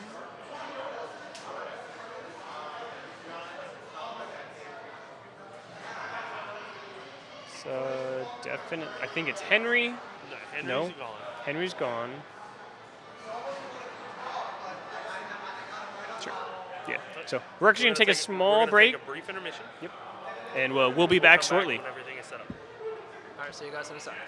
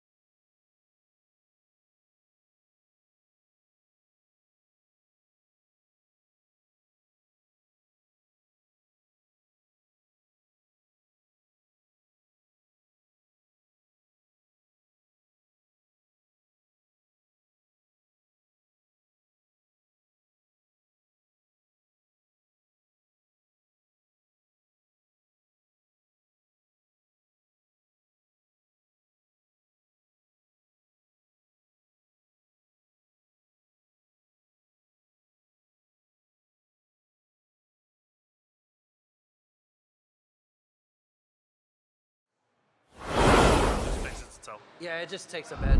All right. All right, Alrighty, so we are back. Yeah, we're back. This is going to be our last round before the finals of the winners bracket, or semifinals of the winners. No, this is the semifinals. This is the last one before we go to the winners final. And into the game we go. Yep. End up Vanguard. So we have Josh coming back on Odium, and then we have Glenn coming back on Chris Strain. We've seen Chris Strain a lot today. We've seen Hart Luru a lot today, but Chris Strain seems like it's the one coming up. Now it just needs to push through this Odium deck. Ooh. We are going to see that really good play. That turn 1 Distorted Bane discard into a ride. Oh, that's so good. I wish I could be as cool as Josh doing this play. For turn 1 100%. plays like this, they're just so good. They're so clean. So now, draw spell the starter. Looks like the Odium player did go first. So, or I'm sorry, the Chris Strain player went first. Odium going second. So let's see what he chooses to select from this. Gets nothing out of it. So basically wastes the energy.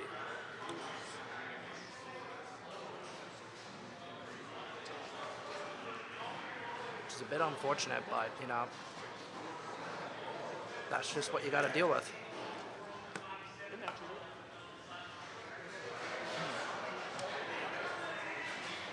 Just up here. Calls the failure down. Swings with the rear first for 8. So let's see how he chooses. If he How is chooses he to going to choose to attack here? Or is he going to guard? Damage checks a restander. Swinging. No guards it.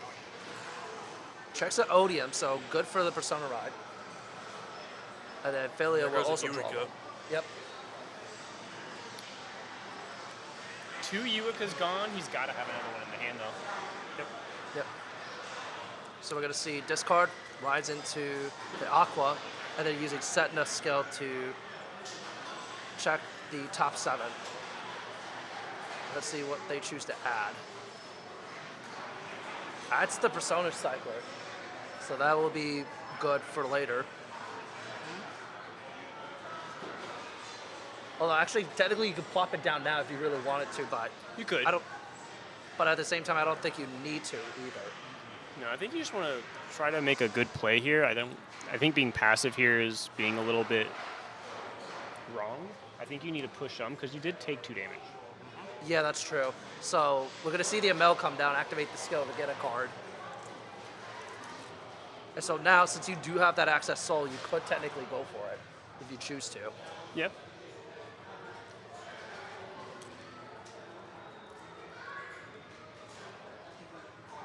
I think I got a Let's see what- peek at the hand. I did see OT in hand. You called it, Dave. Yep, the call comes down, There's swinging. that Eureka. I did. There it is. Yuka. Yep. Ditching it to ride means there's another one in the hand. So, Yep. and you only need the one. So, Checks a heal. Basically gets that CB back.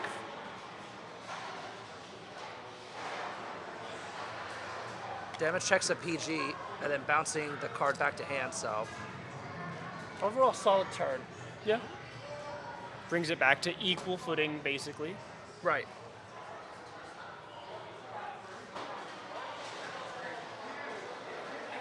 So let's Now, see how what is the happens Odium here. player gonna respond to this? Going to ride the grade 2. Yeah, I'd hope so. What is the grade 2? What is he going to bind? The grade 2 is going to let him Anachronis, bind. He's going yeah. to bind an Anachronis. Yep, that works.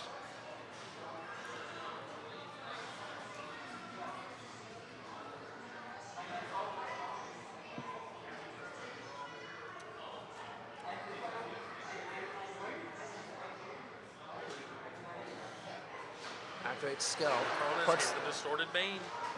to get the Anachronus onto the rear guard. Yep. We saw this earlier in the previous game. He was able to get the Anachronus out immediately on turn 2. Yep. And that is pretty good. Yep, it's really good. It's even better if you go first. 100%. That's one of the big things about Odium. Is Odium can just high roll you out of the game. Mm-hmm. Yep.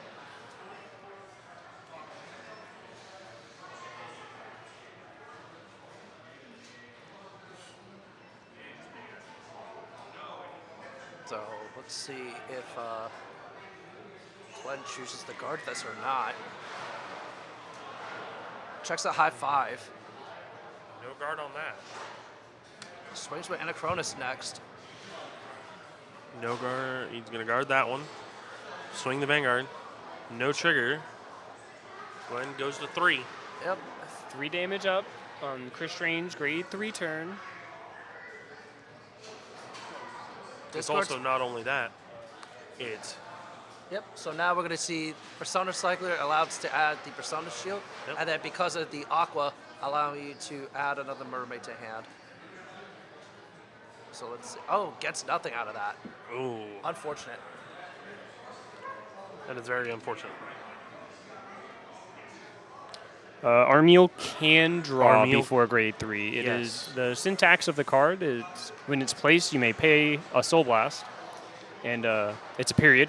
And then if you have a grade 3, you will do the thing, and then it is a period, and then you will draw a card, and it gets plus Tells the 5K. ML. So the period being there separates Soul the Charge is the high cost 5, needing to which have is a grade actually 3. not the worst thing in the world either, Yeah. because Yeah. you could always Soul Blast it out and then reactivate And it then later. play it, yeah. Yeah. But yes.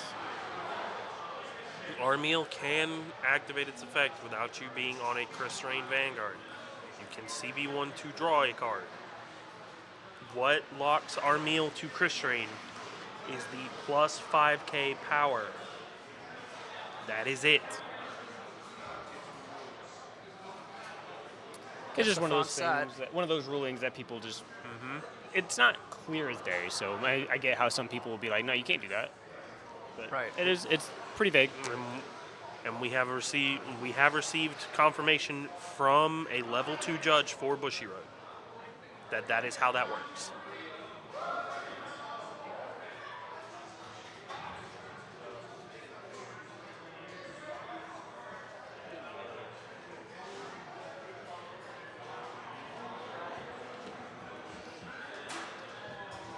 But going back into the game, he drops Yuka, gets that board back up, has PG behind the Vanguard, looking to bounce that thing back up. Right.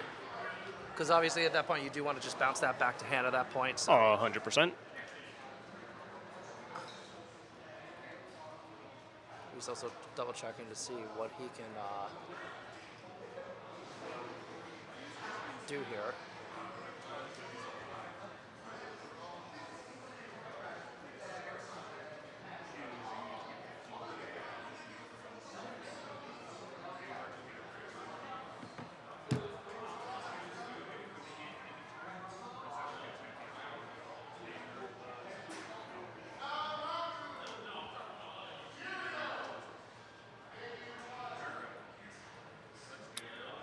What is the Chris Drain player going to do? Energy Blast 7 to draw 1. Swings with the ML first.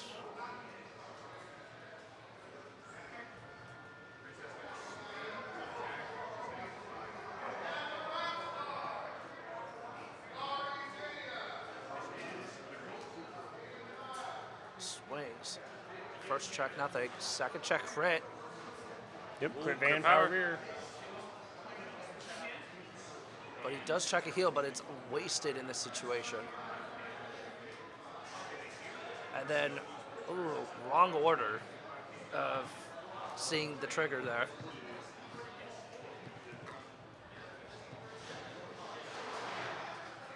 Goes to 5. Wow. Ooh, That is rough. yes.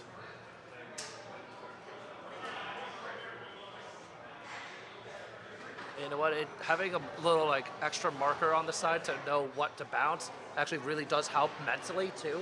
Yeah. Because I think that's part of the reason why Glenn has it set up like that. So it's not only just for him, it's also for his opponent too, so that way he knows the sequencing too and how things play out.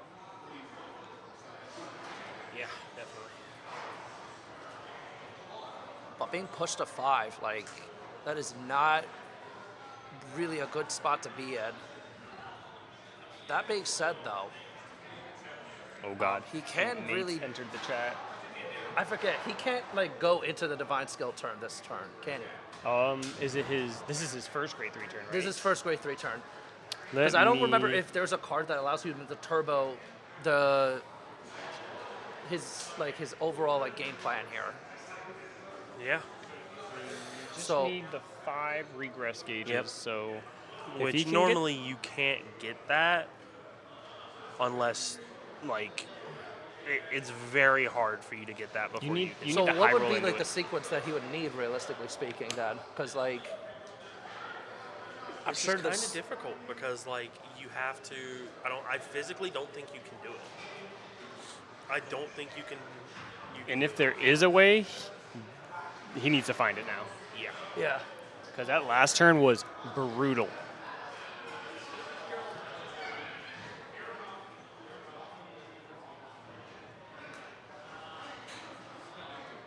Close that down. Activate skill.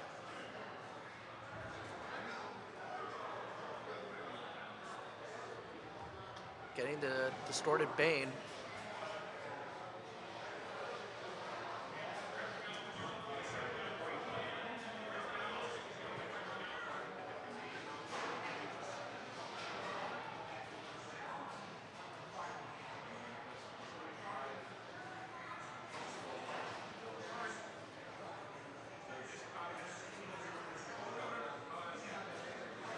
We are gonna see Odium start to set up their turn. Yeah. We do see a distorted bane go into the order zone and another one in the drop.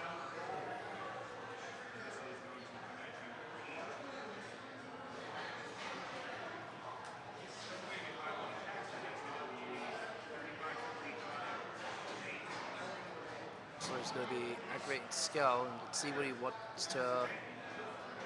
Yep. Grabs that. And now.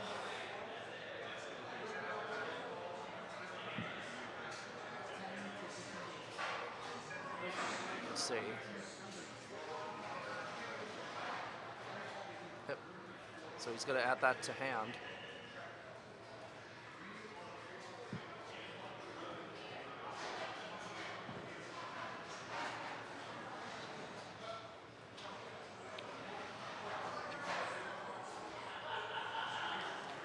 All right, so we are gonna see Odium start to go into their turn. All right, so I mean, I know it's going to depend primarily on whether or not I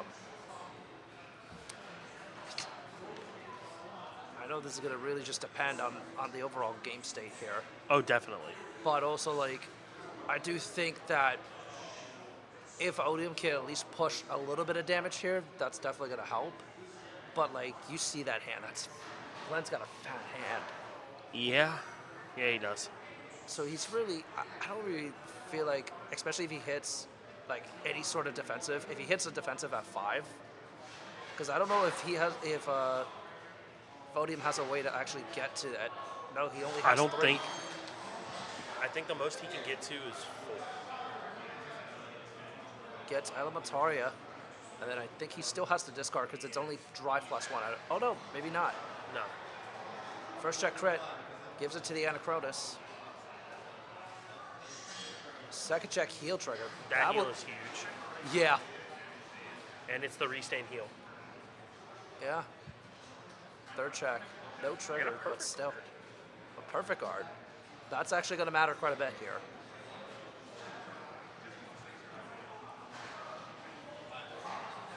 So now Anachronis swings with a really large number to ban. And then he's going to retire the Yui Cup.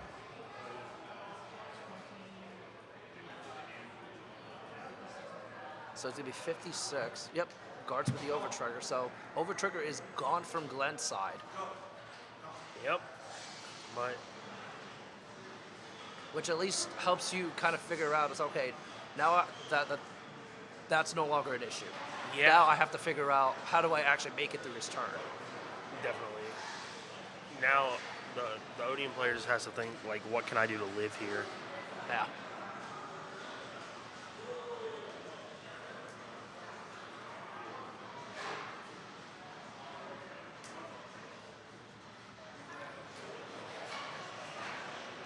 So he will be activating the high five to draw. Calls down the ML. Gets it +5. He could technically choose not to soul charge, right? But still get Yeah, the it is. power. That is a main.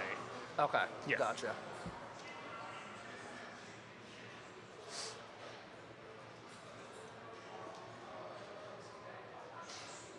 So now, let's see how Glenn wants to sequence this. Calls that, activates skill. Yep. So now he's gonna search for the restander and call it out. So that's gonna matter quite a bit here. Oh yeah. The only caveat, of course, being the fact that we did see Odium drive check the restand heal, like Yeah. you said earlier. Drove So, check, a restain heal, and a PG. yeah, so like, I That's guess definitely going to help this turn, but I don't know how much. I would assume quite a bit though, because like the thing is like the overtrigger's gone. Yeah. If you don't have have the that PG, fear. you can like, as long as you have at least like enough shield to block Vanguard after the fact, after you know how much power you have, Yep. then it's actually doable at that point. Yeah. That's fair. And there's our trifecta. Yep.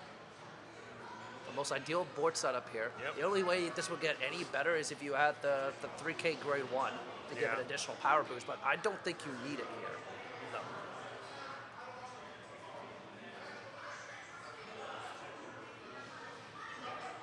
So let's see how he chooses to proceed from here. He still has a really large hand too, which is nuts.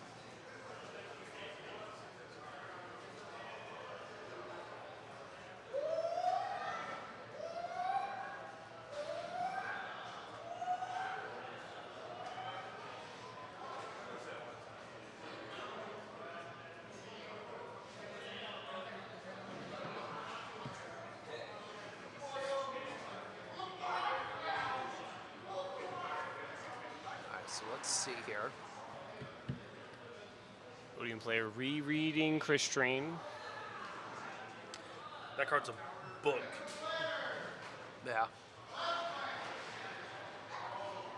Love how the longer Vanguard goes, the less and less card art we actually get. Yeah, It's just a bunch of text, and then it turns into a Yu-Gi-Oh card with pendulums. Not even that. At least you still get art on those. We're going to get those non-basic lands that are just rules text from Magic. That's what we're going to get. My favorite thing is the box with all of the reminder text in it. Yeah, that's what I'm talking about. The basic land with all, which is nothing but rules text. That's what we're going to get in Vanguard eventually. Oh yeah, for sure. So this is gonna be pretty beefy column here. Still hitting, makes it so that way you still have to use, you'll still have to use like at least more than 15k shield. Yeah. Yeah. So the question will then be, do you eat the damage here or do you hold it back a bit and wait? Because like defenses always come up, but the question then is like, do you want to hope for a defensive here or do you want to wait till later?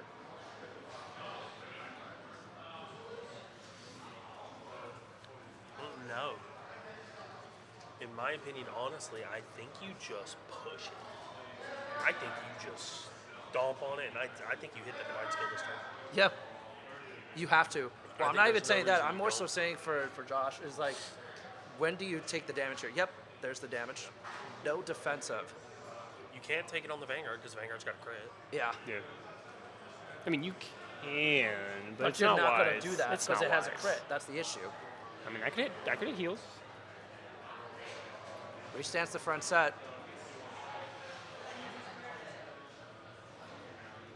So let's see. That's a 43 column with the front set. Yep. So now,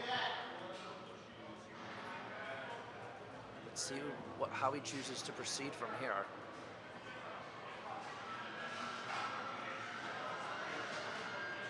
And you gotta think at this rate, like, you gotta think Joshua's gonna start running out of options really quickly here.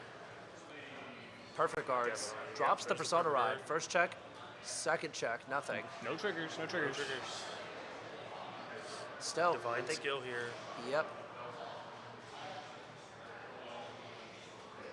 So let's see. Yep. Call and duplicate. Yeah, he had to do it right there.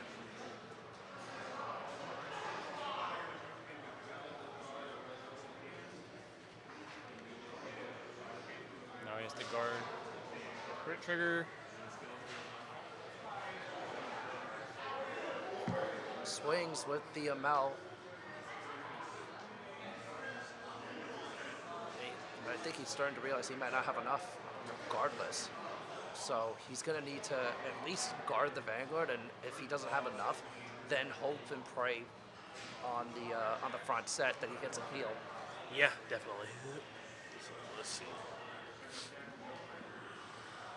So yeah, he's running out of cards in hand. Yeah, exactly. That's why I'm saying, like, he needs to at least be able to guard this and hope for a heal on the front set swing, because Yeah. he didn't check any triggers or anything. So like, Yeah, so it's only 1 damage. exactly.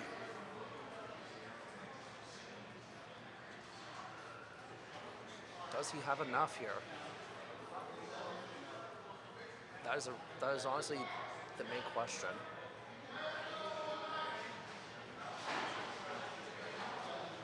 $28, $48, yeah.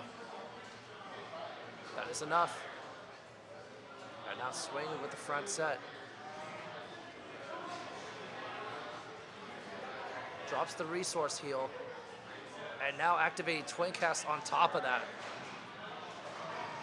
And that is enough. Barely. Just barely. But it helped. That's why Twin Cast is so good. Yep. 100%.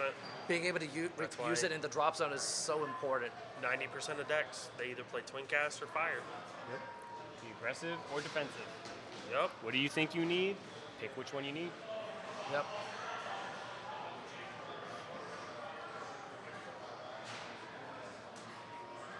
No Distorted Persona Bane, Ride, no but Persona Ride, though. given the fact that he discarded it for the PG cost earlier, I didn't think that was going to happen. Not unless he top decked it for some reason. Anything can happen. Yep. It's Cardfight Vanguard. Anything can happen. Yep. So now, I mean, I'm seeing it from here, and Glenn still has a fat hand even through all of that. So, like, I think if you're Glenn, you kind of need to guard everything here, wait for the divine skill, and then eat a damage if you can. Yeah. Yeah. Because, like, because we saw in the previous game with the other Chris Rain, where it was like, or it wasn't Chris Rain, it was something else, where the opponent took the hit at 5 before the divine skill, and it Yeah. probably hurt him in the long run. Yeah.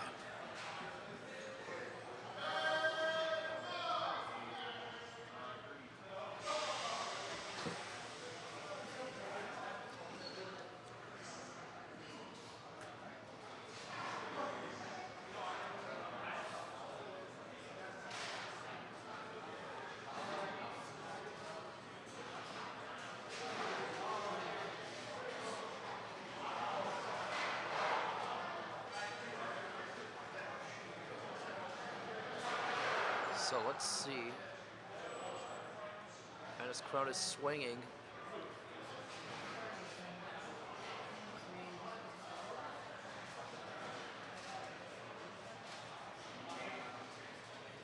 let's see how Glenn chooses to guard here.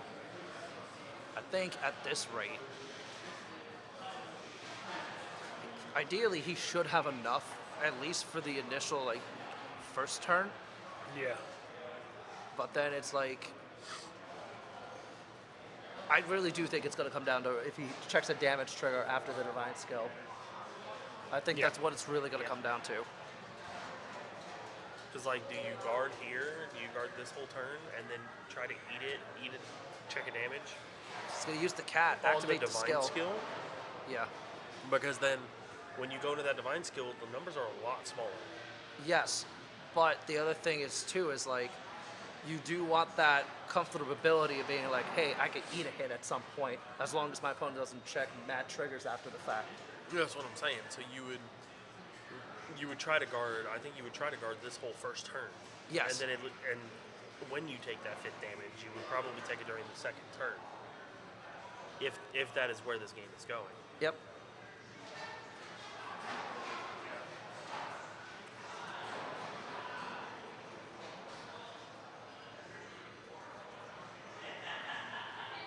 So let's see.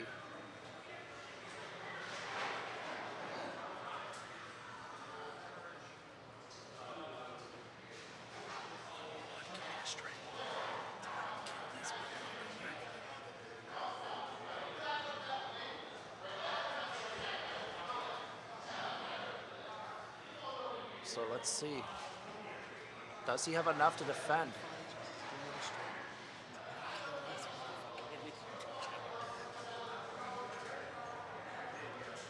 He's thinking very cautiously because he's got to figure out how the sequence is going to play out. Yeah. So now, let's see. And I don't blame him in this situation. I would be in the same, if I was in his shoes, I'd be like, yeah, I gotta really sit there and think a minute. So, guards with the PG. First check, Elementaria. Elementaria, 2nd check, no trigger. 3rd check, crit. Crit. That is gonna be huge. Yep. That is going to be very big. And now activating the divine skill. Yep. Here comes the pitch Discards too. 2 to get the additional turn.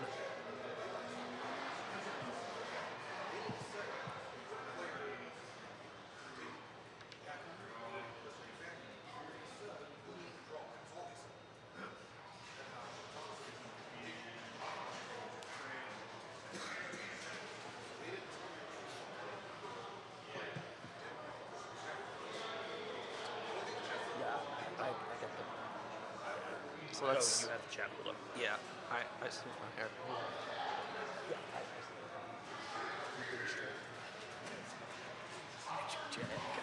Okay, so So we are going to see the guard here.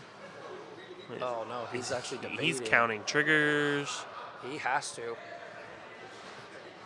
Wait, there's no way he doesn't have enough to guard this. Yeah, there's actually no way There's no way. he doesn't have enough.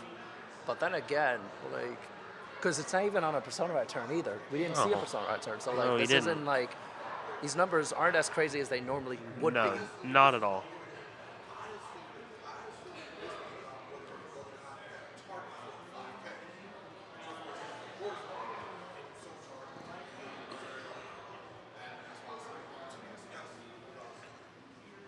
So let's see.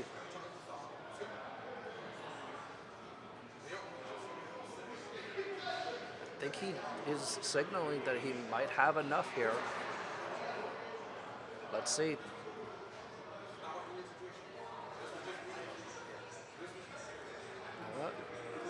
Yep. Then the soul front, yep. That is going to be enough. So now Now we activating go the on additional to- turn. Next turn. Yep.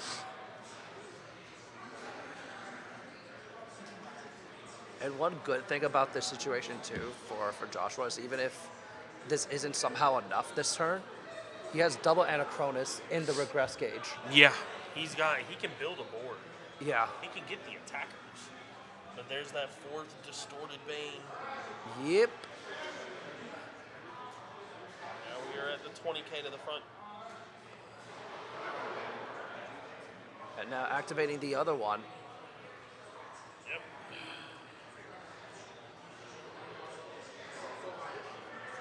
So now he's going to call. So this is a double Anachronus. Additional turn.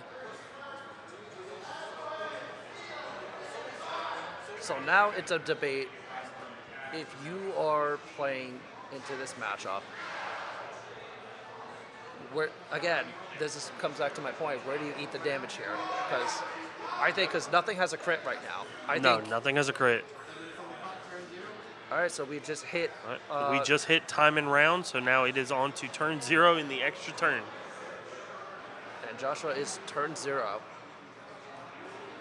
I'm kind of curious how that would work. Would that be considered one turn? Actually, if you divine skilled in time?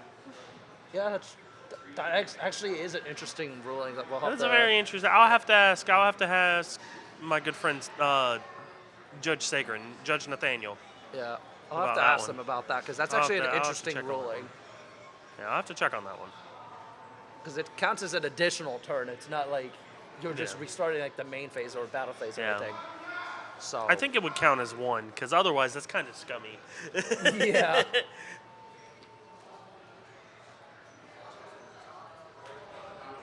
Checks the heal There's trigger. the damage. Yep, there's the heal. And this is what we were saying earlier. Do you want to take that damage in this turn where the numbers are a lot smaller? Yep.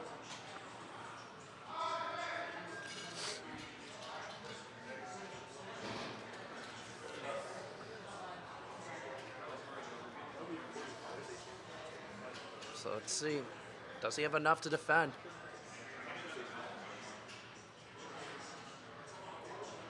So, because on top of that, it's going to be twin drive going into this turn, right? Because it was like -1 Yes. drive, but then it was like Because how it works is Odium gives itself triple drive. Right. So it has -1 drive, but then gives itself triple drive going to 3. So then you factor in the -1 going to 2. Okay, gotcha. Yeah, I was trying to remember how that worked. Yes. So it will be a triple drive, then a twin drive.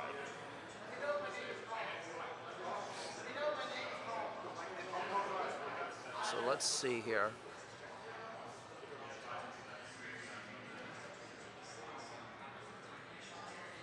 Does he have enough here?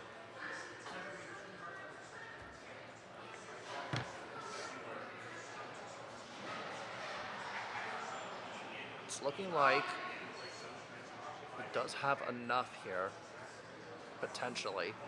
And because I'm starting to realize too, like if he might Do we know, is the overtrigger out of Odium's deck? out of Odium's deck, I don't believe so. I don't believe so. Vanguard. So this is really tough because you do have to consider that too if it's still in there somehow.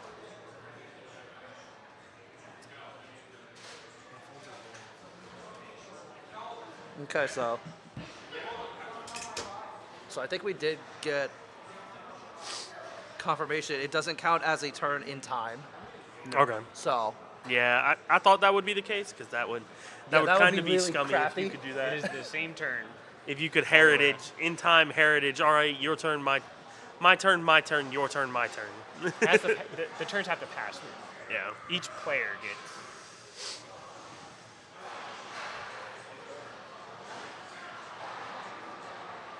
first check, nothing. Second check, front trigger, and damage checks, and that is gonna close it That out. is going to be game. That's So our game. finals for the winners bracket is going to be Odium versus Leonor. Odium That versus is Leonor. crazy. The Rogues. The Rogues. The Rogue X Supremacy. Let's go. Let's go. You gotta love it. You gotta love that. That is fantastic. Oh my goodness. Wow. So, there's been some chitter chatter in the chat, and there was a lot of confusion based around a game action that has been taken and a ruling that has not been declared by a judge. So, the initial ruling for empathic rhyme Armel was based on the fact if you have a grade 3 or greater Vanguard, if you don't have a target to get the +5, do you still draw? That was the initial question that was asked. And the answer to that question is yes, you do get the draw because as long as you have a Christian grade 3 Vanguard, yes, you meet all of the conditions. Yes. However, there was not a judge call made for if you get to draw a card while you're on grade 2. The answer to that question is no. So, it is, however, up to the players to call judge, and if the judge sees it, the judge will interrupt the game, and then because the game kept progressing, we are not able to reverse it back to that game state, obviously. So, going forward, I believe the judge has declared that you cannot draw a card off of Armel if you do not have a grade 3 Christian Vanguard. So, Right. clearing that up for everybody. With that being cleared up, I will admit Yeah, I was wrong earlier. I was wrong. Yeah, I am not a Cardfight Vanguard judge, so I know when I can be wrong. I will own up to it. I was wrong. Yep. But it has been cleared up.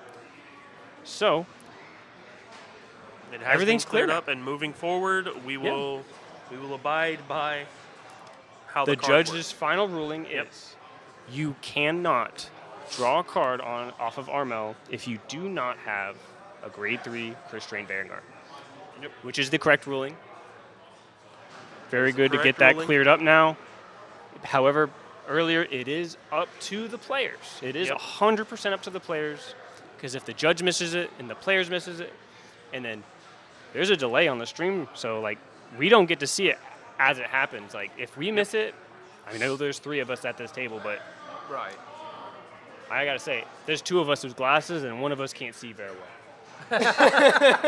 So Listen, I didn't have the deck list in front of me either. Yeah, So so- I some of us can't read the card in real time, so there will always be mistakes in some areas, but again, those kind of rulings, they do come up, and there is some miscommunication with certain rulings, so glad to have cleared that up today, but whether or not that ruling made a difference, I don't think it did, because it ended up with a Chris Strain loss. Yep. Yep. Anyway, with Odium taking it. So didn't Honestly- really impact the end of the game, I don't think.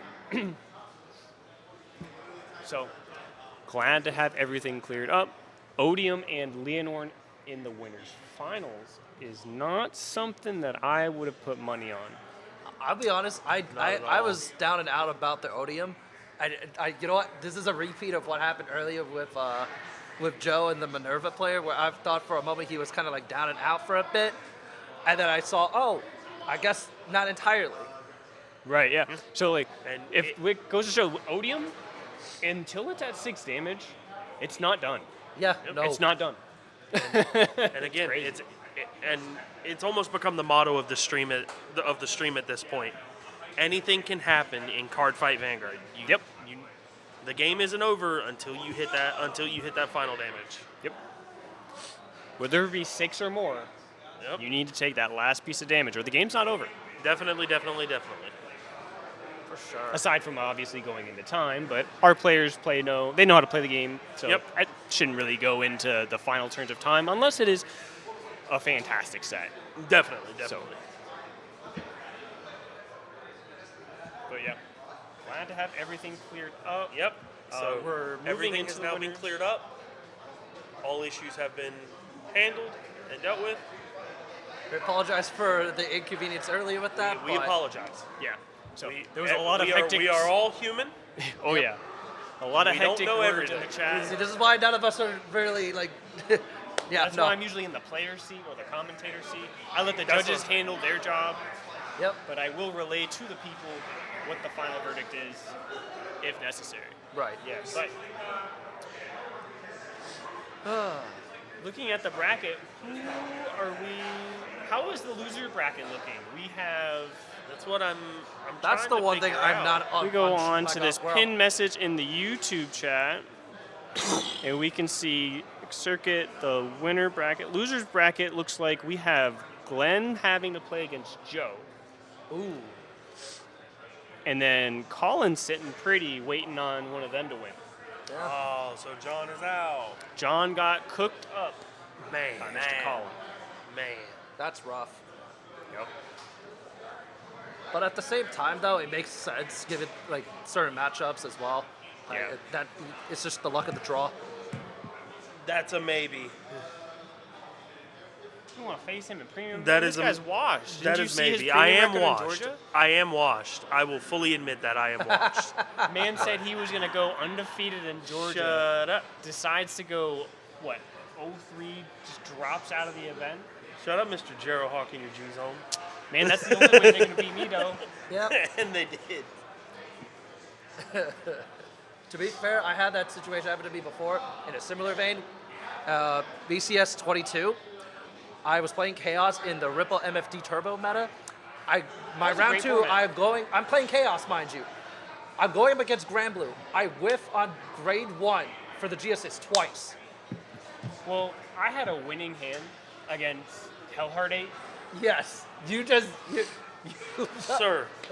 Sir, you want to talk about a missed G assist? Dog, this man missed so many GSs. Sir, He could have missed all the GSs. During for the day. BCS Duluth this past round, in one game, I G assisted 4 times, missed all 4, and resolved 2 wild shot Ruperts, which is the Spike Brothers top 5 searcher. Yeah. Missed both of them. And I died on grade 0.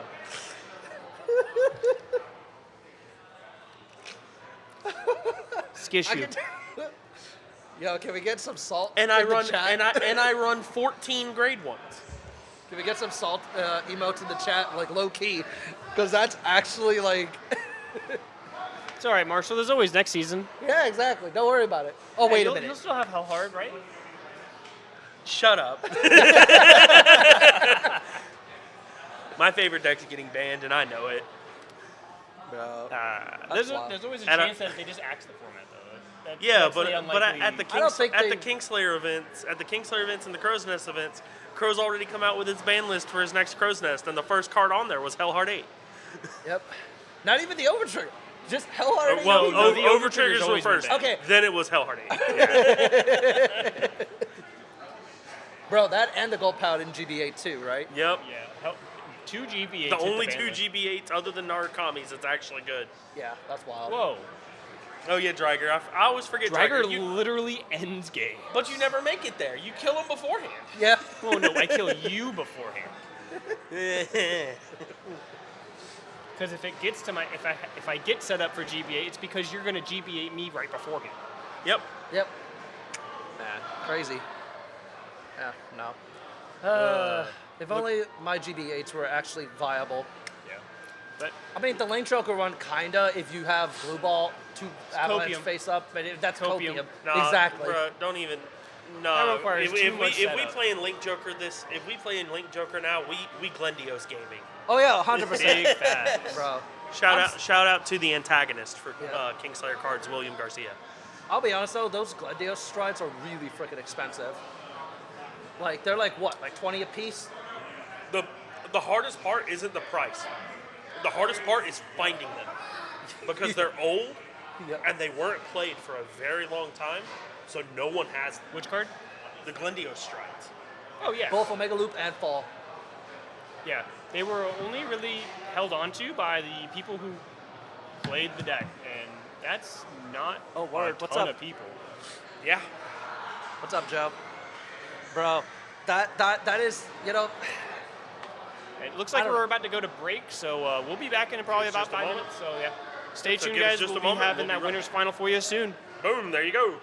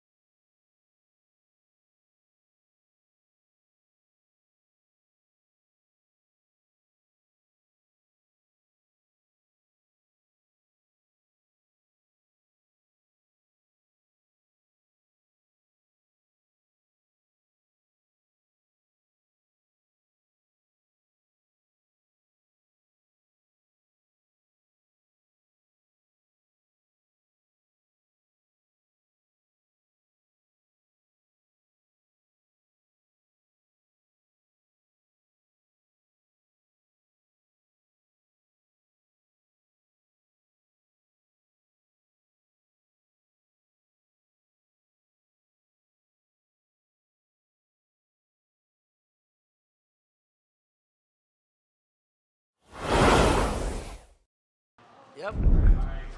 We are for the, what is it, semifinals, technically? Technically, well, this is the winner. This is the Oh, this is finals winner of finals. the winners bracket. Okay, Yeah. gotcha. So whoever wins this is in the grand finals. in the grand finals to fight the the winner, winner of the losers Yep. bracket. So, And they have a gigantic advantage. yep, because in the grand finals, as the winner of the winners bracket, you only need to You're- win one more game. That's your prize for winning through the winners bracket is you only have to win one. Your opponent, however, will have to defeat you twice. Yep. So, looks like Leonor takes the play here today. Or no, I'm sorry. Odium takes the Odium. play. Yep. I can't read. Discards the cycler. It's been a long day. It has. Going to reveal the Leonor in the ride deck to call the plant token. Then we're going to go probably Energy Blast to draw, and then draw from the starter as well. Yep. Big draw effects, big draws. Big draws. Calls the Rosarin Fairy. Sacks 1 to call 2 plants.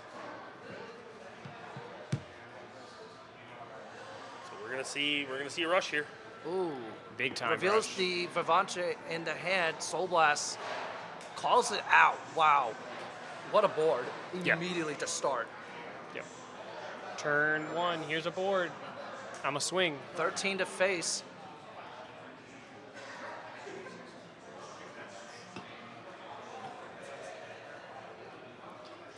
And Joshua is looking at this board like, what the heck did I just do? He's like, ow. Ooh. Loses Ow. Ataria PG gone. Elementaria gone. Second attack.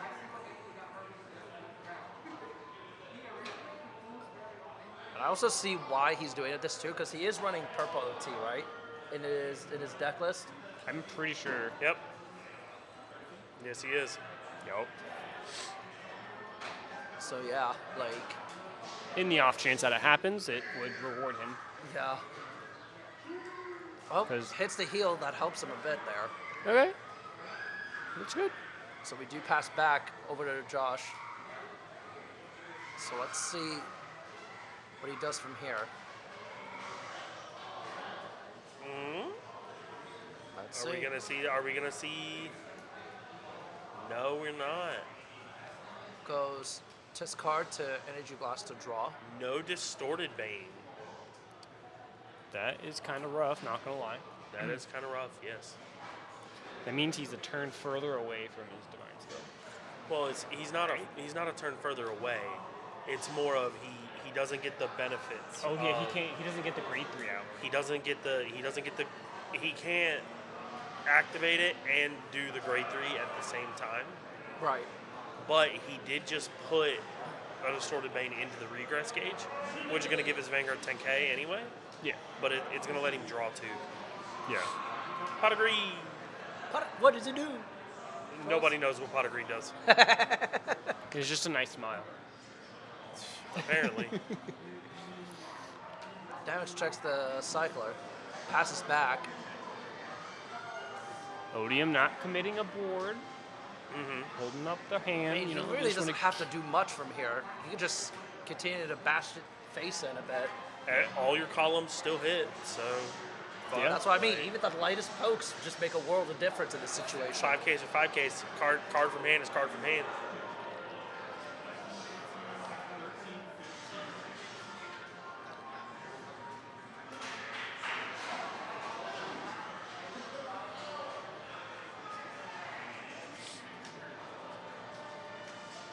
Guards with the twin cast. At least has that set up for later. Yeah. And we do see the other attack come in.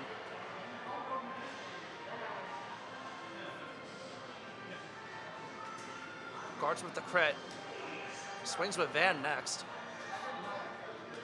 Draw checks the draw. Oh man.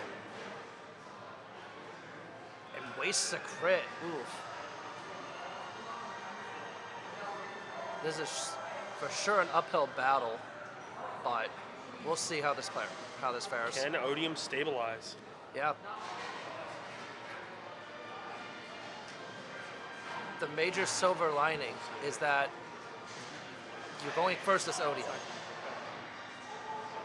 So, if nothing else, like, you at least have the knowledge of knowing, hey, I'm good for when that time comes. Yeah. To go divine skill turn on my second grade 3 turn. Yeah. Hopefully, assuming I find everything, because that's Yeah. also another thing Yeah. too. Hopefully you get there. Yeah, Yeah. you just need to get there. He does discard the distorted bane for the ride up, so Yep. that helps out a bit. Yeah. But unfortunately, the biggest thing is the Anachronus isn't already there. Yeah. And that was a Doesn't- key reason why he was able to like do so much damage earlier in the previous game. Yep.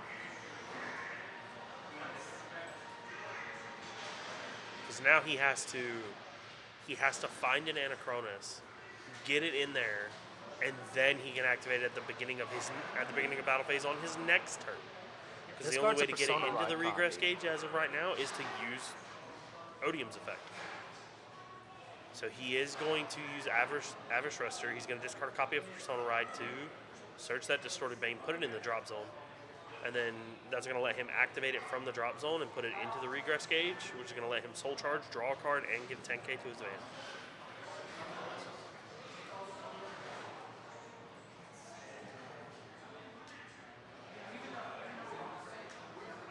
Soul Charge is a crit too.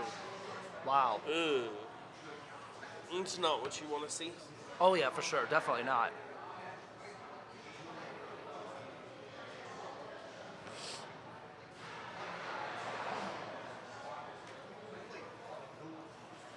Trying to figure out what. Sorry, he's debating game how to plan. sequence this. Yeah, he's trying to sequence his turn out. Yep. All players do this, even the more experienced ones. You do need to sequence it correctly, and just making sure you do makes a hell of a difference. Yep.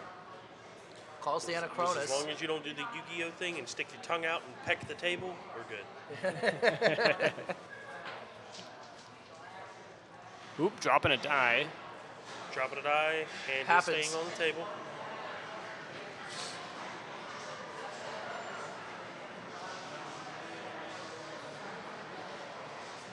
So now, And we're swing turning with- cards sideways. Let's go. And attack. so Anachronus swings. So it's 28.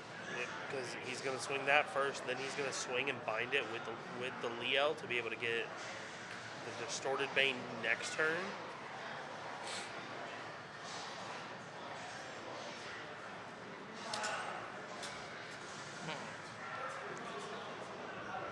Blocks it. Yeah, no reason to take any unnecessary damage, so starting there's Agreed. fine.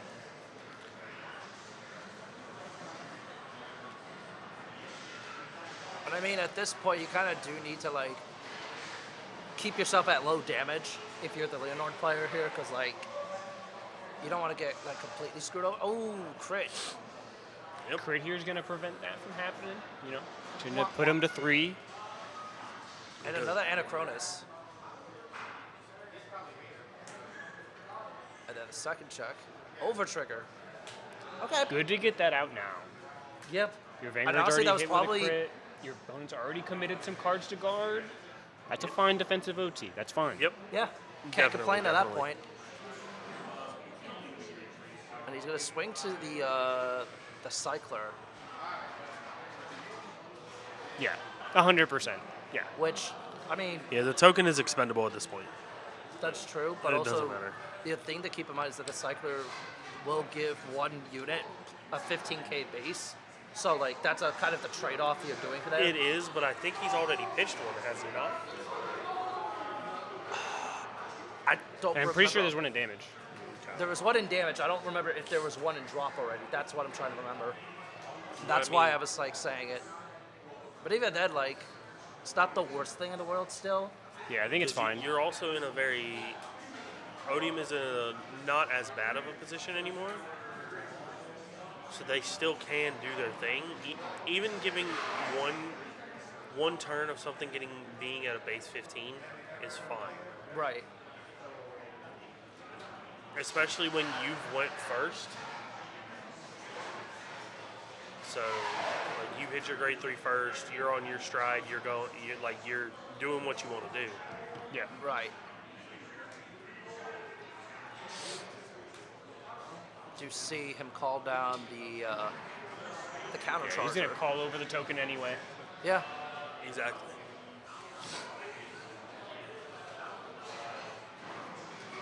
Moves the Rosarian Fairy up. Question is, what else does he have in hand to continue this push? Oh, I don't know. Probably some Neo Nectar looking card. Gee, I wonder what it is. Okay. Yep. So he's gonna get a draw 2 at the end of the turn, which will help out a bit. Yeah. Definitely trying to keep shields up while applying enough pressure. Right. Exactly. I think that was 9 cards in hand. Nah.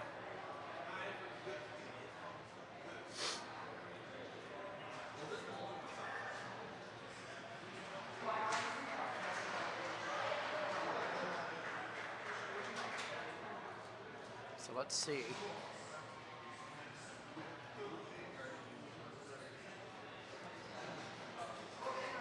How he chooses to go about this. Swings with the counter charger first. Because he is going to be able to apply the power from the Rosarian Fairy. Yeah. And that is something you do have to take into consideration when you're guarding this too. Definitely. And so it's going to... I mean, it's... Because then ideally you'll just restand the Rosarian Fairy and Vanguard at that point. Right.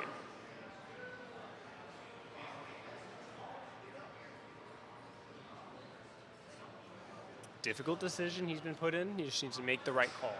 Right. So I think he's debating if he wants to use Twin Cast here. Because I suspect he doesn't want to waste too much in hand early on. Yeah. Especially when he knows the attacks are going to get a lot more dangerous going forward. Yeah, it's like, yeah, in this situation, I'd kind of want to go to 3, but at the same time, I'm like, it's a restanding Vanguard. Right.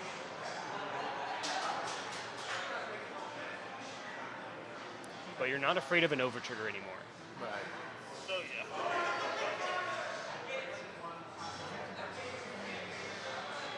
Oh, looks like we are rereading Twin-Cast. So I think he's actually like seriously debating it.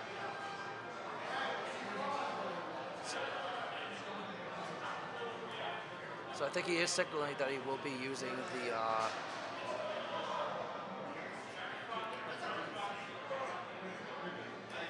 okay. Yep. They- So I guess he did activate it already. And now he's going to be boosting with the entire back row. But interestingly enough, he's not trying to go for any restance shenanigans with the Rosarian Fairy.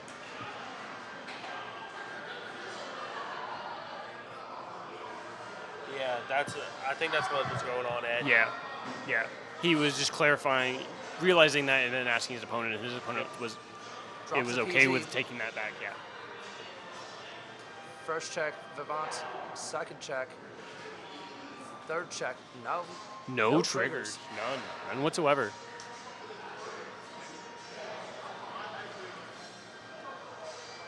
Man, that's crazy. So let's see.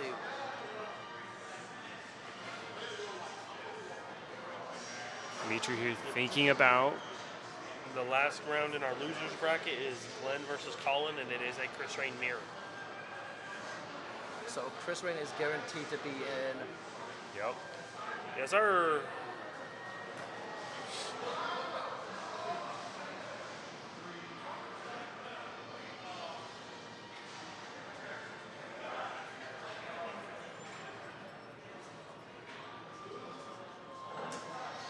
Swings for Rosarian Fairy next.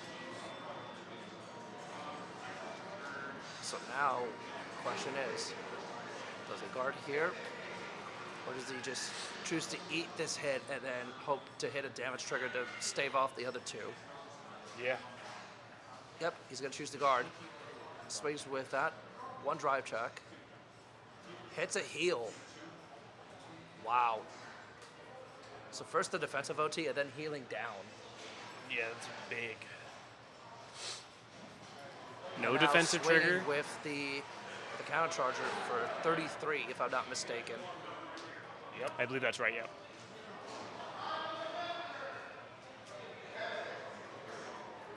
This is where Odium kind of makes a decision. Do I have enough to push back? Do I eat this?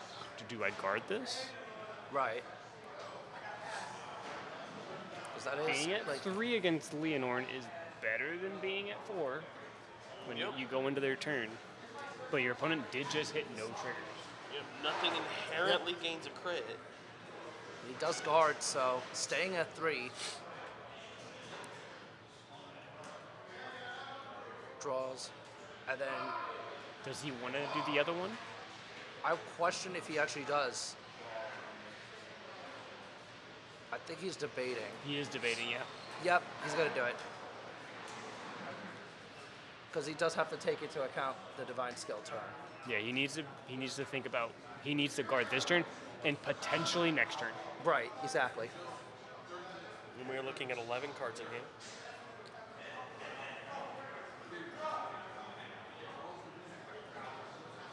No Persona Ride. Calls down. Activates the skill to build the other Distorted Bane.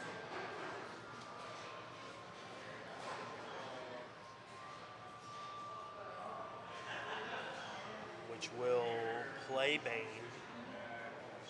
I missed it. Did he Persona Ride? No, he did not. No Persona Ride? But he's going to play Bane here, and then the Anachronus is going to let him get his 4th Bane out of drop. Right. So he's going to hit the 4 Distorted Banes to get 20k to the front row rears.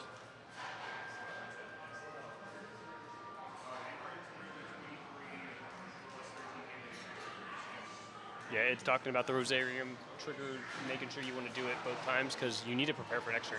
Yeah, definitely. 100%. Because you have to plan out in worst case scenario, you get Divine Skilled here, so your hand is going to be gone. Yeah.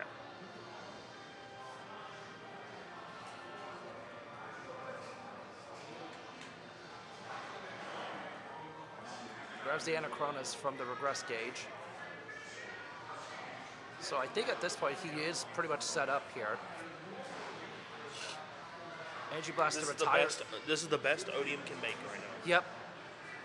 The only way this would have been better is if he had a Persona Ride on A top. Persona Ride and a Philia behind the Vanguard. Yeah. But this is honestly pretty good.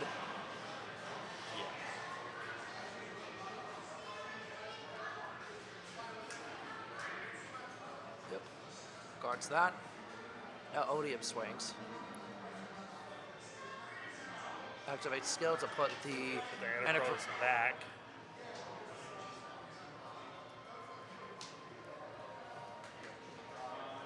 So yep, There's the Sanctitude.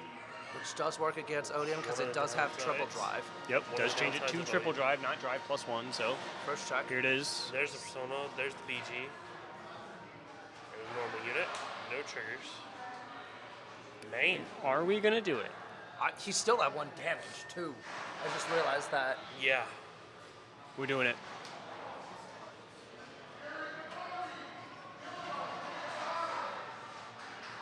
Retires the booster. Yep. Just trying to clear him of all of his pieces, all of his parts of the board, and apply pressure.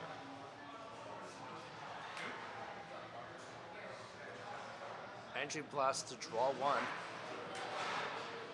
So now, guards. Yep, and that's enough there. Man just wants to stay at 1. Just wants to stay at 1. Because now he just chests the Divine Skill turn, and I think that's all kind of all she wrote, unless he hits mad defensives. Because now Leonor has no front row rear guards, Yeah. I do see a and world. has to swing into the Leonor.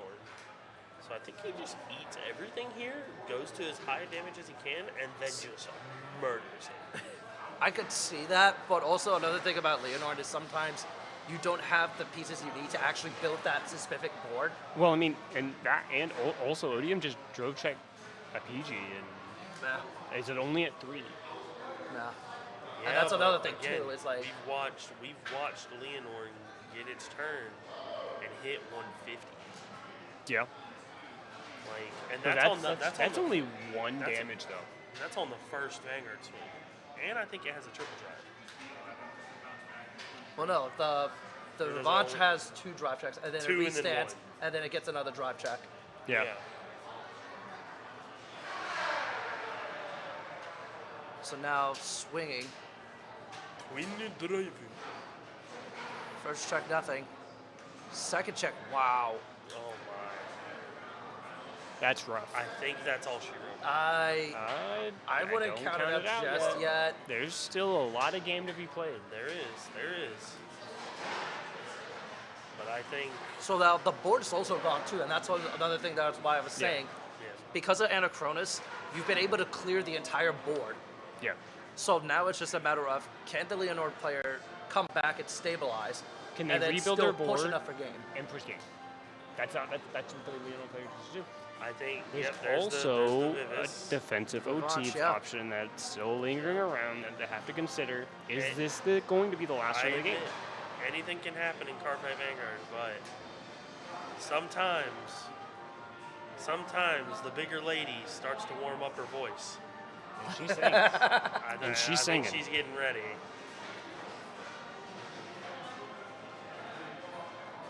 Hey, you know what though? Like, this guy has been getting insanely lucky all day too. Hey man, sometimes Better be they lucky say than it's good. better to be lucky than good, Yep. and sometimes you're both. There's Yeah. the grade 2 that counts as, like, it's similar to the Rosarian Fairy, so he at least has one of those attackers on the board. Yeah. The question is, can he actually get the rest of his board? We all love to see rogue decks winning. We all love to see it. Everybody gets sick of the meta decks. Yep. Every now and then something else just has to come through and take a game. Yep.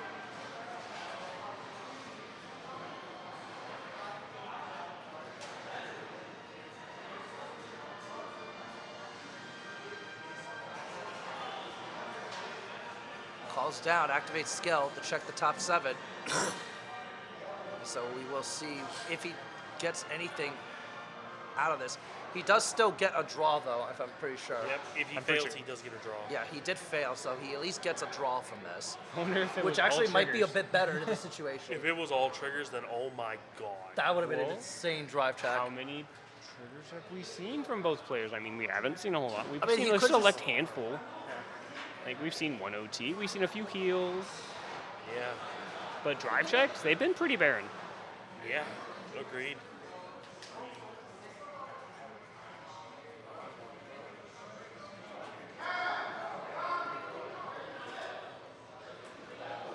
Calls down the Parse. Yep. So he is going to have his full board set up. Rosarian Fairy hits the field, and you got to think that this could be potentially the final turn of this game. It could be. That's what I was saying. actually really shocked with how quickly he was able to establish that board. I think part of it was like getting the 2 draws between the grade 2 and both of the grade 2s actually. So So it looks like he is going to resolve to make something base 15. yep. So that's a 30K booster there. That's dumb. Reminds me of playing Blanked Mire. All good Activates things the must skill come to an again. end, Marshall. Yeah, and they took him away from me. They gave him to some Keter thing. Base the Rosarian Fairy base 15. Interesting. Oh, there's the order. There it is. Oh God. Ow. I felt that. Ow. What was that? That's the order that gives 5k for every grade 1 or less. So that's a plus 20. Oh no, that's a plus 15, excuse me. That's hot. That's hot. Yeah, that's insane. Calls that.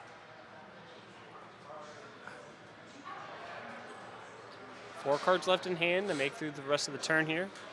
And we're swinging. And then he's gonna, wow. I see the line he's taking, and I'm not, and I, wow. Sweet love, sweet cherry. This is gonna be a really crucial turn here. I definitely do think that the bigger woman is starting to warm up her singing voice. Yep. Checks the front. Power That's front gonna trigger, potentially help. Front trigger. Sways with the Rosarin Fairy. Copies the power. Big. Massive. Chalky.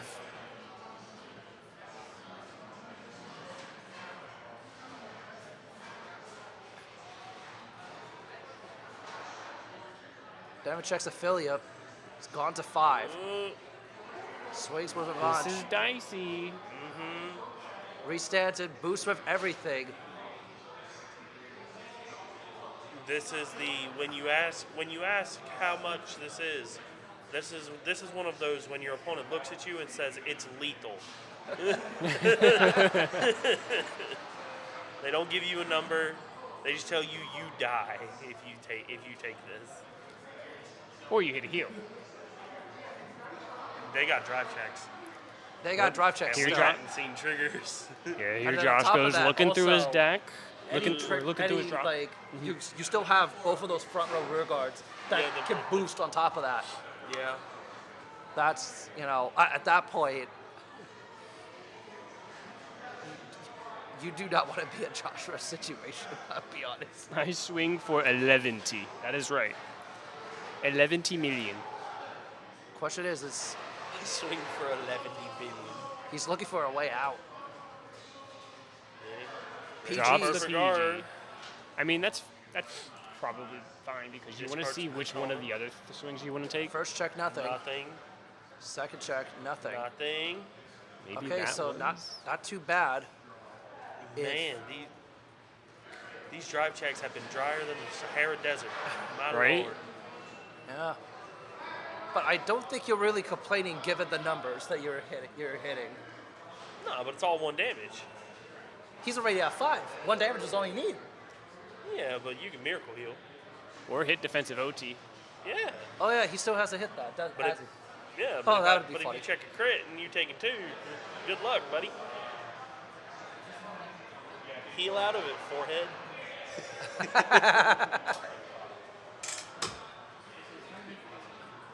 Actually, I also realized if he checks crit, he could technically give it to the back row rear guard that Yes, he's he going to be can. boosting off of to give it even more power. Yep. That's, yeah. Currently, we're asking for triggers, out of deck, and public knowledge. So now he's counting triggers to see how many crits are left in the deck, or just triggers in general, Yep. because that's definitely the question I'd be asking at that point. Josh's face is telling a story here. He's like, my odds are not great. But it is one drive check. Because you got to think, whoever loses this game has to go into loser's bracket, fight Chris Strain again, And then play the winner of this. and then one. play the winner. Yep. So they may get what's Twice. called a salty run back, but They have to beat them twice.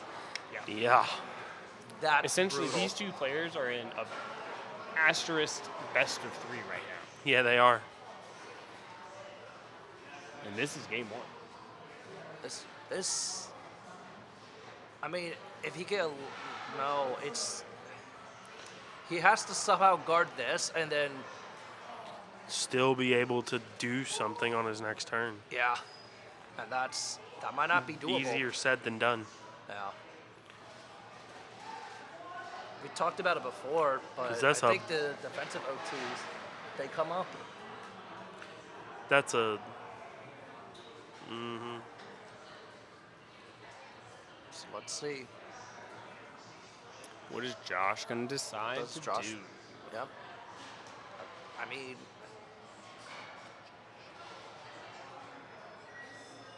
let's see.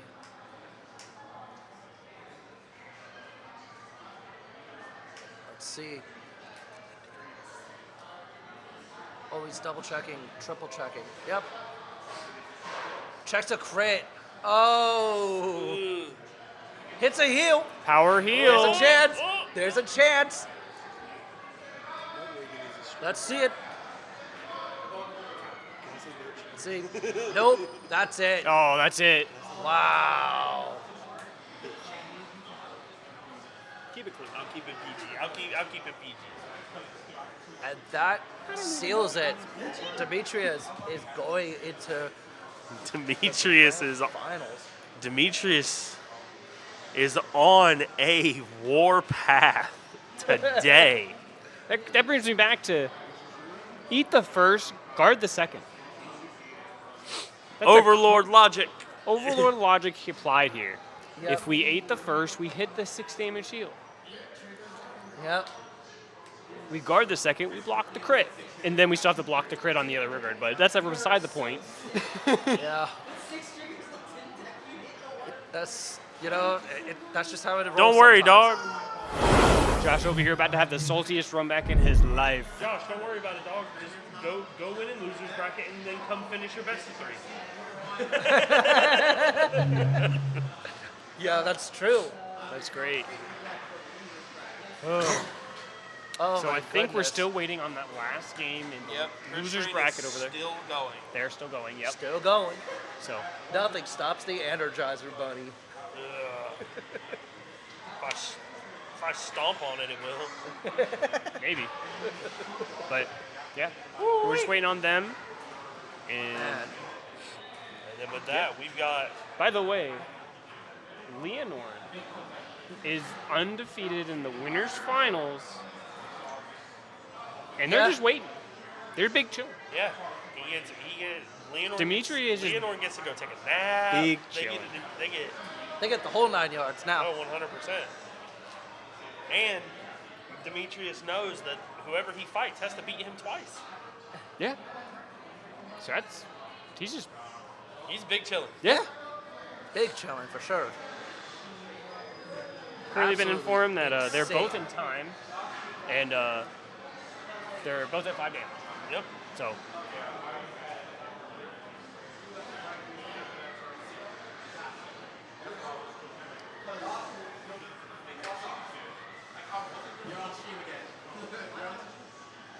Losers bracket finals. Losers bracket finals. We will try to figure out whose turn it is and let you know. yeah, we're waiting to see. Because unfortunately, they're They're not on stream, so like, they're across the room, so we can't way see over their gameplay from our perspective. yeah. So It is unfortunate, but at the same time, do you really want to see a Chris Rain mirror? not really, and I'm glad we I'm won't kind have of to. sick of Chris Rain, I'll be honest with y'all. I agree. I agree. I, But then again, this may be me being biased, but I just don't like Bermuda anyway. It's not Bermuda. it's lyrical. There's a Same difference. same thing. I know. Nah. Same difference. Nah. So They the still only, bounce cards to hand and recall. see, It's this the is the same reason why I play mechanic. Artisaria. I don't have to do that really, Yeah. unless I want to. Eh. Listen, don't Chaos- get mad. Don't get mad at me Chaos, because bro. It's still Bermuda. it's still Bermuda, but it's still. even Artisaria is Bermuda. Listen, I will take this. I will take a page from the Messiah Hart Ali himself. clean. Bermuda still stay taking other people's gimmicks. You take other people's mechanics and just put them in your deck. Listen. Is there a Bermuda deck that attacks 15 times? There was. There was. That's fair. Yeah, nah. Listen, at the end of the day, if they bring back Chaosbringer, I will immediately sell off Artisaria and build that instead. Hey, all I'm saying, and at the end of the day, and I'm gonna leave it at this.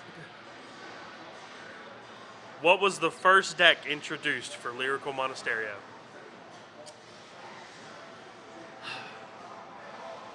Kyrie? Kyrie. Yeah. And what is Kyrie's main mechanic? Bouncing cards from the. Bouncing cards to hand and calling them from hand to rear guard. Yo, that sounds like Bermuda's mechanic. And what is Bermuda's main mechanic? Exactly that. Bingo.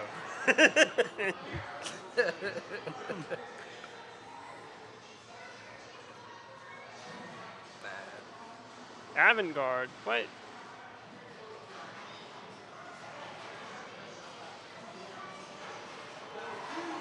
I should probably be looking at chat too. Maybe. I've just been opting not to. Because your phone is almost dead, isn't it? Well, because you haven't given me the charger back at this point, bro. Bro, we're kind of. I'm at 66%, dog. Bro, you can get away with 66. You at can this get away point. with 66%. I don't know how long we're gonna be here. Bro, here.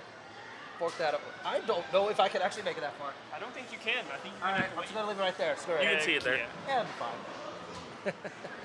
Look at us making it work out here.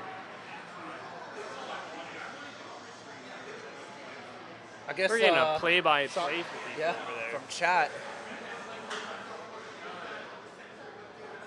No triggers and. I'm gonna be honest though. I want to see Demetrius make it all the way at this point, and I think he's in a He's position in where prime he's gonna position do to it. do it. Yeah, he just needs to win one more game. Yeah. I only say this because my fiance plays Leonor as well, so it's just like at that point, Rachel still has that Leonor in deck too. Yeah, I know it's still sealed, isn't it? I know we're not supposed to have bias, but like if that's the one Premium that deck I set kind of is want to see Still cooked. sealed. I mean, I do think also like that last game. I'll be honest, it wasn't great either. Like hitting the defensive at what he did. Yeah. Like the defensive OT mattered quite a bit. Yeah, it did. 100% it did. I mean, in that game, his turn was basically already done for the most part. He had one swing left. Yeah, that's fair. Yeah, the one damage kind of So it looks sucked. like we will be having basically a rematch. A salty run back. Salty run back.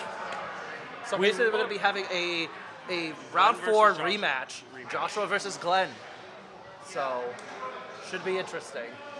Didn't Josh put both of these Glendios or Crane prayers Yeah. back? Yeah, so it would have been a fun back anyway. Yeah. True. Yep. So, see, I think we're getting set up on the stream table right now.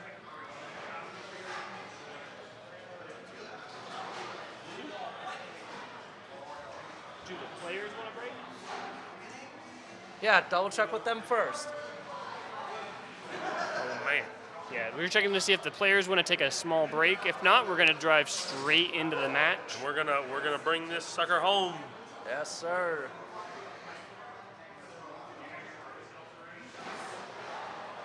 But yeah, I don't know. I'm also, you know, I think this also comes to show too that a lot of other decks can actually do well too, not just the meta, like the Yeah. absolute meta sheets. Because no one had Odium on their list either. They're good to play? Let's run it. Let's run it. Sounds good. We're running it. Both players are taking their seats. They're going to proceed to post mulligan, but Yep. for right now, you guys get to look at our beautiful faces as we tell you about this salty run back that's about to come to fruition. This Chris Strain v. Odium matchup. We've already seen it once. Yes, we have. Let's see if we can. Let's see if it's a different outcome. Yep. Whoever Maybe. loses this is out for good. Yep. But I think also this will come down to whether or not who goes first in this situation, more so than a lot of other matchups. Yeah. Because Odium requires you to basically go first. Yep. Well, or hit defensive OT on your opponent's first swing. I mean, that's also That works too. because it's exactly how that last game went with it. Yes, sir. But Sir. I think both players are very well aware of how this matchup goes. They know what to do. Yeah. It all I comes mean, down again, to this they dialogue. did face off in round 4 previously, so it's like Yeah. they kind of have a general sense of what they're actually cooking at that point. Yep.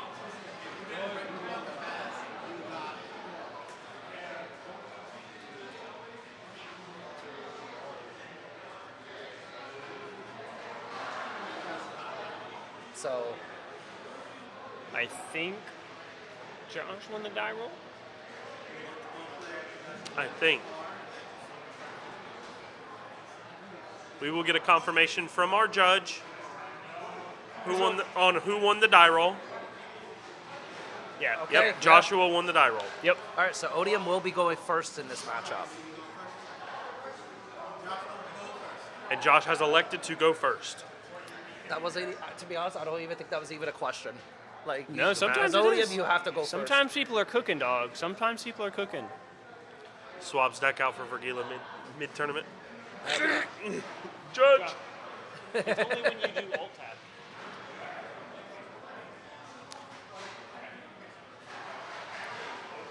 Yeah. Both players are finished shuffling up. They're going ahead and drawing their first hands right now. Yep. They're going to resolve Mulligan. As someone who's been playing a lot of Yu-Gi-Oh, I miss Mulligan. It's okay. It'd be like that. We know you sometimes. hate yourself. It's all right. I miss having a Mulligan. Dude, I've been playing a lot of Flesh and Opens Blood. up We like don't get a 3 mulligan in Ash Flesh and Blossoms Blood either. immediately out the gate. I know. Bro, you have no idea how often that happens to me. I'll open 3 of the same hand trap and then cry a little bit on the inside. No, bro, just open 4 hand traps and a 1-card starter. You're good. Just hope you pray you don't get negating yourself. No, bro, And that's open 4 hand traps and sinful spoils, and you're fine. or in my case, open 4 hand traps, open Soul Resonator. You're cooking. That's Right. fair. I think they are finishing the final shuffle after Mulligan. We'll be moving on over to the game screen once the timers are ready.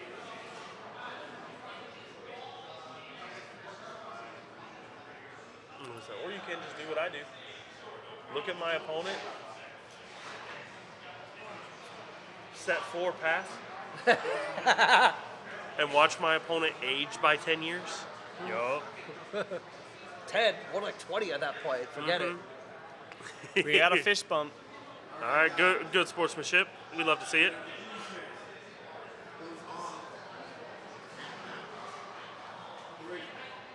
Two, one. Stand up, Vanguard. Yep, And here we're we into go. the game. Yep, Josh, obviously going first, draws his card, thinks about what he needs to discard here for Rye.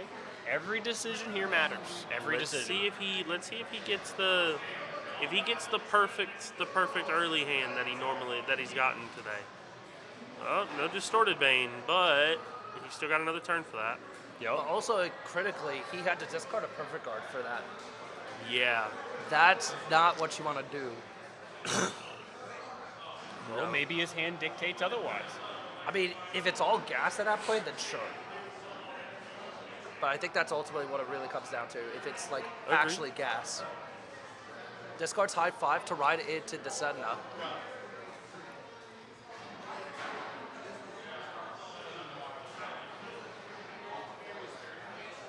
So we'll see.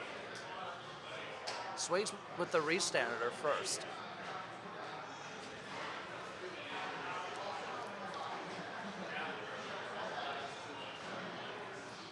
So let's see if Joshua chooses to guard this or not. I would suspect since these are lower numbers, you can't just afford to guard. Yeah. And then swing, drive checks, hit another Restander. Draws. Draw. Monstacado. Goes with the energy charge, and then gonna discard it. Ooh, 2 really Discarding a defensive heal. pieces. First the means- PG and then that the means- Restand heal. Oh, there's the Anachronus. There it is. Yep. Yeah, he So this knows might he's have been on the the reason aggression. why. He knows he's on the aggression here. Yep. Yep. But the issue is he doesn't have that 10k to ban, but he does have 2 Philias. That'll work. Yep. That'll work. Guess who's Yup. back? Back Goes ahead and again. throws a Philian in. That'll work. Yep. Okay. Yeah, that's. I don't think that you get much better. Oh, than, front trigger. Wow. Oh, man. This looks like a big So yeah, turn to push. the Anachronus is about to go burr.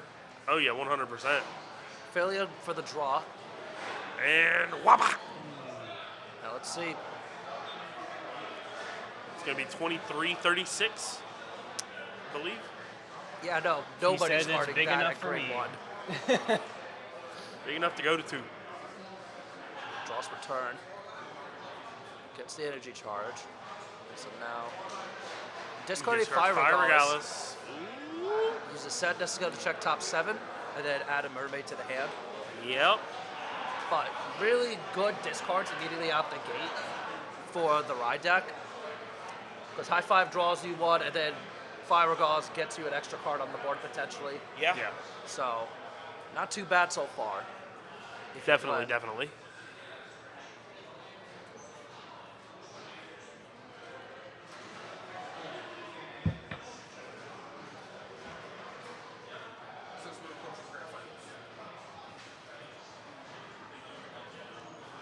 So we are going to see the Fire Regardless activated.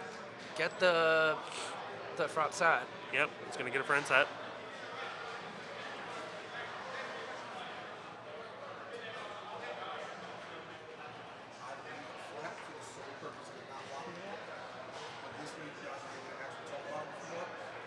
Yep. Yep. So we are going to see, is Glenn going to extend any further here? There's the Eureka. Yep. Are we going to see a counter rush? I think the I odds think we are. Very are. high. Looks like so. I think so. Mr. Nova God So anyways, I turned sideways. and Mr. Shadow Man.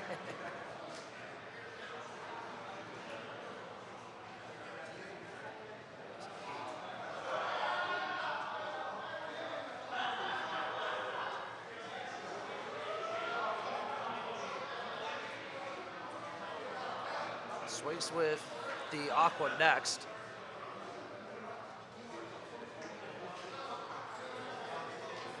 Now the question We are is, going to see a Tensky. Yep. Takes it. Checks a front Front trigger. trigger. Crit trigger. Neutralizes the We're foul. even. Balances it out. We are even, my friends.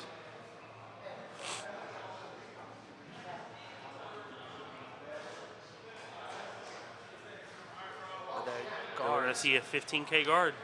And then bounces back to hand. Bounce, and then activate the Eureka to bounce the friend set. Yep. But Keeping again, his kind stuff of safe. yeah. See what I mean? And this is not to start a fire. But see what I mean? Bermuda. Yeah. But also, I do think also in this situation, because you got Anacrotus there, Eureka is not safe, and Neither is the Restander, but he drove check a Restander earlier. yeah, so so the that's Restander kind of doesn't an matter expendable card that anyway. much. So, Plus, there's always ways to get it back from drop anyway. oh yeah, 100%. Yeah. That's how they keep recycling it. That's why if they see the friend set, the Eureka, and then the Restander, they make just essentially just a loop that they can just do Yep. at every turn. And we are going to see the Odium. Anybody hyped for the new Odium support out there in the chat? I'm curious to see how well that's actually going to actually perform. Apparently, someone's trying it in Japan with Draconis, and it's actually not bad. How do you actually make that work, though? It's really weird. Yeah. Like, it's a very weird deck. Hey, I like But weird decks. They also threw Odium in, like they threw it into Odium, and it's actually not bad either. So, because it Wait, just doesn't. okay, I'm confused though, because then you can't put Odium and Dragonis in the same So, deck. the new Liel is a dual nation. I know card. that, but you have to pick one or the Yeah, other. that's what I I'm thought. saying. They throw it in there, Yeah. like they're trying it in a Draconis deck, Okay, and then they're trying it in an Odium deck. so two different builds. Yeah, two different Okay. decks. You and got it, me and it's like doing messed and up it's for a doing sec. and it's doing decent in both. Yeah. So, but who would have guessed? Blankmire Phantom would have been one of the better decks out of there. Yeah. I'm still mad. You're never gonna let that go. No, I'm not. The church took my boy. They made him happy. I want my depression-filled kid again. He'll be fine. Wow, that's awful. He'll lose a few more games. He'll go back. He lost a lot more than a few games to get to the point he was at.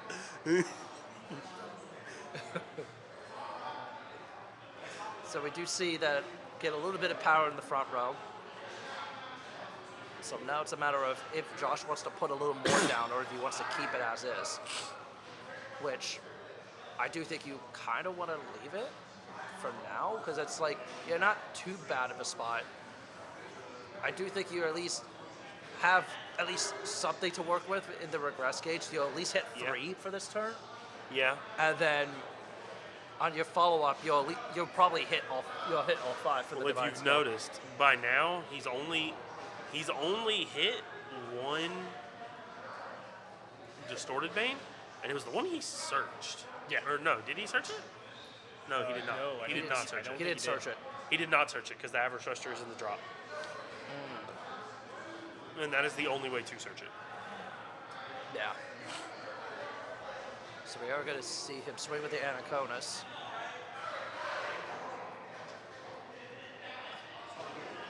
No defensive, but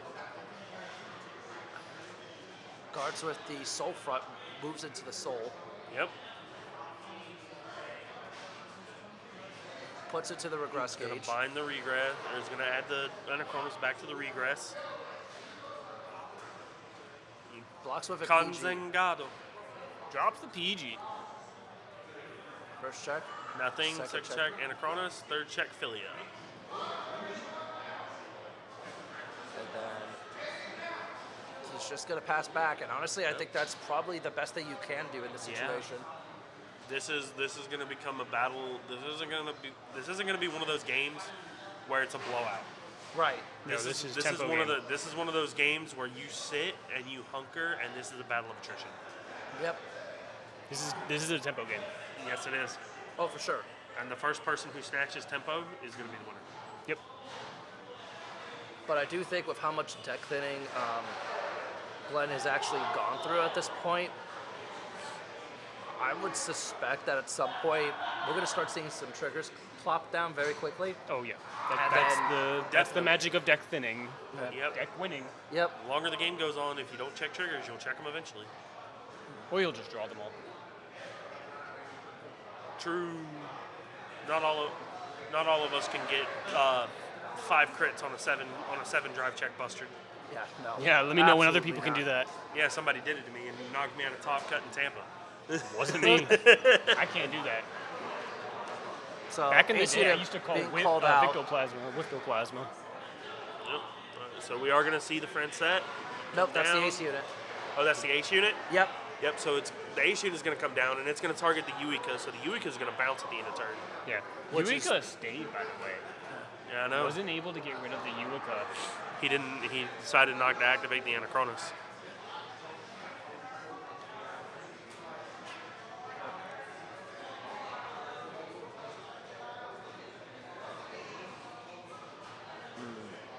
I wonder.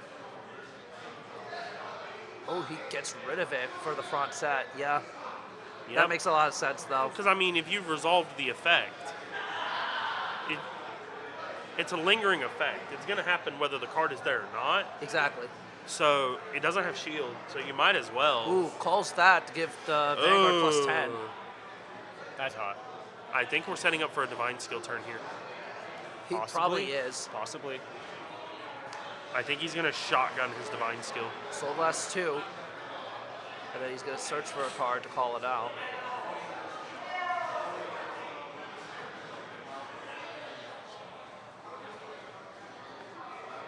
I'll be honest with how much I've seen this deck in person. I could pilot this I could deck. pilot it, sadly. I'm not going to, because I ain't like that, but No, man, we like that. We're going to do it. No.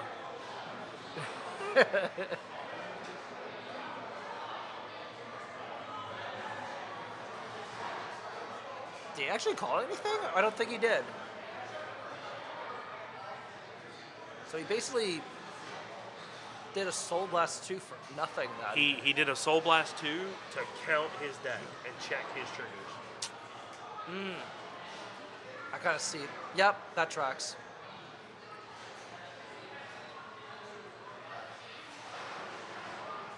He's I counting mean- his deck and checking what triggers are left in his deck, as well as what his ratio on other cards as well. Yeah. Because like you can try to play the mental game all you want, but sometimes you'll just, especially after a long tournament Yeah. like today, Because this isn't like but seeing it with your eyes and looking through your deck is gonna Because I was gonna say, you don't get a lot of effects that will let you search the deck in this game. Because unlike Pokemon, where it's like Pokemon, it's like, oh, I do this. I search my entire deck for a bunch of different things, multiple times a turn. You don't get as much like opportunity to actually look through the deck. So I do understand that perspective too. Yeah. So Francet swings next. Mental fatigue is mental fatigue, though. Yeah, Yep. especially These players have been playing for a long time. We've been going for almost 7.5 hours. moves it to the soul, draws one, and then restands the Francet. So this is, I believe, 36 with a crit. So let's see if Joshua is able to guard this. I would assume so.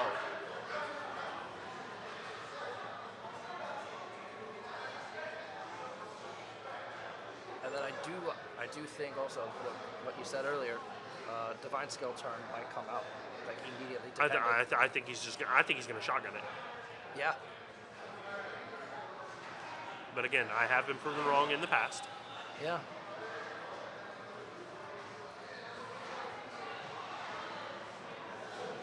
Guards with the over trigger, so that's gone. No Hits triggers two on the of drive metals. check. Are we gonna see it? So last one. There it is. Divine Skill.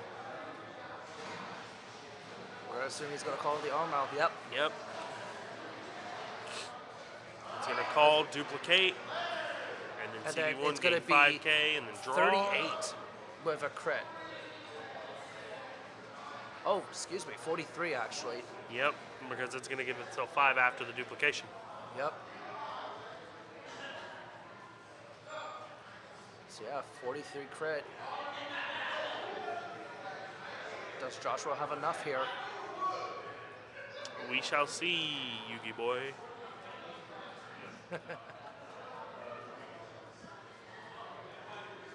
Drops the PG, discards Philia.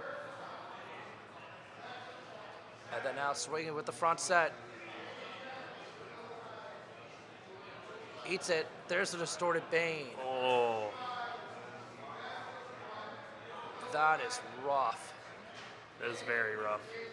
You need a takedown, right? He needs a takedown to grab it out of there, yeah. AJ charge. Goes for a Persona Ride. So that could potentially help him set up, but seeing a distorted Bane and damage is not ideal.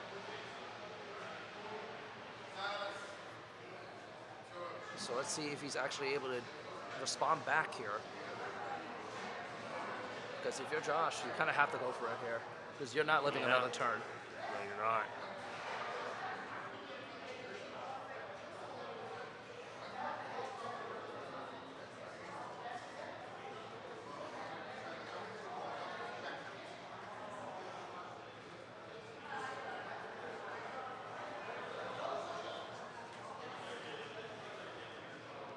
Big ol' setup turn from Josh here. He needs to make sure he does it right.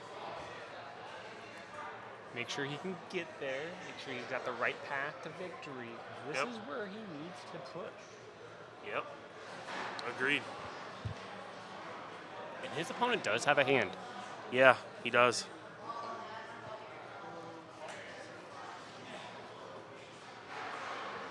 Calls it down. Question is, will he activate skill to mill? I would assume I think he so. has to. He has to.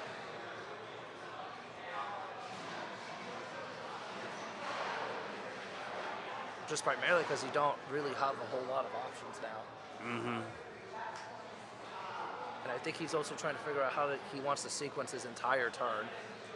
Potentially 2 turns because of the Divine Skill. Yep. Yep, so he's discarding. Discarded the Anachronus. Okay. So adds the Distorted Bane. distorted Bane to hand. And he's going to do it again. Wow. He's going to do it again because he's going to Anachronus to put one in there. Yeah. Or he's going to do it during his extra turn. Yeah. Yeah, that's true. I didn't even consider that. Because now when He's got the Odious CB to swing- do so. Yeah, he's got 4 face-up damage. He can. So he can afford to do it now. Do it now. Call the Anachronus. Hit something else. Then next turn, he can off the Odium, send it back to regress to be able to resolve it again next turn and hit the distorted vein off that Yep. to give Vanguard 10k.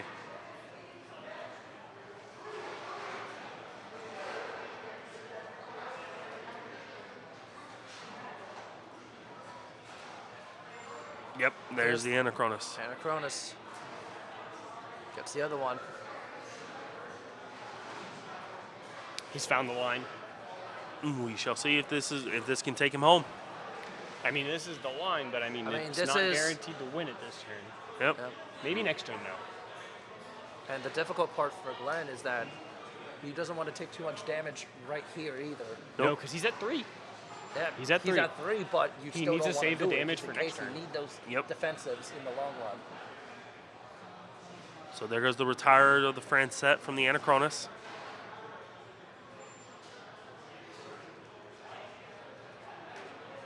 Damage check, trigger. Power goes to Van. He's taking damage now. Maybe he thinks his hand is enough for next turn. Maybe. So now, Because the Odium numbers swings. do get a little smaller, but you lose your... You lose the option for defensives Yep. if you need to take a damage.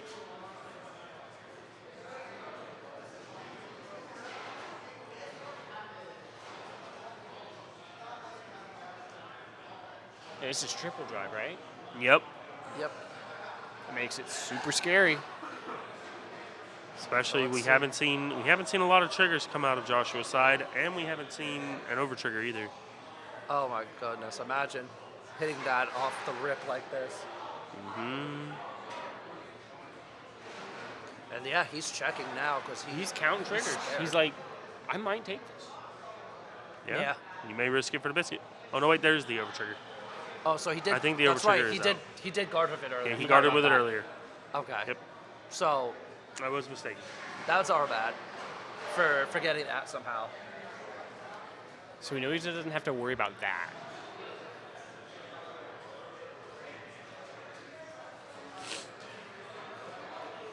So let's see. Yeah.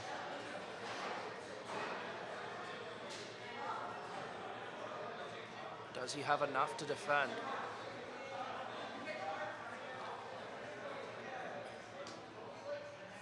Because he got to guard this plus the other one. Yep. And then the next turn. Exactly. PG. Perfect guard here. First check. It's a Heal trigger heal. does resolve. Ooh, setting to destroy. Oh. And a critical Crit. trigger to boot.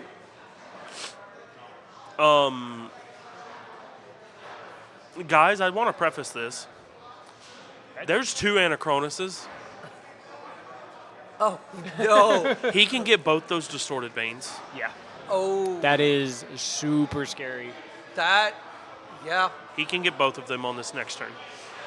that's gross. That is absolutely disgusting. But I bet you that's what Joshua was hoping for. Maybe. He was Maybe. probably planning that out as best case scenario. Yep. Because he did hit the Anachronus off of the other.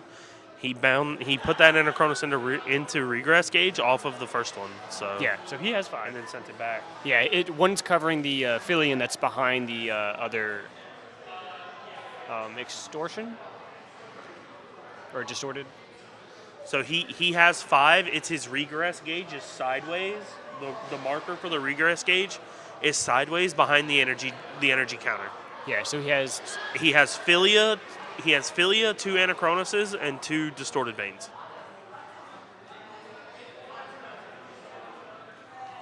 Glenn is not looking very happy about this. Not at all. So let's see. Because now that he checked a crit, so now you have to guard this. You have to. You have not to guard guarding this. this. You and your opponent at 4. I mean, if you know you need the cards in hand for the next turn to guard. I mean,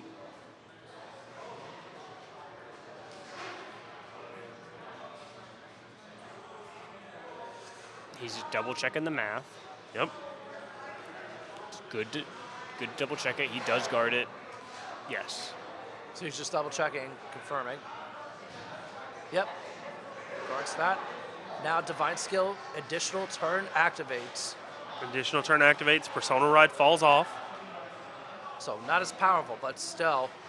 But he will be going to battle phase and activating both of the Anachronoses in his regress gauge.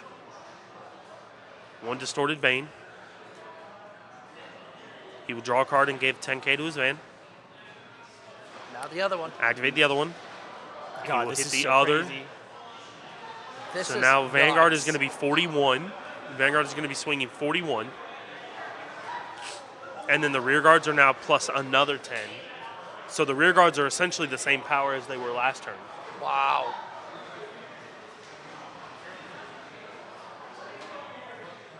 That's insane. And Vanguard is 10k bigger. Yep. Or no, Vanguard is the same number. Vanguard's the exact same number. It's just a complete reset. None of the numbers went down. Except for Glenn's Vanguard. yeah. Yep, he That's lost his so defensive. rough. And there goes the 3k grade 1 Damage check. Hits the over trigger. trigger. Oh my god. Oh my lord. There's no shot. Oh. We shall see what happens.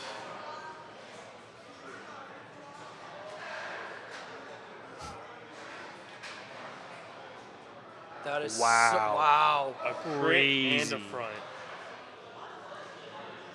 No way Wow. that just happened. Look at all them dice on that board. That was like probably the most crucial time to hit it. Over Twigger.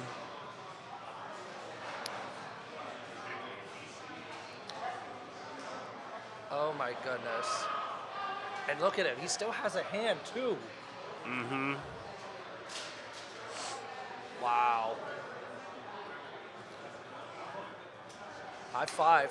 Activating. Draw He's still one. showing the good sportsmanship. We like High to see five. it. I vibe with that 100%.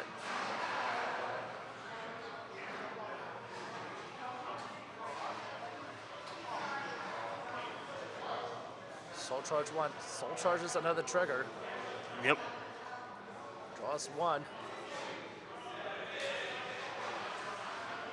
Wow. That is. What's bad about this is that Josh, even if he lives his turn, he doesn't have many turns left. I'm looking at his deck and it's getting a little thin. Yeah. Yep. And now he's like, I know I can't hit defensive OT, but I know he can't hit his. Let me see how much I need to commit to guard and where do I need to take a damage at? 'Cause he Oh, does definitely. need to take Yeah. a damage here. But I also believe that Josh's deck is getting a little thin, but he does also still have heals in his deck, I believe. That is correct. We have not seen very many from him. We've seen him discard one to ride. We've seen him hit one offensively to No, heal. soul charging. But I haven't seen the other two. Nope.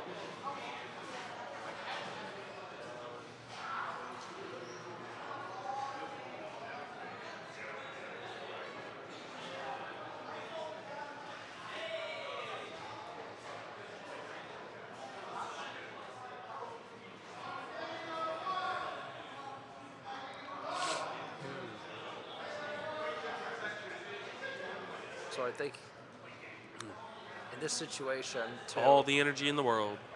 yeah, we've got all the gas at this point. Yep. That over trigger swung the tempo into Chris Reed's Oh favor. yeah, for sure. Putting down Yuika. As you However, lost the three, game is not over. No, it is not. It's not even close. She's at the microphone, but she ain't there. She stepped out of her dressing room and stepping on stage. So we'll see if the microphones work or not.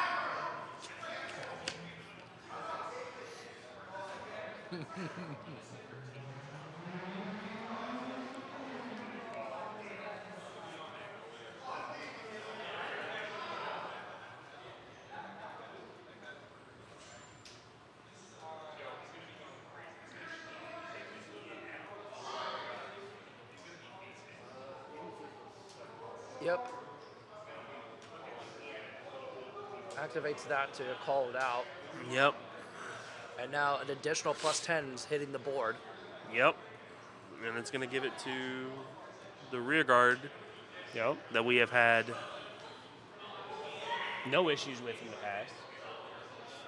Whatever you say, buddy. Calls the Persona Cycler.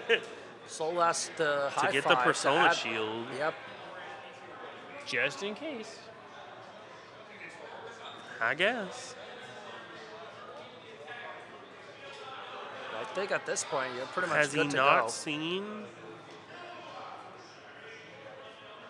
Has he not seen more than one friend say? It doesn't look like it. Let's see. Ooh. Ooh.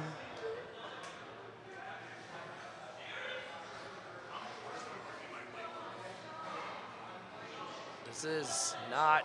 This is. Oh boy. But there is no divine skill to be worried about either.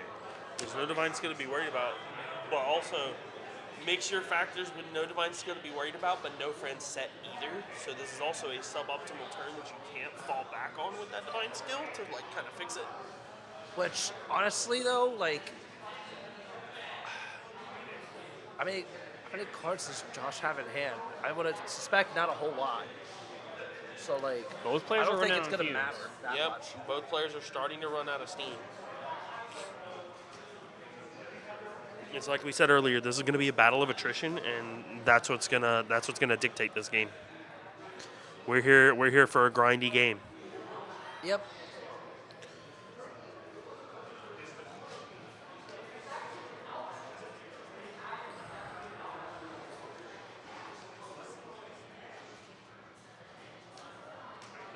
Calls another Yuika down. Yuika just to make a better column. Better numbers do matter. Yep. 53 from the rear guard. Wow. I feel like if he takes anything, he takes this. Damage Yep, checks and he crit. checks a crit. That might help Josh. Swings, activates skill. Puts the soul, and then restands the other Armel.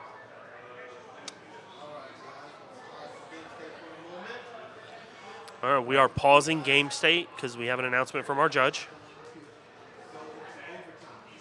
Overtime.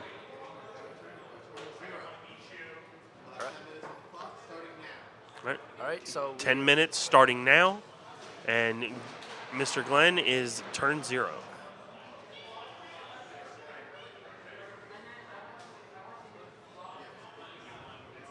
so now let's see.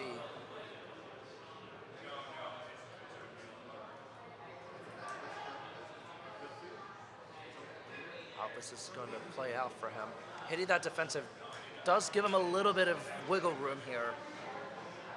But I wonder if it's actually going to But be not a enough lot. to help him. Yeah. I mean, he was trying to go full gas mode on the previous turn.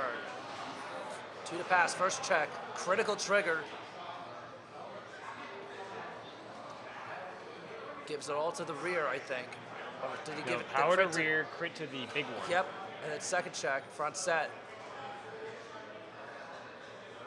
Sways with the Armel.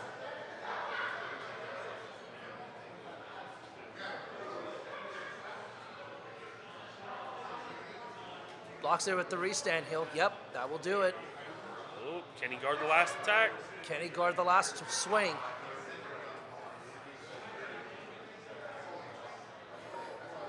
$30. That's what he said, I believe. And he guards it. Wow. Okay. Told you. Grind game central. Soul Blast to return Bounce this to that. hand, Yep.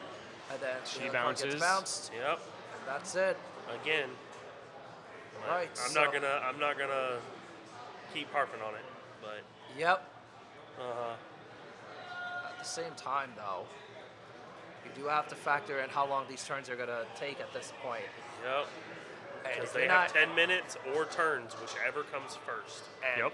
so he needs to somehow deal him a damage at the least to get Yep. himself like in a worst case scenario. Into a sudden death. Exactly. Or heal down. Yeah. Whichever at that He only point. has one heal left, though. I don't remember if he. I don't. He pitched one. He hit one earlier. Oh no, that's a crit in his damage zone, right? Yes, that's So he two does have crits. 2 left, actually. Yeah. He has 2 left. Yes, he does. So there is a realistic world where, assuming there's still heals left, He could heal that twice. if he could heal down twice, but also if he deals a damage and then heals down in the same turn, then Yeah. that swings it very big. Yeah. Because he's defense. Yeah, Is it then turn he's just one? on defensive. Yeah. This is turn 1, so he So only Glenn has to will guard at least one have more another turn if it makes it that far, because it Yep. depends also on time. And we didn't see a friend set in the drive checks for Chris Train either. We saw front set. Oh, we did? We did see a. We did see a Okay. front set. Okay. So He does need that's to guard this turn, too. Yeah, he still needs to guard the turn. chooses to take the hit. He's gonna bind the Anachronus.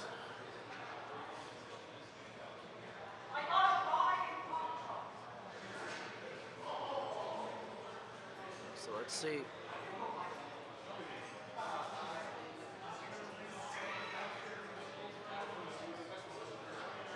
So the Anachronus rear guard is going to be what, 41?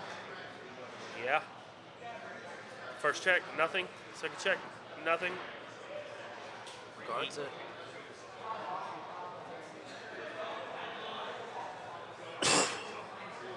So now. Yep.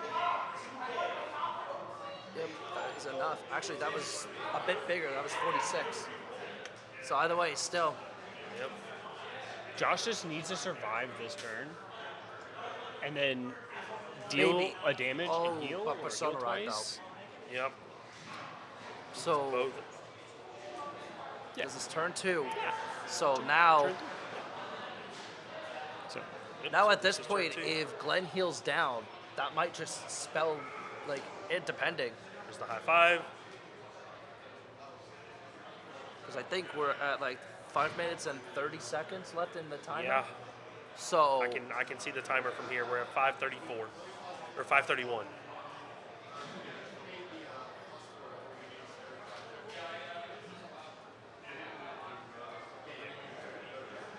yeah, his opponent never did. He didn't do 3 drives. Yeah, you did a twin drive, buddy.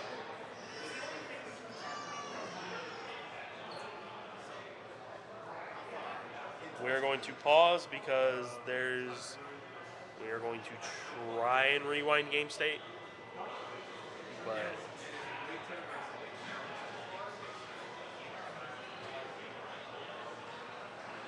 Judge is making a decision here because, yeah, he did miss the triple drive. yeah, Yeah. I mean sometimes that just happens too, because like you're so like far into the turns, you know. Looks like they Kinda have just decided forgot. to proceed with the game. all right. It is a missed We will get trigger. we'll get the official ruling from the judge.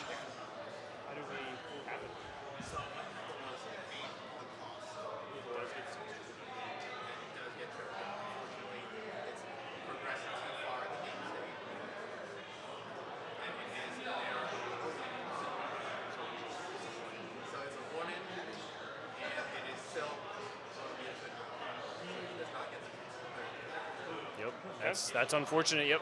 For those That who is very didn't hear, unfortunate, yep. but Mr. The- David, if you want to Yeah, reiterate so- what you were just told. The cost was paid, so it was supposed to be triple drive. However, the game has progressed too far, and it is a game warning on the Odium player, and the game will proceed without the third drive check happening.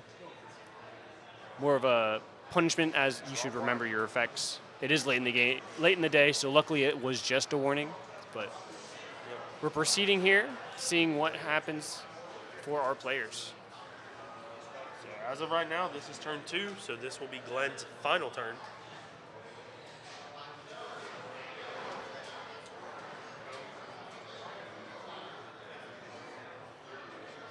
So he's got the ideal board setup once again.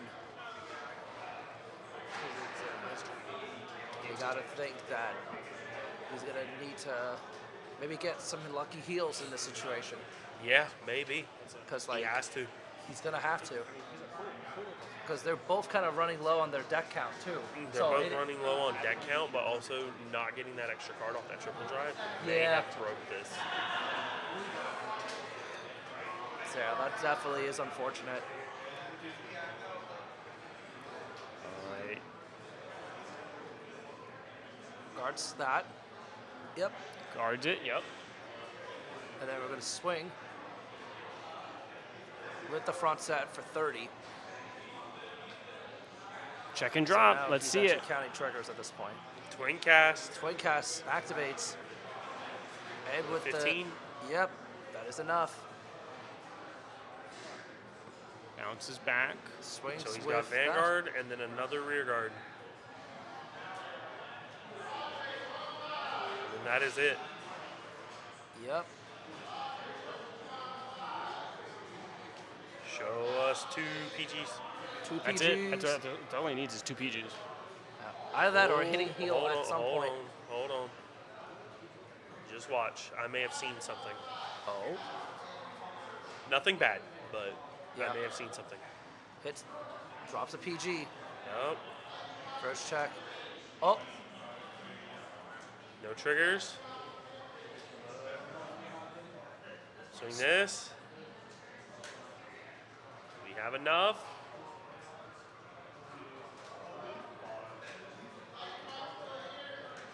Does he have enough? Or is he 5K short? He might just be 5K short.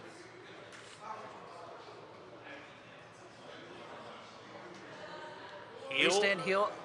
And into the Tiz car. energy blaster CB1, draw. It all draw. comes down to that. Does he actually get the card he needs?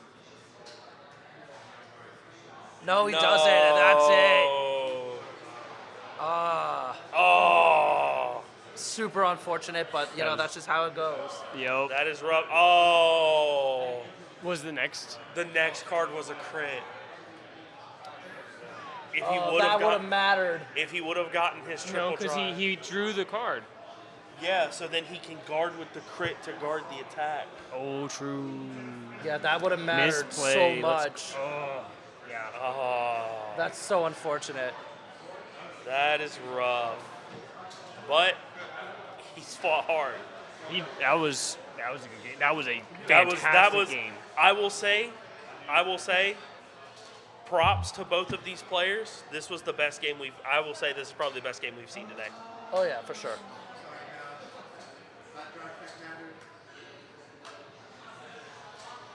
Feels super bad to be Josh right now. That Yeah. that But at the drives same time, though, I think that He was like, 5K short. he was 5K short. Wow. If he had hit another trigger off the top, would have been enough. but- I believe it was 53. yeah. Yeah. Because it was the 2 10K, so it's 30 plus the 15 on in the 8K base. And then the 8K base, but also the Uica gets +5. Yeah. Yeah. So he was it became the 10, 20, 30, 35, 43 plus the trigger. Yeah, we'll double check. We'll double check. I don't think it was enough. Wait, no, the heel trigger's only 10K, so he was 5K off. Yeah, friends thinking- at 30 plus 13 Uica. How much do those heels guard for? So the heals, the restand heals, they guard for plus 15K shield. So it's like They're 25K. 25K, yeah. So 25, 30, 38. Yeah, so even if it was 43, he drew into no shield. Yeah, he drew into no Yeah, shield. He drew into no shield. Yeah. He So- needed, well, he drew it to shield, but he didn't draw into the right shield. He No, needed he additional. was 5K short. He drew Yeah, he no was- shield. Because the heel plus the Tiz car matches. Right. Oh, wow. Yeah. That's rough. He needed it anyway. Yeah. Unfortunate, but that, you know, sometimes that just happens. All right. But I Again, think he didn't see it, so. Did you draw into anything with shield? You guarded that.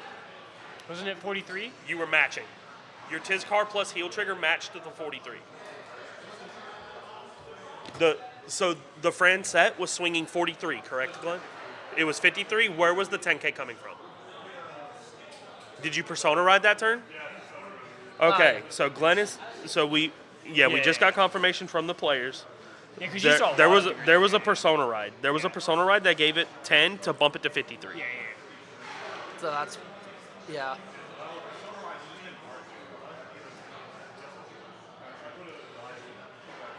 Yeah. So the end attack on the friend set was 40k Yeah, he friend marked set. it marked it on the yeah. It was 40k friend set plus 13k Yuika. Yeah.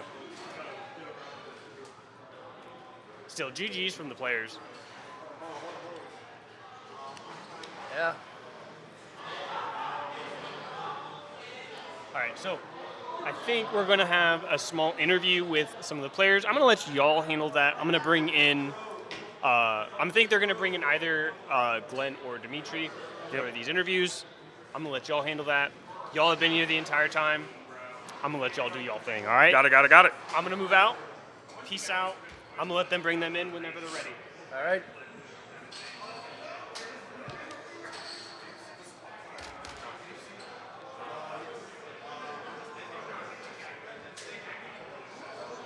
Hello, how y'all doing? Hello. Hello. How are you doing, Mr. Dimitri? So far, so good. That's good. You excited? So very excited. Like, I think out of everyone, I know Glenn, and like one of the few people I did get to Lean face. up a little bit more. That way, Gotcha. that way we make sure that the mic picks you up. Got you. Like, I'm excited. Haven't played, only played against Chris Train once today, but I know it's two different people. So, and I also know how Glenn plays. So it's definitely completely different from Collins to the one I played earlier. Yeah. I was just, and watching that game, I was like, Super piled. Yeah, no, So that was. here's the question that everyone is dying to know. In this format, what made you take Leonor? in this format, honestly, because the aggression, like, because with the outlier decks like Prison, Virgilla, Hart Luru, heck, even Chris Rain, which like came in at the very tail end of it with the new stuff it got in the set. Yeah. It was just like, okay, these restandard decks, killing spot removal. Granted, Leonor like that is a lot too, not having a board, but I've played the deck so long, brought it to like 3 to 4 regionals in a row. Like even told myself to try to take a break from the deck until the new support came out. So I'm like, all right, I guess I'm still in here for a long haul. And honestly, like that's been good. Okay. And then, like especially since I'm so free to like play how I wanted to. Like I know a lot of people were focusing more so on Troutman. I still like Vivace because the numbers are just there. It's simple while still having its own interest. Yeah, I mean, numbers are definitely there. I had you read out a number on after your last game, and it was Yeah, almost you're hitting 150. almost 150K on Almost one 150K swing. Like, on a Vanguard, bro, so- that was Yeah, wild. That's the thing about Leonor, and that's another thing that I noticed about like the mag going forward, where with how much resources decks can build nowadays, if your numbers aren't up there to the point where you can at the very least guarantee a win, then games can either go on for long enough to where you just run get out of sacked steam. out by a defensive heal or OT. Yeah. You just go either way there. Yep, definitely. But man, speaking of OTs, how happy were you in the inside after hitting your OT as consistently as you have been this entire time, bro? Honestly, it's a relief because in the match, especially in the matchups where I want to stay at low damage, like Chris Rain and Odium, especially like Chris Rain, where she gets like the big numbers on her rear guards, and Odium that can basically nullify my defenses with the extra turn. I want to keep my damage low, Right. so that way either I force a divine skill early, so where they try to take down my hand. Yep. Until I hit those defensive OT, it was like, okay, let me just build up more hand until they use the overture or divine skill. Okay. Yeah. That is understandable. So and I assume Leonor is the deck you've earned your spot in the finals with as well. Yeah. Okay. Honestly, like for the qualifier, the deck I used to win the qualifier was a different deck called Argo Sirens. Oh, okay. Oh, so you were did playing Argo Sirens. Yes. Yo, that's based. Like, That is based. yeah, That is based. especially like with the qualifier I went to, it was just like, all right, like it's still in set 11 meta. I might as well, or at least like before set 11 hit, I was Yeah, like, you I'll were just use set Argo 10 Sirens meta. because once that new prison stuff comes out, it just like curtains for anything like going like free ball. Yeah. Which I'm surprised no one took prison here. Well, I think part of So- when we were talking about it, part of the reason why we don't see prison is because they knew I believe that there there's was how two many? Chris Reigns, 2, 3. and Yeah, it, too. actually no, might have been no, because there were 3 Hart Lurus, 2 Chris Reign. Yeah, so there's 2 Yeah. Chris Reigns. So yeah, 2 Chris Reign. You So- don't want to match up into that again. And I believe one of the players, because they did announce that you could, like, because it is considered a separate tournament, Yeah. you can change your deck between the last finals and now. Oh. So one of our players actually did do that.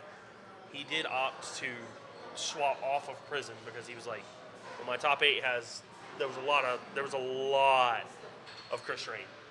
So he's like, he didn't want to risk it. So he ended up switching to Vergila, and we see how that played out. Yeah, that's understandable. Given it's a more well balanced pick for the set 11 meta. Yes, definitely, Which definitely. also was part of the reason why I switched off of Argos Sirens to Leonor, because with how I built it to handle the set 11 meta.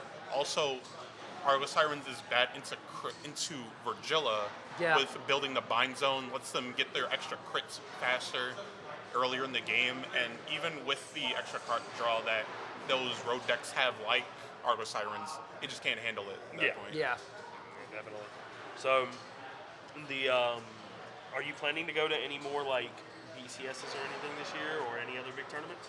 Aside from BCS Philly, like there's no other really big tournaments. Like BCS Philly definitely, because I live here, and then like going towards Spring Fest at like once the new season hits.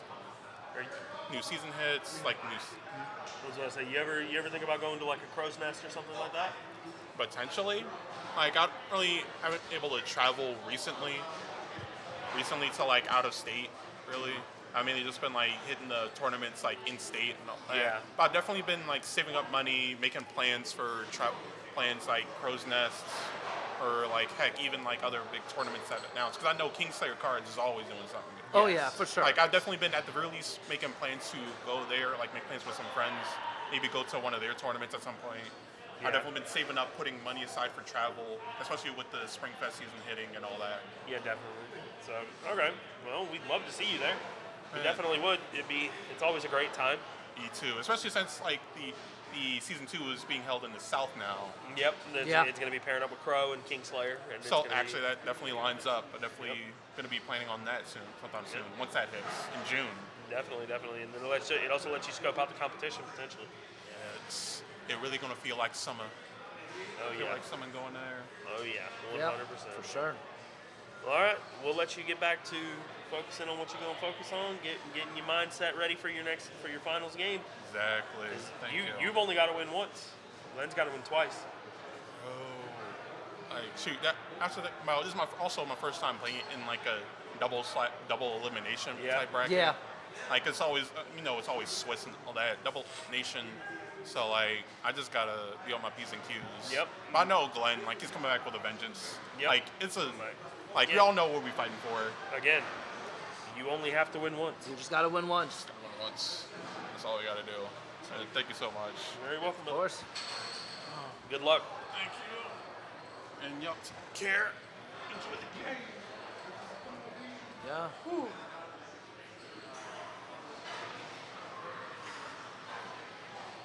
Mr. Dimitri is a great guy.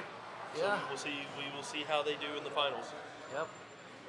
And I think we're about to get Glenn on here too.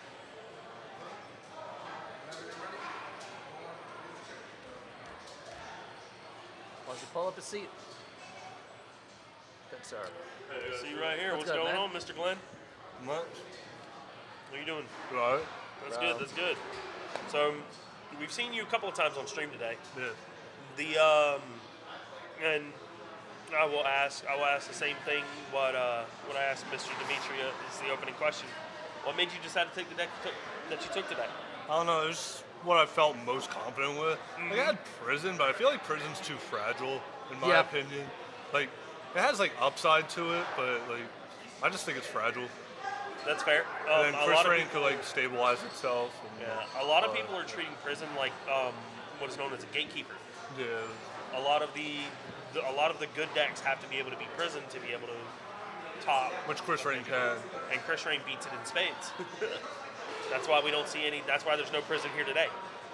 So, but why don't you run us through like some of your like, especially like that last game, like your mindset going into those final couple of turns, and like, what do I got to do to put this dude away? Yeah, that's what I was wondering. Like, I had to pray for the OT, or else I just wasn't living. So. Yeah. Yeah. Sometimes that's Yeah, how. he would have had me. Yeah. Sometimes that's how the cookie crumbles, man. Like that entire attacking turn was insane. Yeah. Double I had to head like map bonus out how after to the guard divine and skill, stuff. like So. Yeah, that was wild.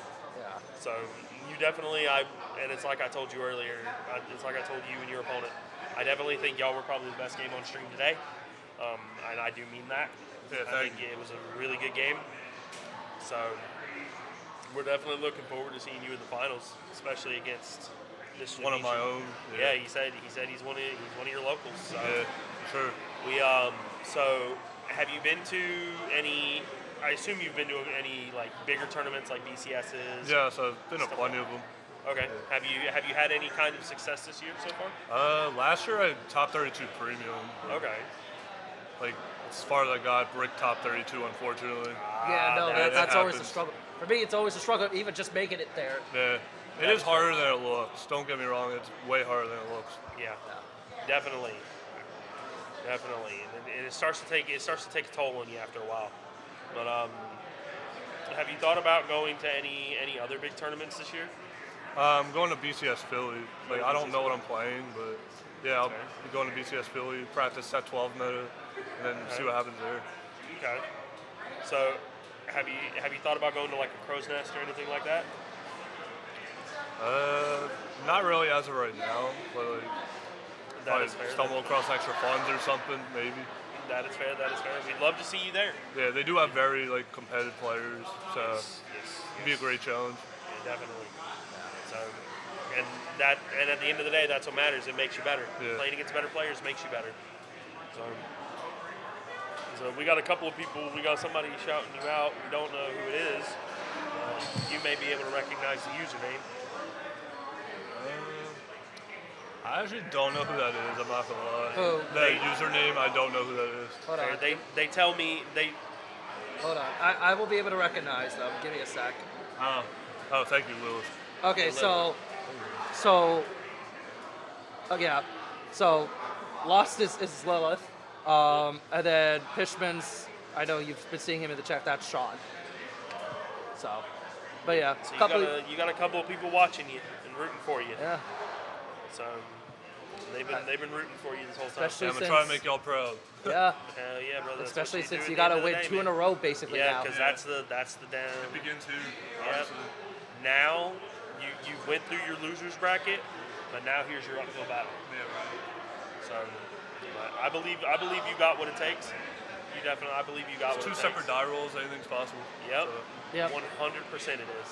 So I will let you, since Mr. Dimitri has been resting up a little bit more, I will let you go. Do you want to give any shout outs or anything like that before you go? shout out to Phenomenal Games back in South Jersey. Lindenwall. Heck yeah. So I will let you, with that being said, I will let you go, get your rest, get your focus on, and let's see if you can top your game. Yeah, it was a very tough tournament run. Oh yeah, A lot of 100%. great players. 100%. Yep. So, The first ring game, I faced in losers bracket. Oh God, it was such a grind. yeah. Like, I think he guarded me early. He just had 0 damage, so I just swung at his rear guard and passed. And then he couldn't like do the Chris Rain skill first turn. Yeah. Yep. It was like, I think it was like 4-0. I was at 4, he was at 0, and I somehow came back. Yeah, Yeah, that's that was wild. That was quite a game. That's wild. That is insane. That might have been my second best game all day. Not gonna lie. Heck yeah. Yeah. Yeah, I would have loved to see some of the losers bracket games. I've heard a lot of them. There was a couple of good ones. So, Yeah. but, Yeah. And my very first round against a tough player, yeah, one of the toughest players in this circuit. yeah, definitely. You got any questions, Mr. No, Ricardo? I think that's I've got nothing really on my end, honestly. All right. Well, good luck, my friend. All right, thank you. We'll see you in the game. Good luck, man. You're gonna need it. Thank you. Alrighty.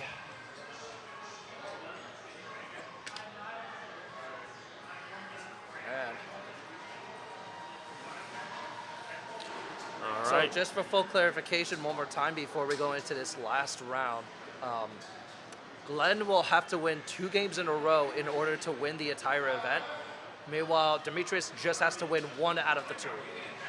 So Yep. that's going to be really dicey to do. It is, but also you've got to keep in mind, Mr. Dimitri has been relaxing. He's been chilling. Yeah. Meanwhile, True Glenn, winner is here now. I'm just kidding. Glenn is at, that's fair. We were just talking about how Glenn has to win his 2 games in a row, while Dimitri only has to win 1. Right. But the counter argument to this is Dimitri's been relaxing. He's been like calming He's down. got a clear head. He He's is. got a clear head, but That could go against him. Glenn is focused. Glenn's coming off of that crazy game. Yeah, the yeah. mental fatigue may be there, but also he's focused. He's But- still in it. He's still in that mindset. But As- with don't them worry. in that mindset, we're going to go ahead, take a small break because we're going to get them situated in their chairs. We're going to get them prepped, ready to go, get them into post mulligan. We're going to take probably a good 5-minute break. Yep. And then we're going to come back and we're going to see it all happen We're in going to real see the time. finals. So We're stay gonna see- tuned for that, and we'll catch you all when we come back. Sounds good. All right, good.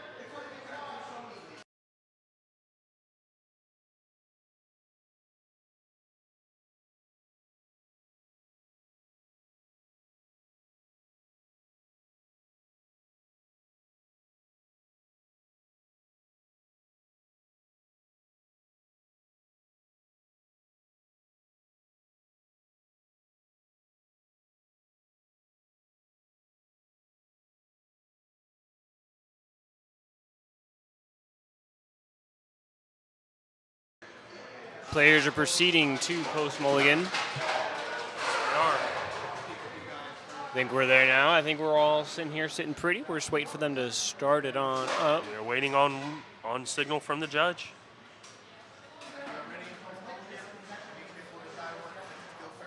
Who? Dimitri has won the die roll. And he is elected to go first. That's going to be really good.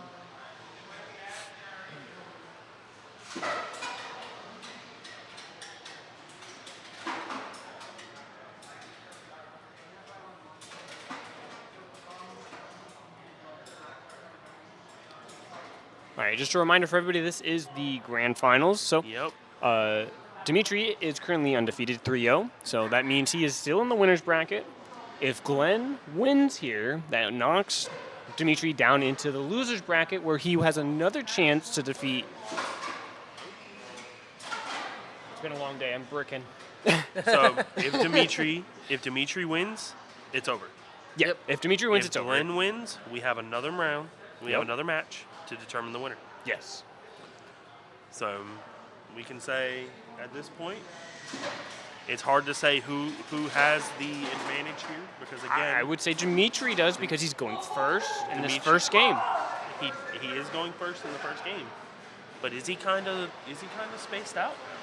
He might He's had be. a lot of time to relax. Oh, yeah, and And Glenn's that been matters a lot. Glenn's been Definitely. focused. Yes, he has, and Like- it looks like from our point of view, it looks like he's not stopping anytime Yeah, soon. he's on a warpath. He's ready. He didn't think he'd make it this far. I heard him say that earlier, and he is ready to take it all the way. There we go. So I'm excited.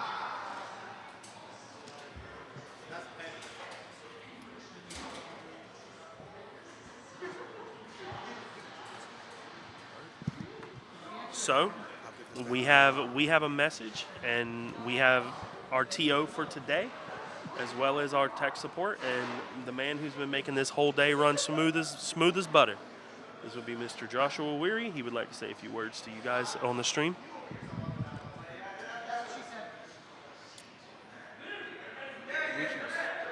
Demetrius, Glenn, can y'all hear me? Can y'all hear me? Good evening, stream. This is Joshua. My name is Zero. I am tech support, and for today, I'm the substitute TO for the event. The primary TO is not available today because he is out sick. I want to thank my casters for flying out from Georgia and Drag Noah for coming down from upstate Jersey. I want to thank my players who have participated in this 7-round event. I appreciate your patience and your dedication. You have now arrived in the grand finals.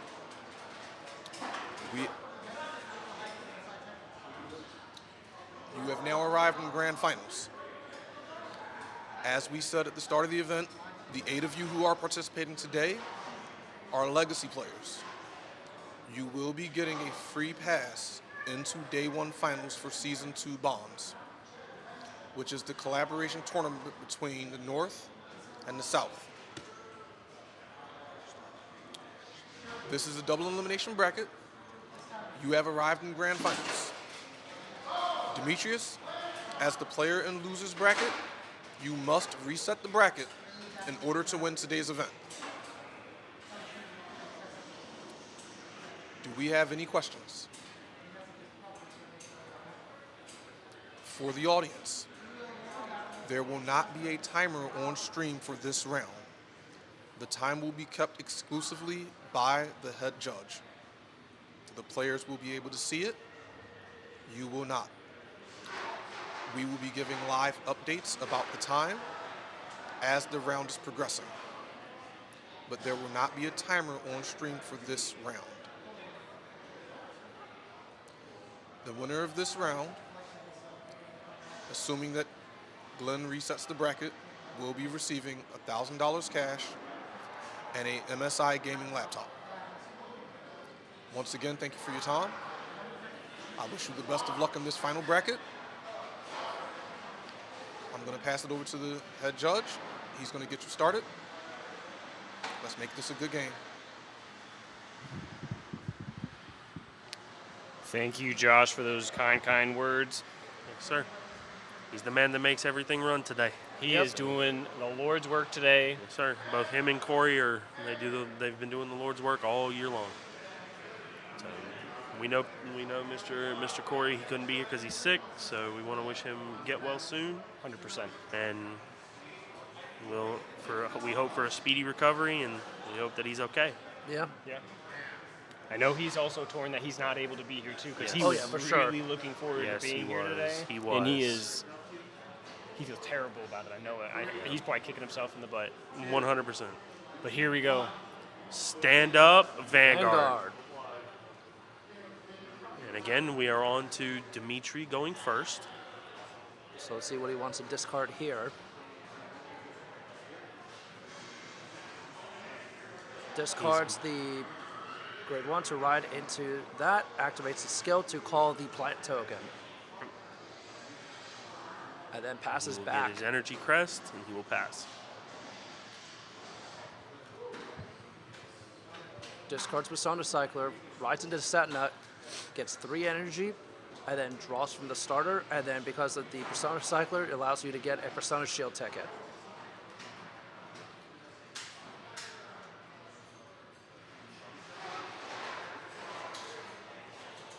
So just swinging 8 to Van. 8 to 8. Drive check.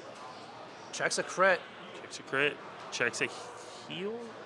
I believe that's a heal. No heal. That's, I believe that wasn't a crit.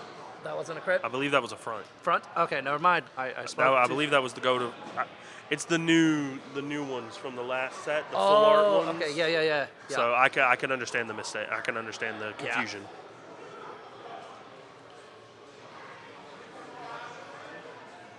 So let's see. We Rides are up going into to the see grade Mr. 2. Dimitri ride into the grade 2. We're going to see, is he going to slam board, and is Yep. he going to be the aggressor here? He is going to Rosarium Fairy to duplicate. Yep, we're going to see a 10K, I believe 13K swing. 13K, yep. 13K eats the Persona Shield. Swings Vanguard, drive check, no trigger. No Stands trigger on the and damage draws. check, just a unit. Not as Yep. aggressive as we've seen Dimitri before, but still, There was at not. least getting some sort of damage on the board is going to help. Exactly. We are going to see the Sedna resolve its effect, top 7 to add a Mermaid. He's got a lot of targets. Yes, he does. There are definitely a lot of targets in that hand. Yep. So let's see Almost what he every card in that deck is a target. adds the set to hand. I believe I'm that sorry. that is a Chris Strain The cadet. cadenza, That is a cadenza. bro. They all You are fine, my friend. So let's see. Your brain is starting to go to mush. Meanwhile, I've finally locked in, so we are wow, good. thank We are good to God. go.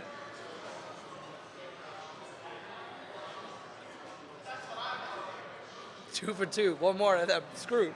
Dave is just here. I'm vibing, dog. I'm we watching go. some Cardfight Vanguard. Good There we old go. reliable.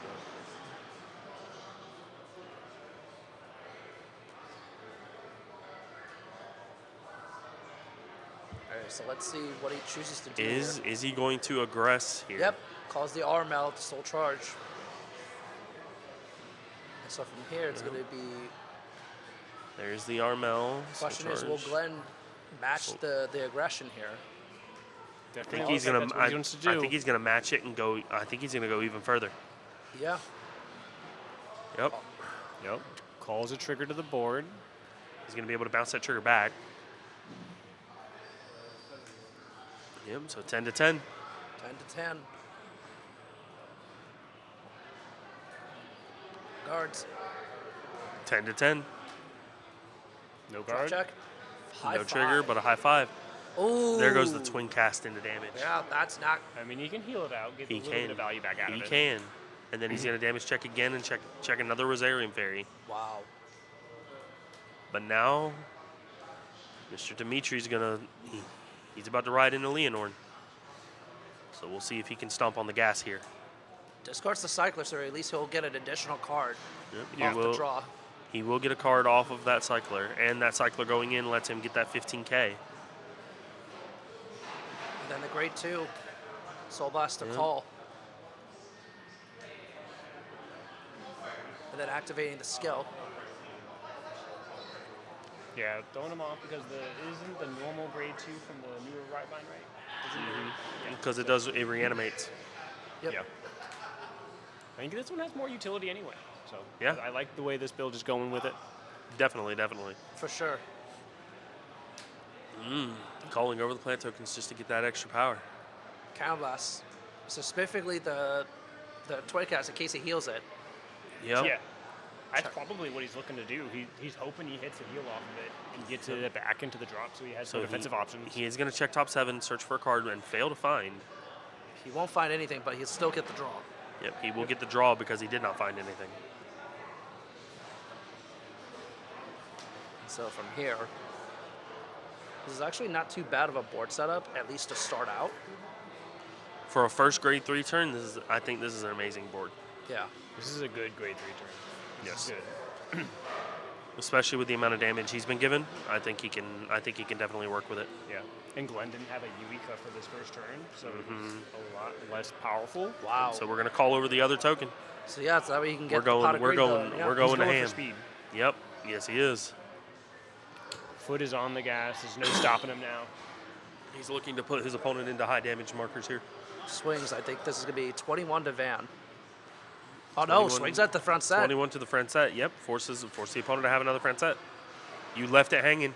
Yep.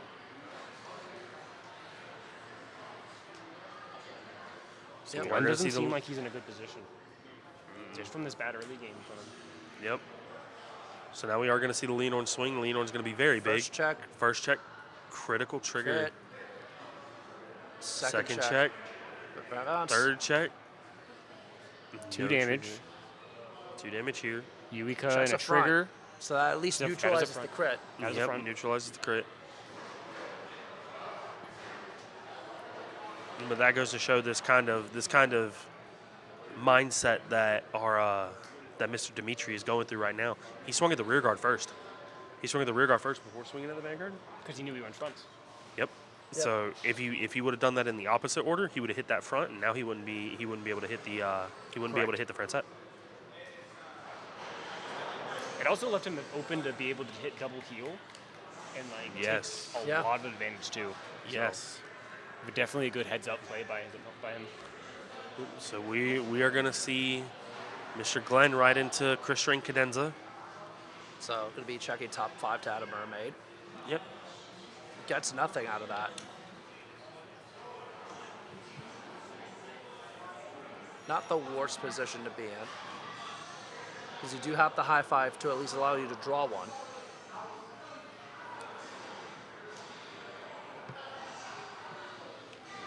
So now, we're going to see high 5 being activated. High 5. Draw High one. 5.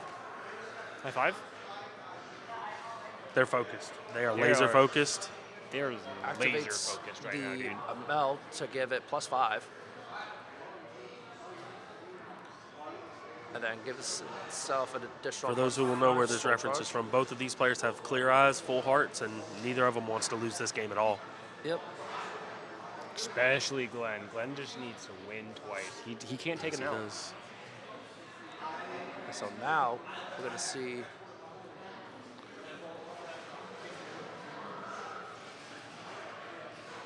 Let's see how he chooses to get himself set up here. Energy Blast 3 to call out the restander. Oh no, it wasn't the restander. It was the. Nope. Wow, what the heck am I thinking? I saw him Energy Blast 3. I thought he was getting the restander for some reason. No. He's getting the front set, Yep. and he got the Sedna. That means he hasn't seen a restander. Yeah. Which is not ideal given the situation. Not at all. I mean, at this point, do you just go digging further and just? At this point, you run the risk of overextending. That's true. At the same time, though, he could just add the trigger back to hand off the front set.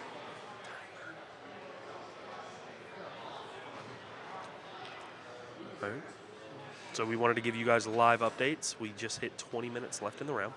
So Energy Blast 7 to draw one.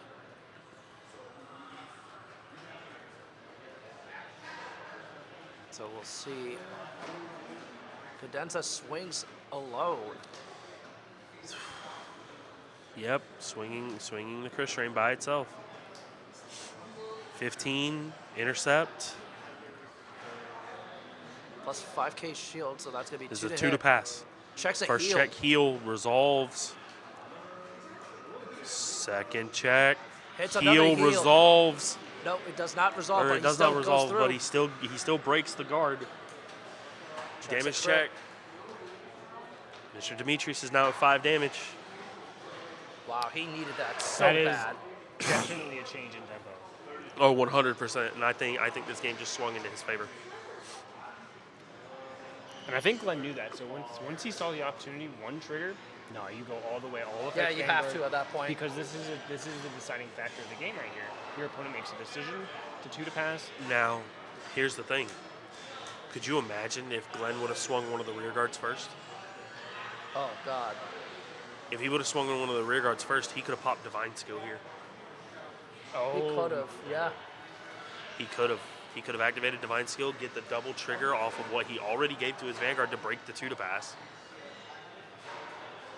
But I think at the same time though, he's trying to preserve onto that for the Persona Ride turn. To try to clear it. So But I we do will see understand. Mr. Demetrius going into Vivis. yeah. But This now, is still- unfortunately, he's at 5 damage. yeah. Well, it just means his opponent can't heal out of it. This is true. Yeah. I'm a big believer in, I'm at 5, you can't heal. Yep. So let's see. But it's okay. I'm a big believer of I don't have heals in my deck anyway. Facts. We're playing Blau Kluger up in here, aren't we? Nope, I just search him. Oh, that's I fair. put him in my hand. All right, so let's see. Calls that out. Activates skill to call a card from the drop zone. Probably going to be a token maker if I. Yep. Gonna call that out and then activate the skill, I would assume. Yep. Checks toss 7. If he doesn't add, he at least gets another card off this. So the thing is, do you add here, or do you get the or draw? do you try to get the blind draw to draw the snow order? Yo, that would be wild. He takes the ad. He takes Yeah. the ad of the Leonor. Which, honestly, in case somehow you survive, that might be your best bet. Because we saw what happens on a Persona Ride turn with that card. Yes. Yeah. Hitting casually 140 something K. We Right. do see the Rosarian Fairy hit the field. And then I think he's checking to see if he's got the grade 1 that will make the 15k base. The question is, do you burn it here though? I would argue, I think you do. yeah. I think you do to push, because You have to. he's been put in this back foot off that guard break, Yeah. so he's got to push forward. He's got to retake control of the game. Yes, he with that. does. Yep. And the only way he's going to do that is he's got to put Glenn to 5, So he's gonna swing with or this he's got to put him to 4 and heal. Or he could just end it and put him to 6. Yeah, he could. Yeah. Leonor is one of those decks that can just kill you. Exactly. So this We've is gonna- seen Mr. Dimitri do it all day today. Oh, yep. Goes into the soul. The soul front being used to guard.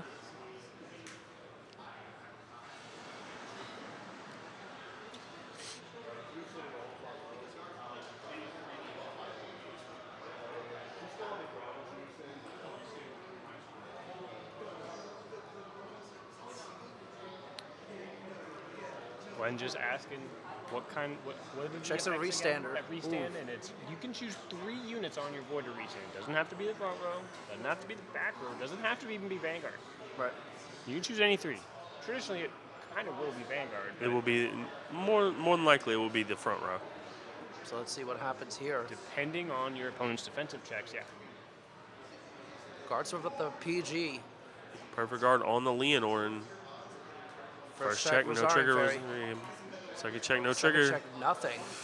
Ooh. Looking a little scary here for Mr. Dimitri. Yep, because he's also not. He's not drive checking triggers, but he's also not hitting shield. Yeah, and that's going to be very crucial too. Just thinking about where he wants to put that other What is restand. I think he third was. stand Oh yeah, going he's to gonna. be? It's going to be his booster. I can see why you do that though. You want to force the other PG. You want to force PGs out of his hand. Yep. 28 with a drive check, or no? No, a little bit bigger. A little bit bigger. Makes the Vanguard attack a lot more threatening that way too. Yes, it does. Magic numbers, baby. Because he has to waste over 15k shield to block this one attack, on top of having to worry about the Rosarian Fairy. Where if he Yep. does check a crit, he could at the very least just give it to the Rosarian Fairy, worst case scenario. Yes, he can.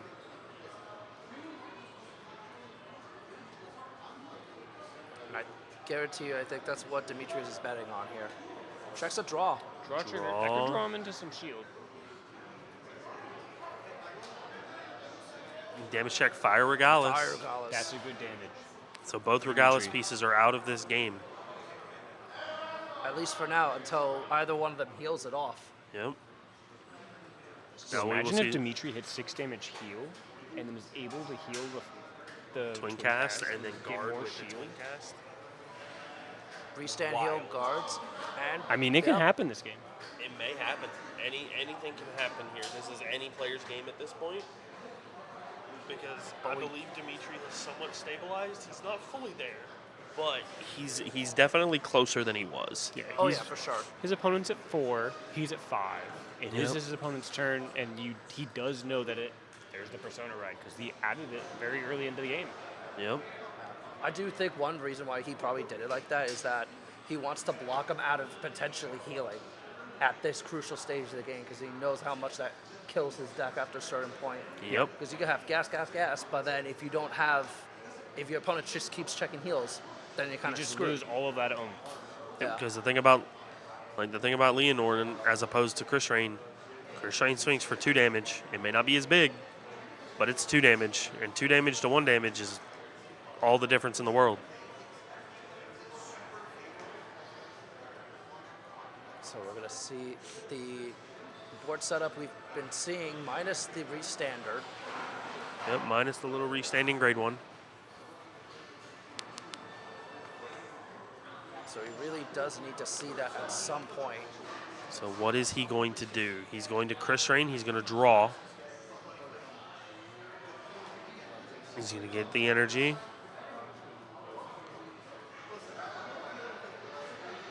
Of course, the downside of running this Still, situation is like, still no grade 1.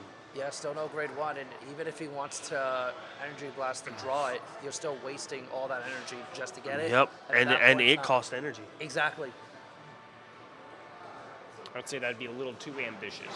I agree. That would be what we would call overextending. Yeah. So this makes me wonder, what else is he? I mean, at this point, like, Because again, keep in mind, he still has divine skill here. right, and because he held So- that back on the previous Yep. turn. So he can still get the multi-attack. It just won't be as nearly as powerful Yeah. as if he had the restander. Yes. It'll be 4 instead of 5. We are going to see the PG. PG be the booster for the Vanguard.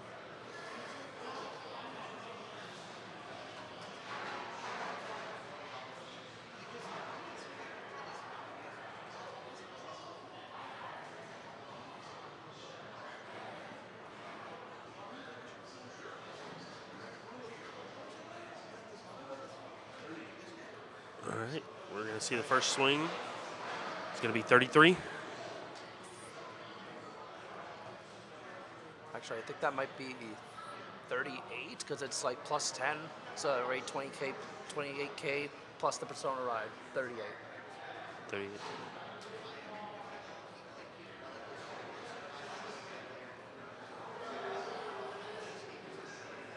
So let's see if Demetrius can guard all of Dimitri us. has to guard it.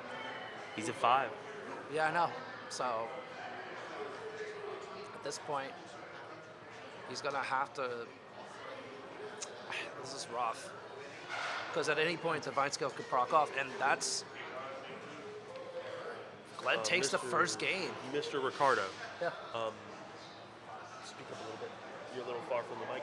Gotcha. Okay. They can't hear. They can barely hear you. Gotcha. So speak up just a little bit, buddy. Yep. Say it with your chest. Yeah, dog. Well, right, it looks so- like that was it. No, yeah, that breaking that shield was definitely the turning point in the game. Yeah, for sure. 100%. That was what swung that game. But now, All right, now just whatever just because Glenn won that match doesn't mean it's over. no. He whatever needs to happens win here, this next game. Whatever happens here, this will be the final match of the stream. And so from here, all bets are off at this point. Winner takes all. Yep. And if you're Glenn, you got to be feeling really good about winning that first game too, in particular, Matt, because like. But you also can't let it cloud your judgment. Exactly, and that's really going to be. So then, my question is: do they actually re-roll for turn order at this point, or how does I think they reset the bracket. They re-roll for going first. Okay, I believe that I'm is pretty up to, sure. I can't. I believe that is up to our head judge. Yeah. because I would assume.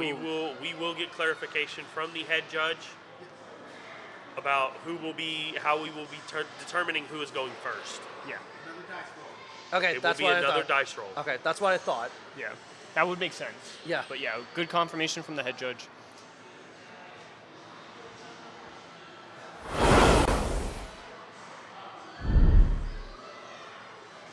Do you think if Dimitri wins the die roll, do you think he'll go first again? I think so. I think so. You think so? I think so 100%. But also, we just saw Dimitri went first, and he still lost. So there's also that possibility too. Oh, there's a 12.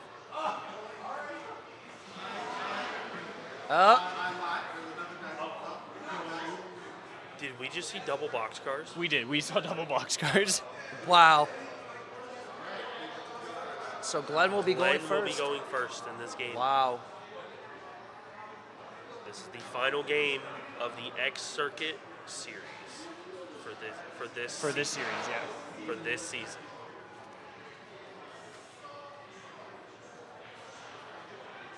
Can I just say that Battlecore has put on a fantastic circuit, and Oh, I am 100%. I'm so glad to see that they're expanding down to more areas, Yes. because I want to see more people get into this, more people join in, more people playing, Yep. and I want to see some new faces. Not gonna lie. 100%. Like us, and this is coming from the guys who we travel a lot in the southeast Yeah. portion. Stand up Vanguard. But to continue what I was saying, this is coming from two guys who travel a lot in the southeast. We see a lot of faces, we see a lot of people, but a lot of times it's the same people. Us coming up here to the north, we see people that we've never seen before. Yeah. So there was only one person I knew out of this entire bracket before today. Yeah. So it's interesting to see that Battlecore has definitely the Battlecore is taking the steps to proceed forward to be the premier tournament organizers. Yeah. And I think At the highest level is where exactly at the highest level. And I think they can do it. they 100%. I 100% I believe fully so. believe in Battlecore. So if you guys are out there and you seeing this stuff and you see these Battlecore events and you think, hey, maybe I should try to go to these, do it. do it. It is. I would say it is 100% worth it, Yeah. and you guys won't regret it. 100%. So we're gonna ride into the And Aqua. again, we'll have a few announcements at the end of the stream just to reiterate things that have been said throughout. Right. So, with that being said, we'll get into the game. It looks like we did see Mr. Glenn. He did ride the Sedna. He's gonna add the Persona. He's gonna add the Persona shield after riding the Aqua over the Sedna. And so from here, question is, will Glenn be able to establish a board this turn, or if he's just going to? And it looks Yep. like he does Now have the soul charge. Uruka in hand too. Yes, he does. So we're going to be seeing a lot of value coming out of Glenn this game. Activated Fire Regalis to check the top 5. Let's see what he gets off that. Calls the Ace unit. So that's actually a pretty good card to see off the top. It's probably one of the best targets. Oh yeah, for sure. Because then that will also search for another card. And then on top of that, it will also bounce a The card. Fire Regalis finding that is going to let him get another card back in hand. And so he's going to target the other grade 2. I think he Yep. drew a second Uica. A second Uica, I think. If he drew a second, okay. That's- Honestly, he just needs one this turn. Yeah. But It just having, means it's expendable now. yeah. Yeah. Calls the Uica. So let's see. Ooh, over Calls it. over it, extending a little bit more than what he might need to. I mean, I Maybe think he that's just- more shield at that point. I think it's worth it. It is. He's gotten the effect, and he didn't pay any cards out of hand to do so. Right. Oh, yeah, because he got an extra card out of the Ace unit. Exactly. He got an extra card out of the Ace unit, and the Ace unit was called off the Fire Regalis, which he discarded anyway. So it was Yeah. a free card out of. He like, turned a no shield. He's turned a no shield order into a Persona. The persona Yep. ticket. and an interceptor. So we are going to see the Aqua Swing, drive check, PG, damage check. There's his Ace unit. Yep. So that's out of the game. Twin cast again, Wow. That is so unlucky. and it's a second damage like it was last game too. Wow. What are the chances at that point? It happens. It happens. So let's see how Demetrius chooses to respond. I would think with more aggression. Yeah, I think he has to. he has to. I think he has to respond. I think he has to respond with an aggressive push because if he doesn't, he's going to get overrun. So he will be checking top 7. Let's see if he gets anything useful out of this. Adds He the is going Vivance. to get a Vivus. Yep. So that If at he least didn't have one guarantees him already- his follow-up ride. Yeah, if he didn't have one already, now he does. Yep. So from here, we're going to see what else he's going to choose to call out, if anything. Yep. Calls out another one. Wow. Yep. Which, I mean, makes sense. Worst Deck comes to... winning is deck winning. Yep. He's got the damage. He's got the damage. Might as well and- use it. Yeah. Yep. So at least he gets this additional draw now.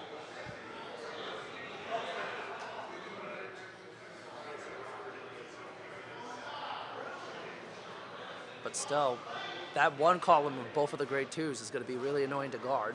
Yes, it will because that is a 26, I believe. No, hold on. It's a +5 on both, so that's actually 30. Are they grade 2s? They're grade 2s. Yeah, Yeah, so so that's that's a 30K 30. column. Drive check, no trigger. But Damage check, no trigger. But that is a perfect card. PG hits drop. It hits the damage. Damage check. checks the crit. But very importantly for that drive check, he did see the grade 2 version of Rosarian Fairy. Yes, So he that's did. going to matter quite a bit going into his next turn. Yes, because also Chris Rain, because Chris Rain's going first, they don't have that threat of a divine skill. Yeah. So they can't pop off as quickly as they He would have can't liked. pop off as quickly. And going off of what we've seen drawn and damage check, I think he may be missing a few pieces. Yeah. So I think at this point, if you're Glenn, Yeah, he's been seeing a lot of double ups on the pieces of it. yeah, that's true. Yeah. He's been seeing double ups on pieces that he doesn't need. Yeah. So that's going to be So very crucial. We do have the Frenchette. Soul Soul charges. Charge. Was that an Elementaria that was Soul Charged? I think so. So that's another PG gone. Wow. This is really. Maybe he's banking on it not being needed. This is scary. Oh yeah, for sure. Yep, I believe that is an Elementaria. Wow. You hate to see that, but it is what it is at that point.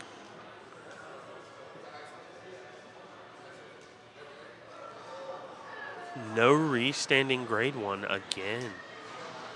Oh, he's deck thinning hard. So he's going to Soul Charge. So he's giving the 5 off of the effect. Let's see if And he then he's gets it CB1 off and that. drawing again. Yeah, going back, making sure he doesn't draw the card before giving the power. Yeah. That's Yeah. But quite also, important. the biggest thing about this deck, if you look at what he's got, Chris Rain needs 5 different units. There's his 5th different unit for Chris Rain. Yep. Yeah, because he counts Vanguard, right? Yep, it does. Yep. But having a duplicate makes it a lot harder.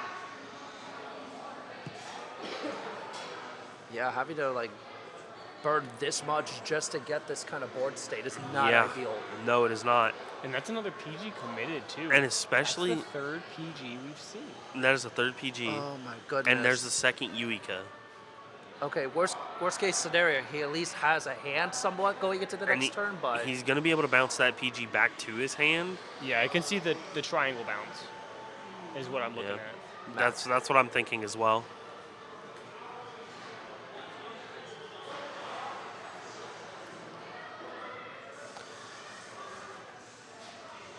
so let's see how he chooses to guard this attack, if he decides to guard. But then again, I think because of the crit pressure, you kind of want to here. Yeah. The major caveat, of course, is that you don't have any CB to really pop off. No. And because he doesn't run the other grade 2 in the ride line, he'll be forced to pay the counterblast. Ooh, no guard on the Vanguard. Crit Yep. power. There it is. First check. Second check, nothing. Third check, crit. That is risky. That is incredibly That was risky. very risky. He might know that's probably how he might win this game, though. He may his game plan may just to be, and I know I've said it, it may just be to try to close it on the crackback here. Yeah, I 'cause can see that, Glenn but doesn't have a lot also of cards like, in hand. No, he does not. He's gonna have 3 more go into his hand. One of them's a PG, 2 of them are 5Ks. Yep. This is looking a little scary for Glenn. Yeah, it is. And he's intercepting with those rear guards, and those rear guards are gonna go. I believe those rear guards, the ones that check top 7, they're not named once per turn, are they? Because they're the ones that go back and turn something 15K, right? yeah, they're not once per turn. So they're not named once per turn. Oh, he didn't have enough to guard. That's it. Wow. That's it. Oh, That's it. Oh my Wow. God. Glenn takes the won double. it out. Oh my lord. Wow. Good shit, Glenn. Good job. Man. And it's like, Man, locked in. Wow. it happened. We were talking. We were talking up like were- there was going to be another we were turn. like, And then it's like, nope, gone. Yeah, Dimitri just didn't have the guard. Oh my god. He just didn't have the guard. He did. Sometimes that's just how it is. Like, Yeah. He did not have the guard for it. I think the numbers were just way too much for him to handle. Well, that that's why he crit- was. That's why he was deck was- thinning like crazy on the previous Well, turn. he was banking on that. He was banking on him not hitting a crit, because if he didn't hit a crit, he lived. yeah, big facts. Yeah.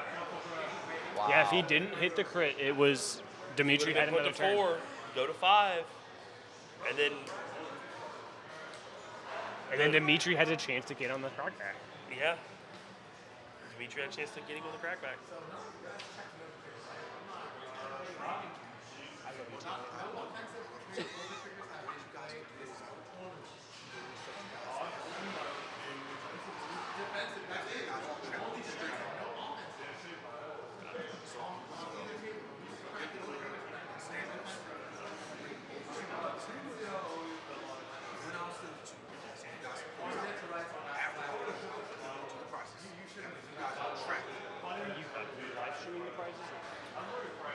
So y'all want me to do the closeout? Do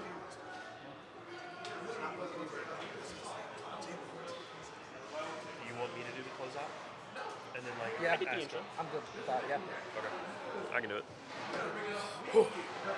All right. So, with Mr. Glenn winning this game, we are going to get our breakdown of our final standings from our TO, and then we will give you a breakdown, and then we will have a couple of closing announcements and thoughts, and then we will be heading out for this time. So we're just waiting on the results from him. But man, that game kind of came up out of nowhere. Yeah, that was felt way like- too fast, bro. Like, That was felt quick. like we it. were talking like there was gonna be another turn, but no. 10 minutes? Getting Sometimes sent that's to all you need. 5 damage that quickly does it. Yeah. And then he died. And then he Yep. died. Wow. Man. I think that's like the fastest game of man. standard I've seen. I've had faster. Oh my god. I've had faster. I've divine skilled somebody with Blankmeyer while they were at grade 2. No, I was playing a regular build, but it was just all of my soul charges hit all 4 of my single strikes. And I was like, oh, well, I guess I'm just going to win. Bro. That's wild. Yeah, Yep. we're still going, man. Yep. So let me get our standings.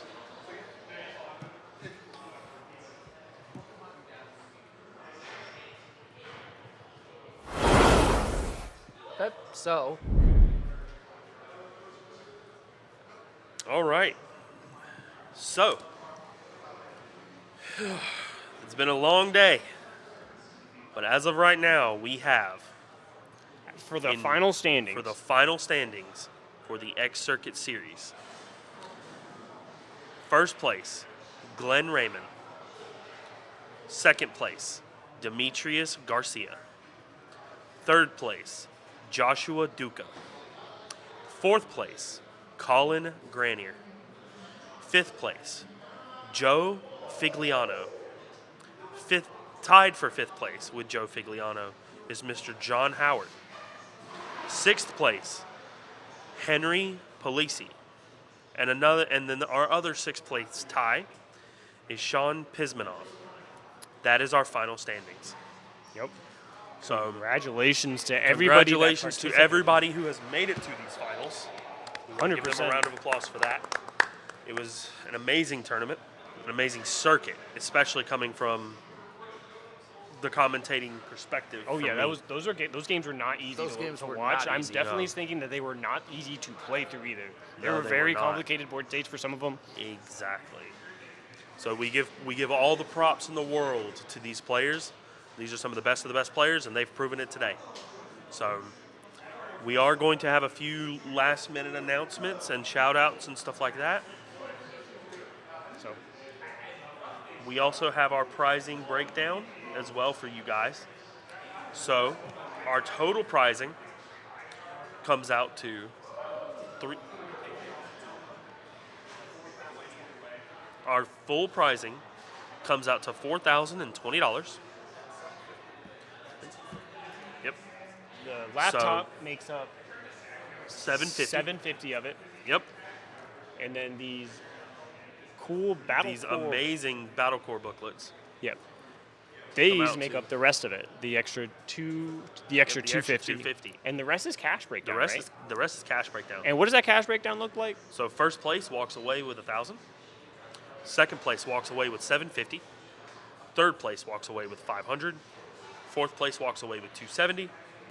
And then between fifth, sixth, seventh, and eighth, it is $500 split 4 ways. $125 for each of them.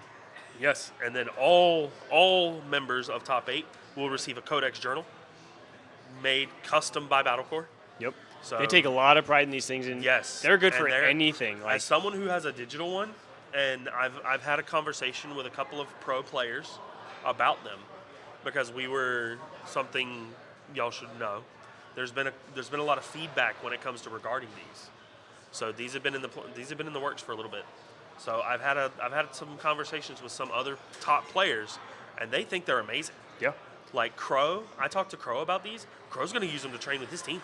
Yeah. He's going to use them to train with his team, because he's like, this is an amazing way for people to keep in mind what they've done. yep. It's a very And then good tool for improving You can on yourself. You can reflect on what you've done and either improve or not make the same mistakes again. Yep. So it's one of those that it's very good. Yes, you cannot use them in an official Bushiroad setting. So like in a Bushiroad At a Bushiroad normal, like, Championship BCS, series, yeah. you can't use them at the table because you cannot document what is going on in the game. but it is great for you to write afterwards and reflect on how your games went. Yep. So they're fantastic for that. And then also, going back to the prizing, the first place player won a MSI thin gaming laptop, 15.6 Intel i5 16 gigabyte, and it has a RTX 4050. So definitely a decent rig, to be sure. So I believe are we gonna get Glenn on? Hell yeah, we are. Yep, we are gonna get Mr. Glenn on for a final interview. Yep. I'm And going to give my seat to him. So After that interview is done, we are going to have a few closing out announcements and shout outs, and we will be gone.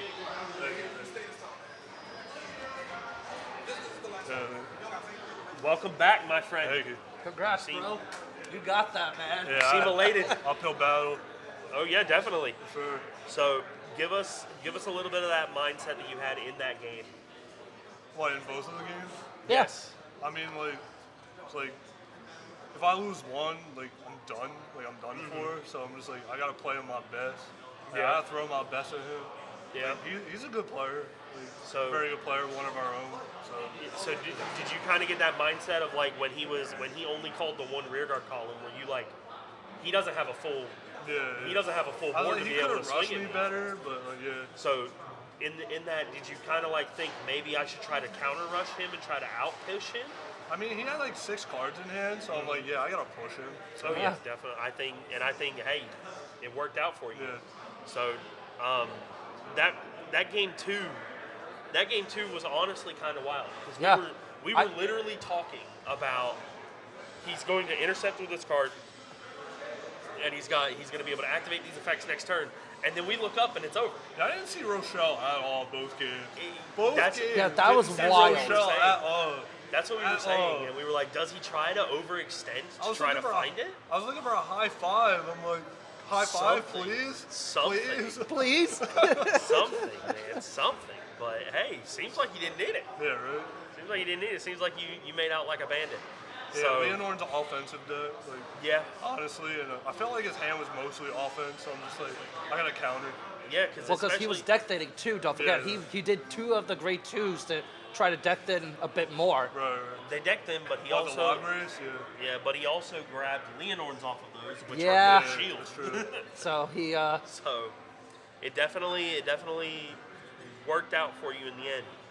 You were definitely the underdog going into this game. Yeah, right. That is 100% clear. Right. So you had a couple of people rooting for you out Nothing there. like so. it for the first X circuit, coming back from the losers bracket, and Yep. just make it happen. There you go, man. Yeah, man. The story of the underdog. Everybody loves the stories. Yeah, That's why they make great movies, right? Right. So, but man. So what you gonna do with it? What you gonna do with the gaming laptop? You gonna use it? You gonna sell it? What you I'm gonna use it. I've been wanting a gaming laptop like for a while. All right. yeah, man.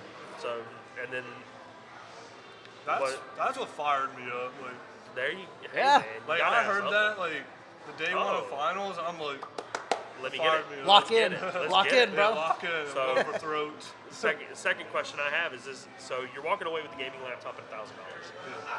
Is this $1,000 going to be put towards high rarity lyrical cards? Is it going to be put towards? Because we did see you have a lot. Yeah. You do have a lot of This high is rarity like cards. TGR triggers. I just wanted some bling in the deck. That's fair. Like So not like TGR plus. I just Yeah, wanted so- some bling in the deck. are we going to see you? Are we going to see more of that, or are we going to see that put towards travel? What are you thinking? I'm not sure. Maybe even deep lands. I don't know, but that's like really expensive right now. I will admit, as someone who, all of my deep land stuff, I ordered the entire deck, and it's sitting in my mailbox at Oh, home. really? It got in the day I flew out. Yeah. It is. I've been playing the deck for about a month. It is a very nasty. Yeah, I don't feel like spending like $500. That is fair. That is Harvest- 100% Harvest fair. Elves, Harvest Elves, and the Deep Lands promo from the manga are definitely. I might just say screw it and play Manurva, but I don't know. Yeah, I was gonna That's say fair. that's what I'm doing. Join us. Either that or I'm gonna go then with you Chris gotta- Ray and screw it. Yeah. I think Chris Rain is definitely the way to go, and then probably look into something for like not this set but next set. Yeah. Because Like then set 12 is just very power crap. yeah, So so I would definitely look into something there in my opinion. So, but anything, any shout outs, anything you want to give to people? It's phenomenal games. Yeah, my peeps back there. Okay. Yeah, they always give me some hard games. Yeah. Definitely prep me for this. Hell yeah, brother. Hell yeah. Yes, sir. Yeah, I see you all the time on Vanguardians, and I'm like, all right, it's good to finally put a face to the name now. Right. So it's been an honor. It's been an honor to watch you fight through this bracket and to watch you win this whole thing, man. So Yeah, I want to say, when I went to the losers bracket, like, I don't know, I feel like just keep pushing. Like, yeah, it's like you on gotta push thin through, man. ice. Yeah. Yeah, man. Hey, some people work better under pressure. Yeah, right. So I will say, with that being said, man, I'm gonna let you go get your prizing. I'm gonna let you get everything you want because I bet you're tired. Yeah, I'm very tired. It's been a long day. Yeah. Like Definitely. 8+ hours. Oh yeah, So, 100%. Yeah. So I will let you go and get what you need to get done. That being said, man, it was an honor to watch you fight your way through here. Yeah, man. And congratulations on your top Thank you. first, on your Thank first you. place finish. That's it.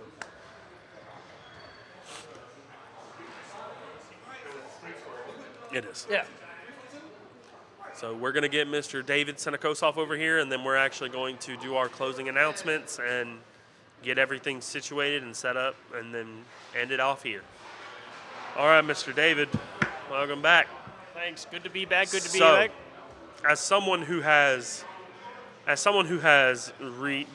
a few thoughts closing out this stream, as someone who has recently, because we know you at Georgia, it was your final Vanguard event. It was. As someone who has recently retired and then didn't really enjoy standard that much, how would you say today was for you? So today, I didn't know what any of these cards did going in. I had no idea. Yep. Zero. The only cards that I knew what they did was the Vergila deck that John was playing because I played that deck in Team League with you. Yeah.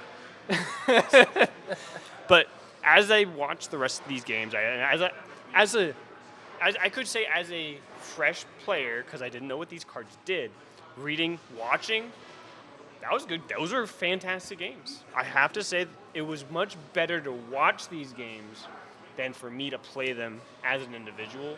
Yep. That doesn't agree with the format. However, in this perspective, it was great. It was fantastic. Fantastic. It was And- fantastic. It's like a different perspective on Yes. the format Yes, when you're definitely. sitting in a different area than the Especially- driver's seat. And especially with the way Battlecore tries to make it a spectacle too.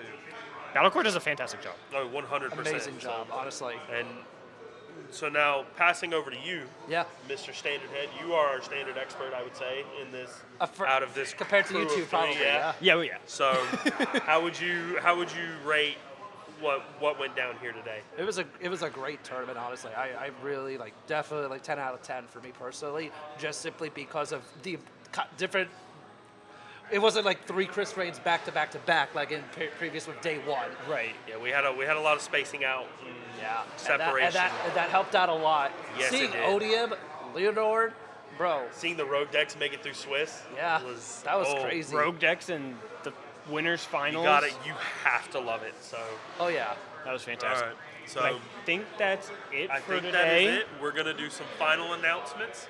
No, so I we're think gonna start. I think they're doing the prize They're distribution gonna do over the prize there. I think we're distribution cutting after it. stream ends. So Yeah. us 3 are gonna have a few shout outs and a few little tidbits of information. So we're gonna start with Ricardo, and then we're gonna work our way down, and we're gonna end with Mr. Senekosov. So any shout outs, any information, you got anything in the works? Right now, just shout out to all my guys that came from Jersey to this event. You were killing it. I know you guys kind of team killed each other a bit in the losers bracket, but you guys did an awesome job making it here. So congrats to you guys. Big shout out to my fiance because without her, I wouldn't be in this situation because she qualified for day one, and then that gave me the opportunity to, cast for that and then come here. So thank you so much, Catherine. I love you That's fantastic. for that. But with that being said, as in terms of my channel stuff, I'm gonna start coming back in full after this, start in the middle of the week. I'll start making more content, and I got nothing else really. Awesome. Sure. So with going to me, I just want to give a shout out to, obviously, Battle Core, the best when it comes to tournament organization structure. They've done great. They've done a great job making the structure system work, 100%. and it is fantastic. I love this tournament system that they've done, and all the prizing support, and all of the making this just a phenomenon is what it is. Like, it is just absolutely crazy. So I want to give props to Battle Core for that. Second thing, I want to give a shout out to Kingslayer Cards. They sponsor me and Mr. Sinakosov, so we wanted to give a shout out to them.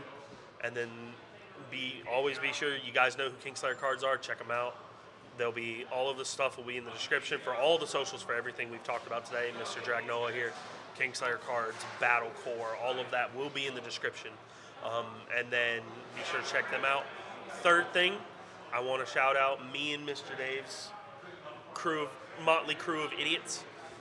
Main Deck Masters. If you like Gundam content and you like TCG content from a casting perspective, we will be moving towards that kind of stuff, and be sure to check it out. We would love to have you guys comment, view the videos.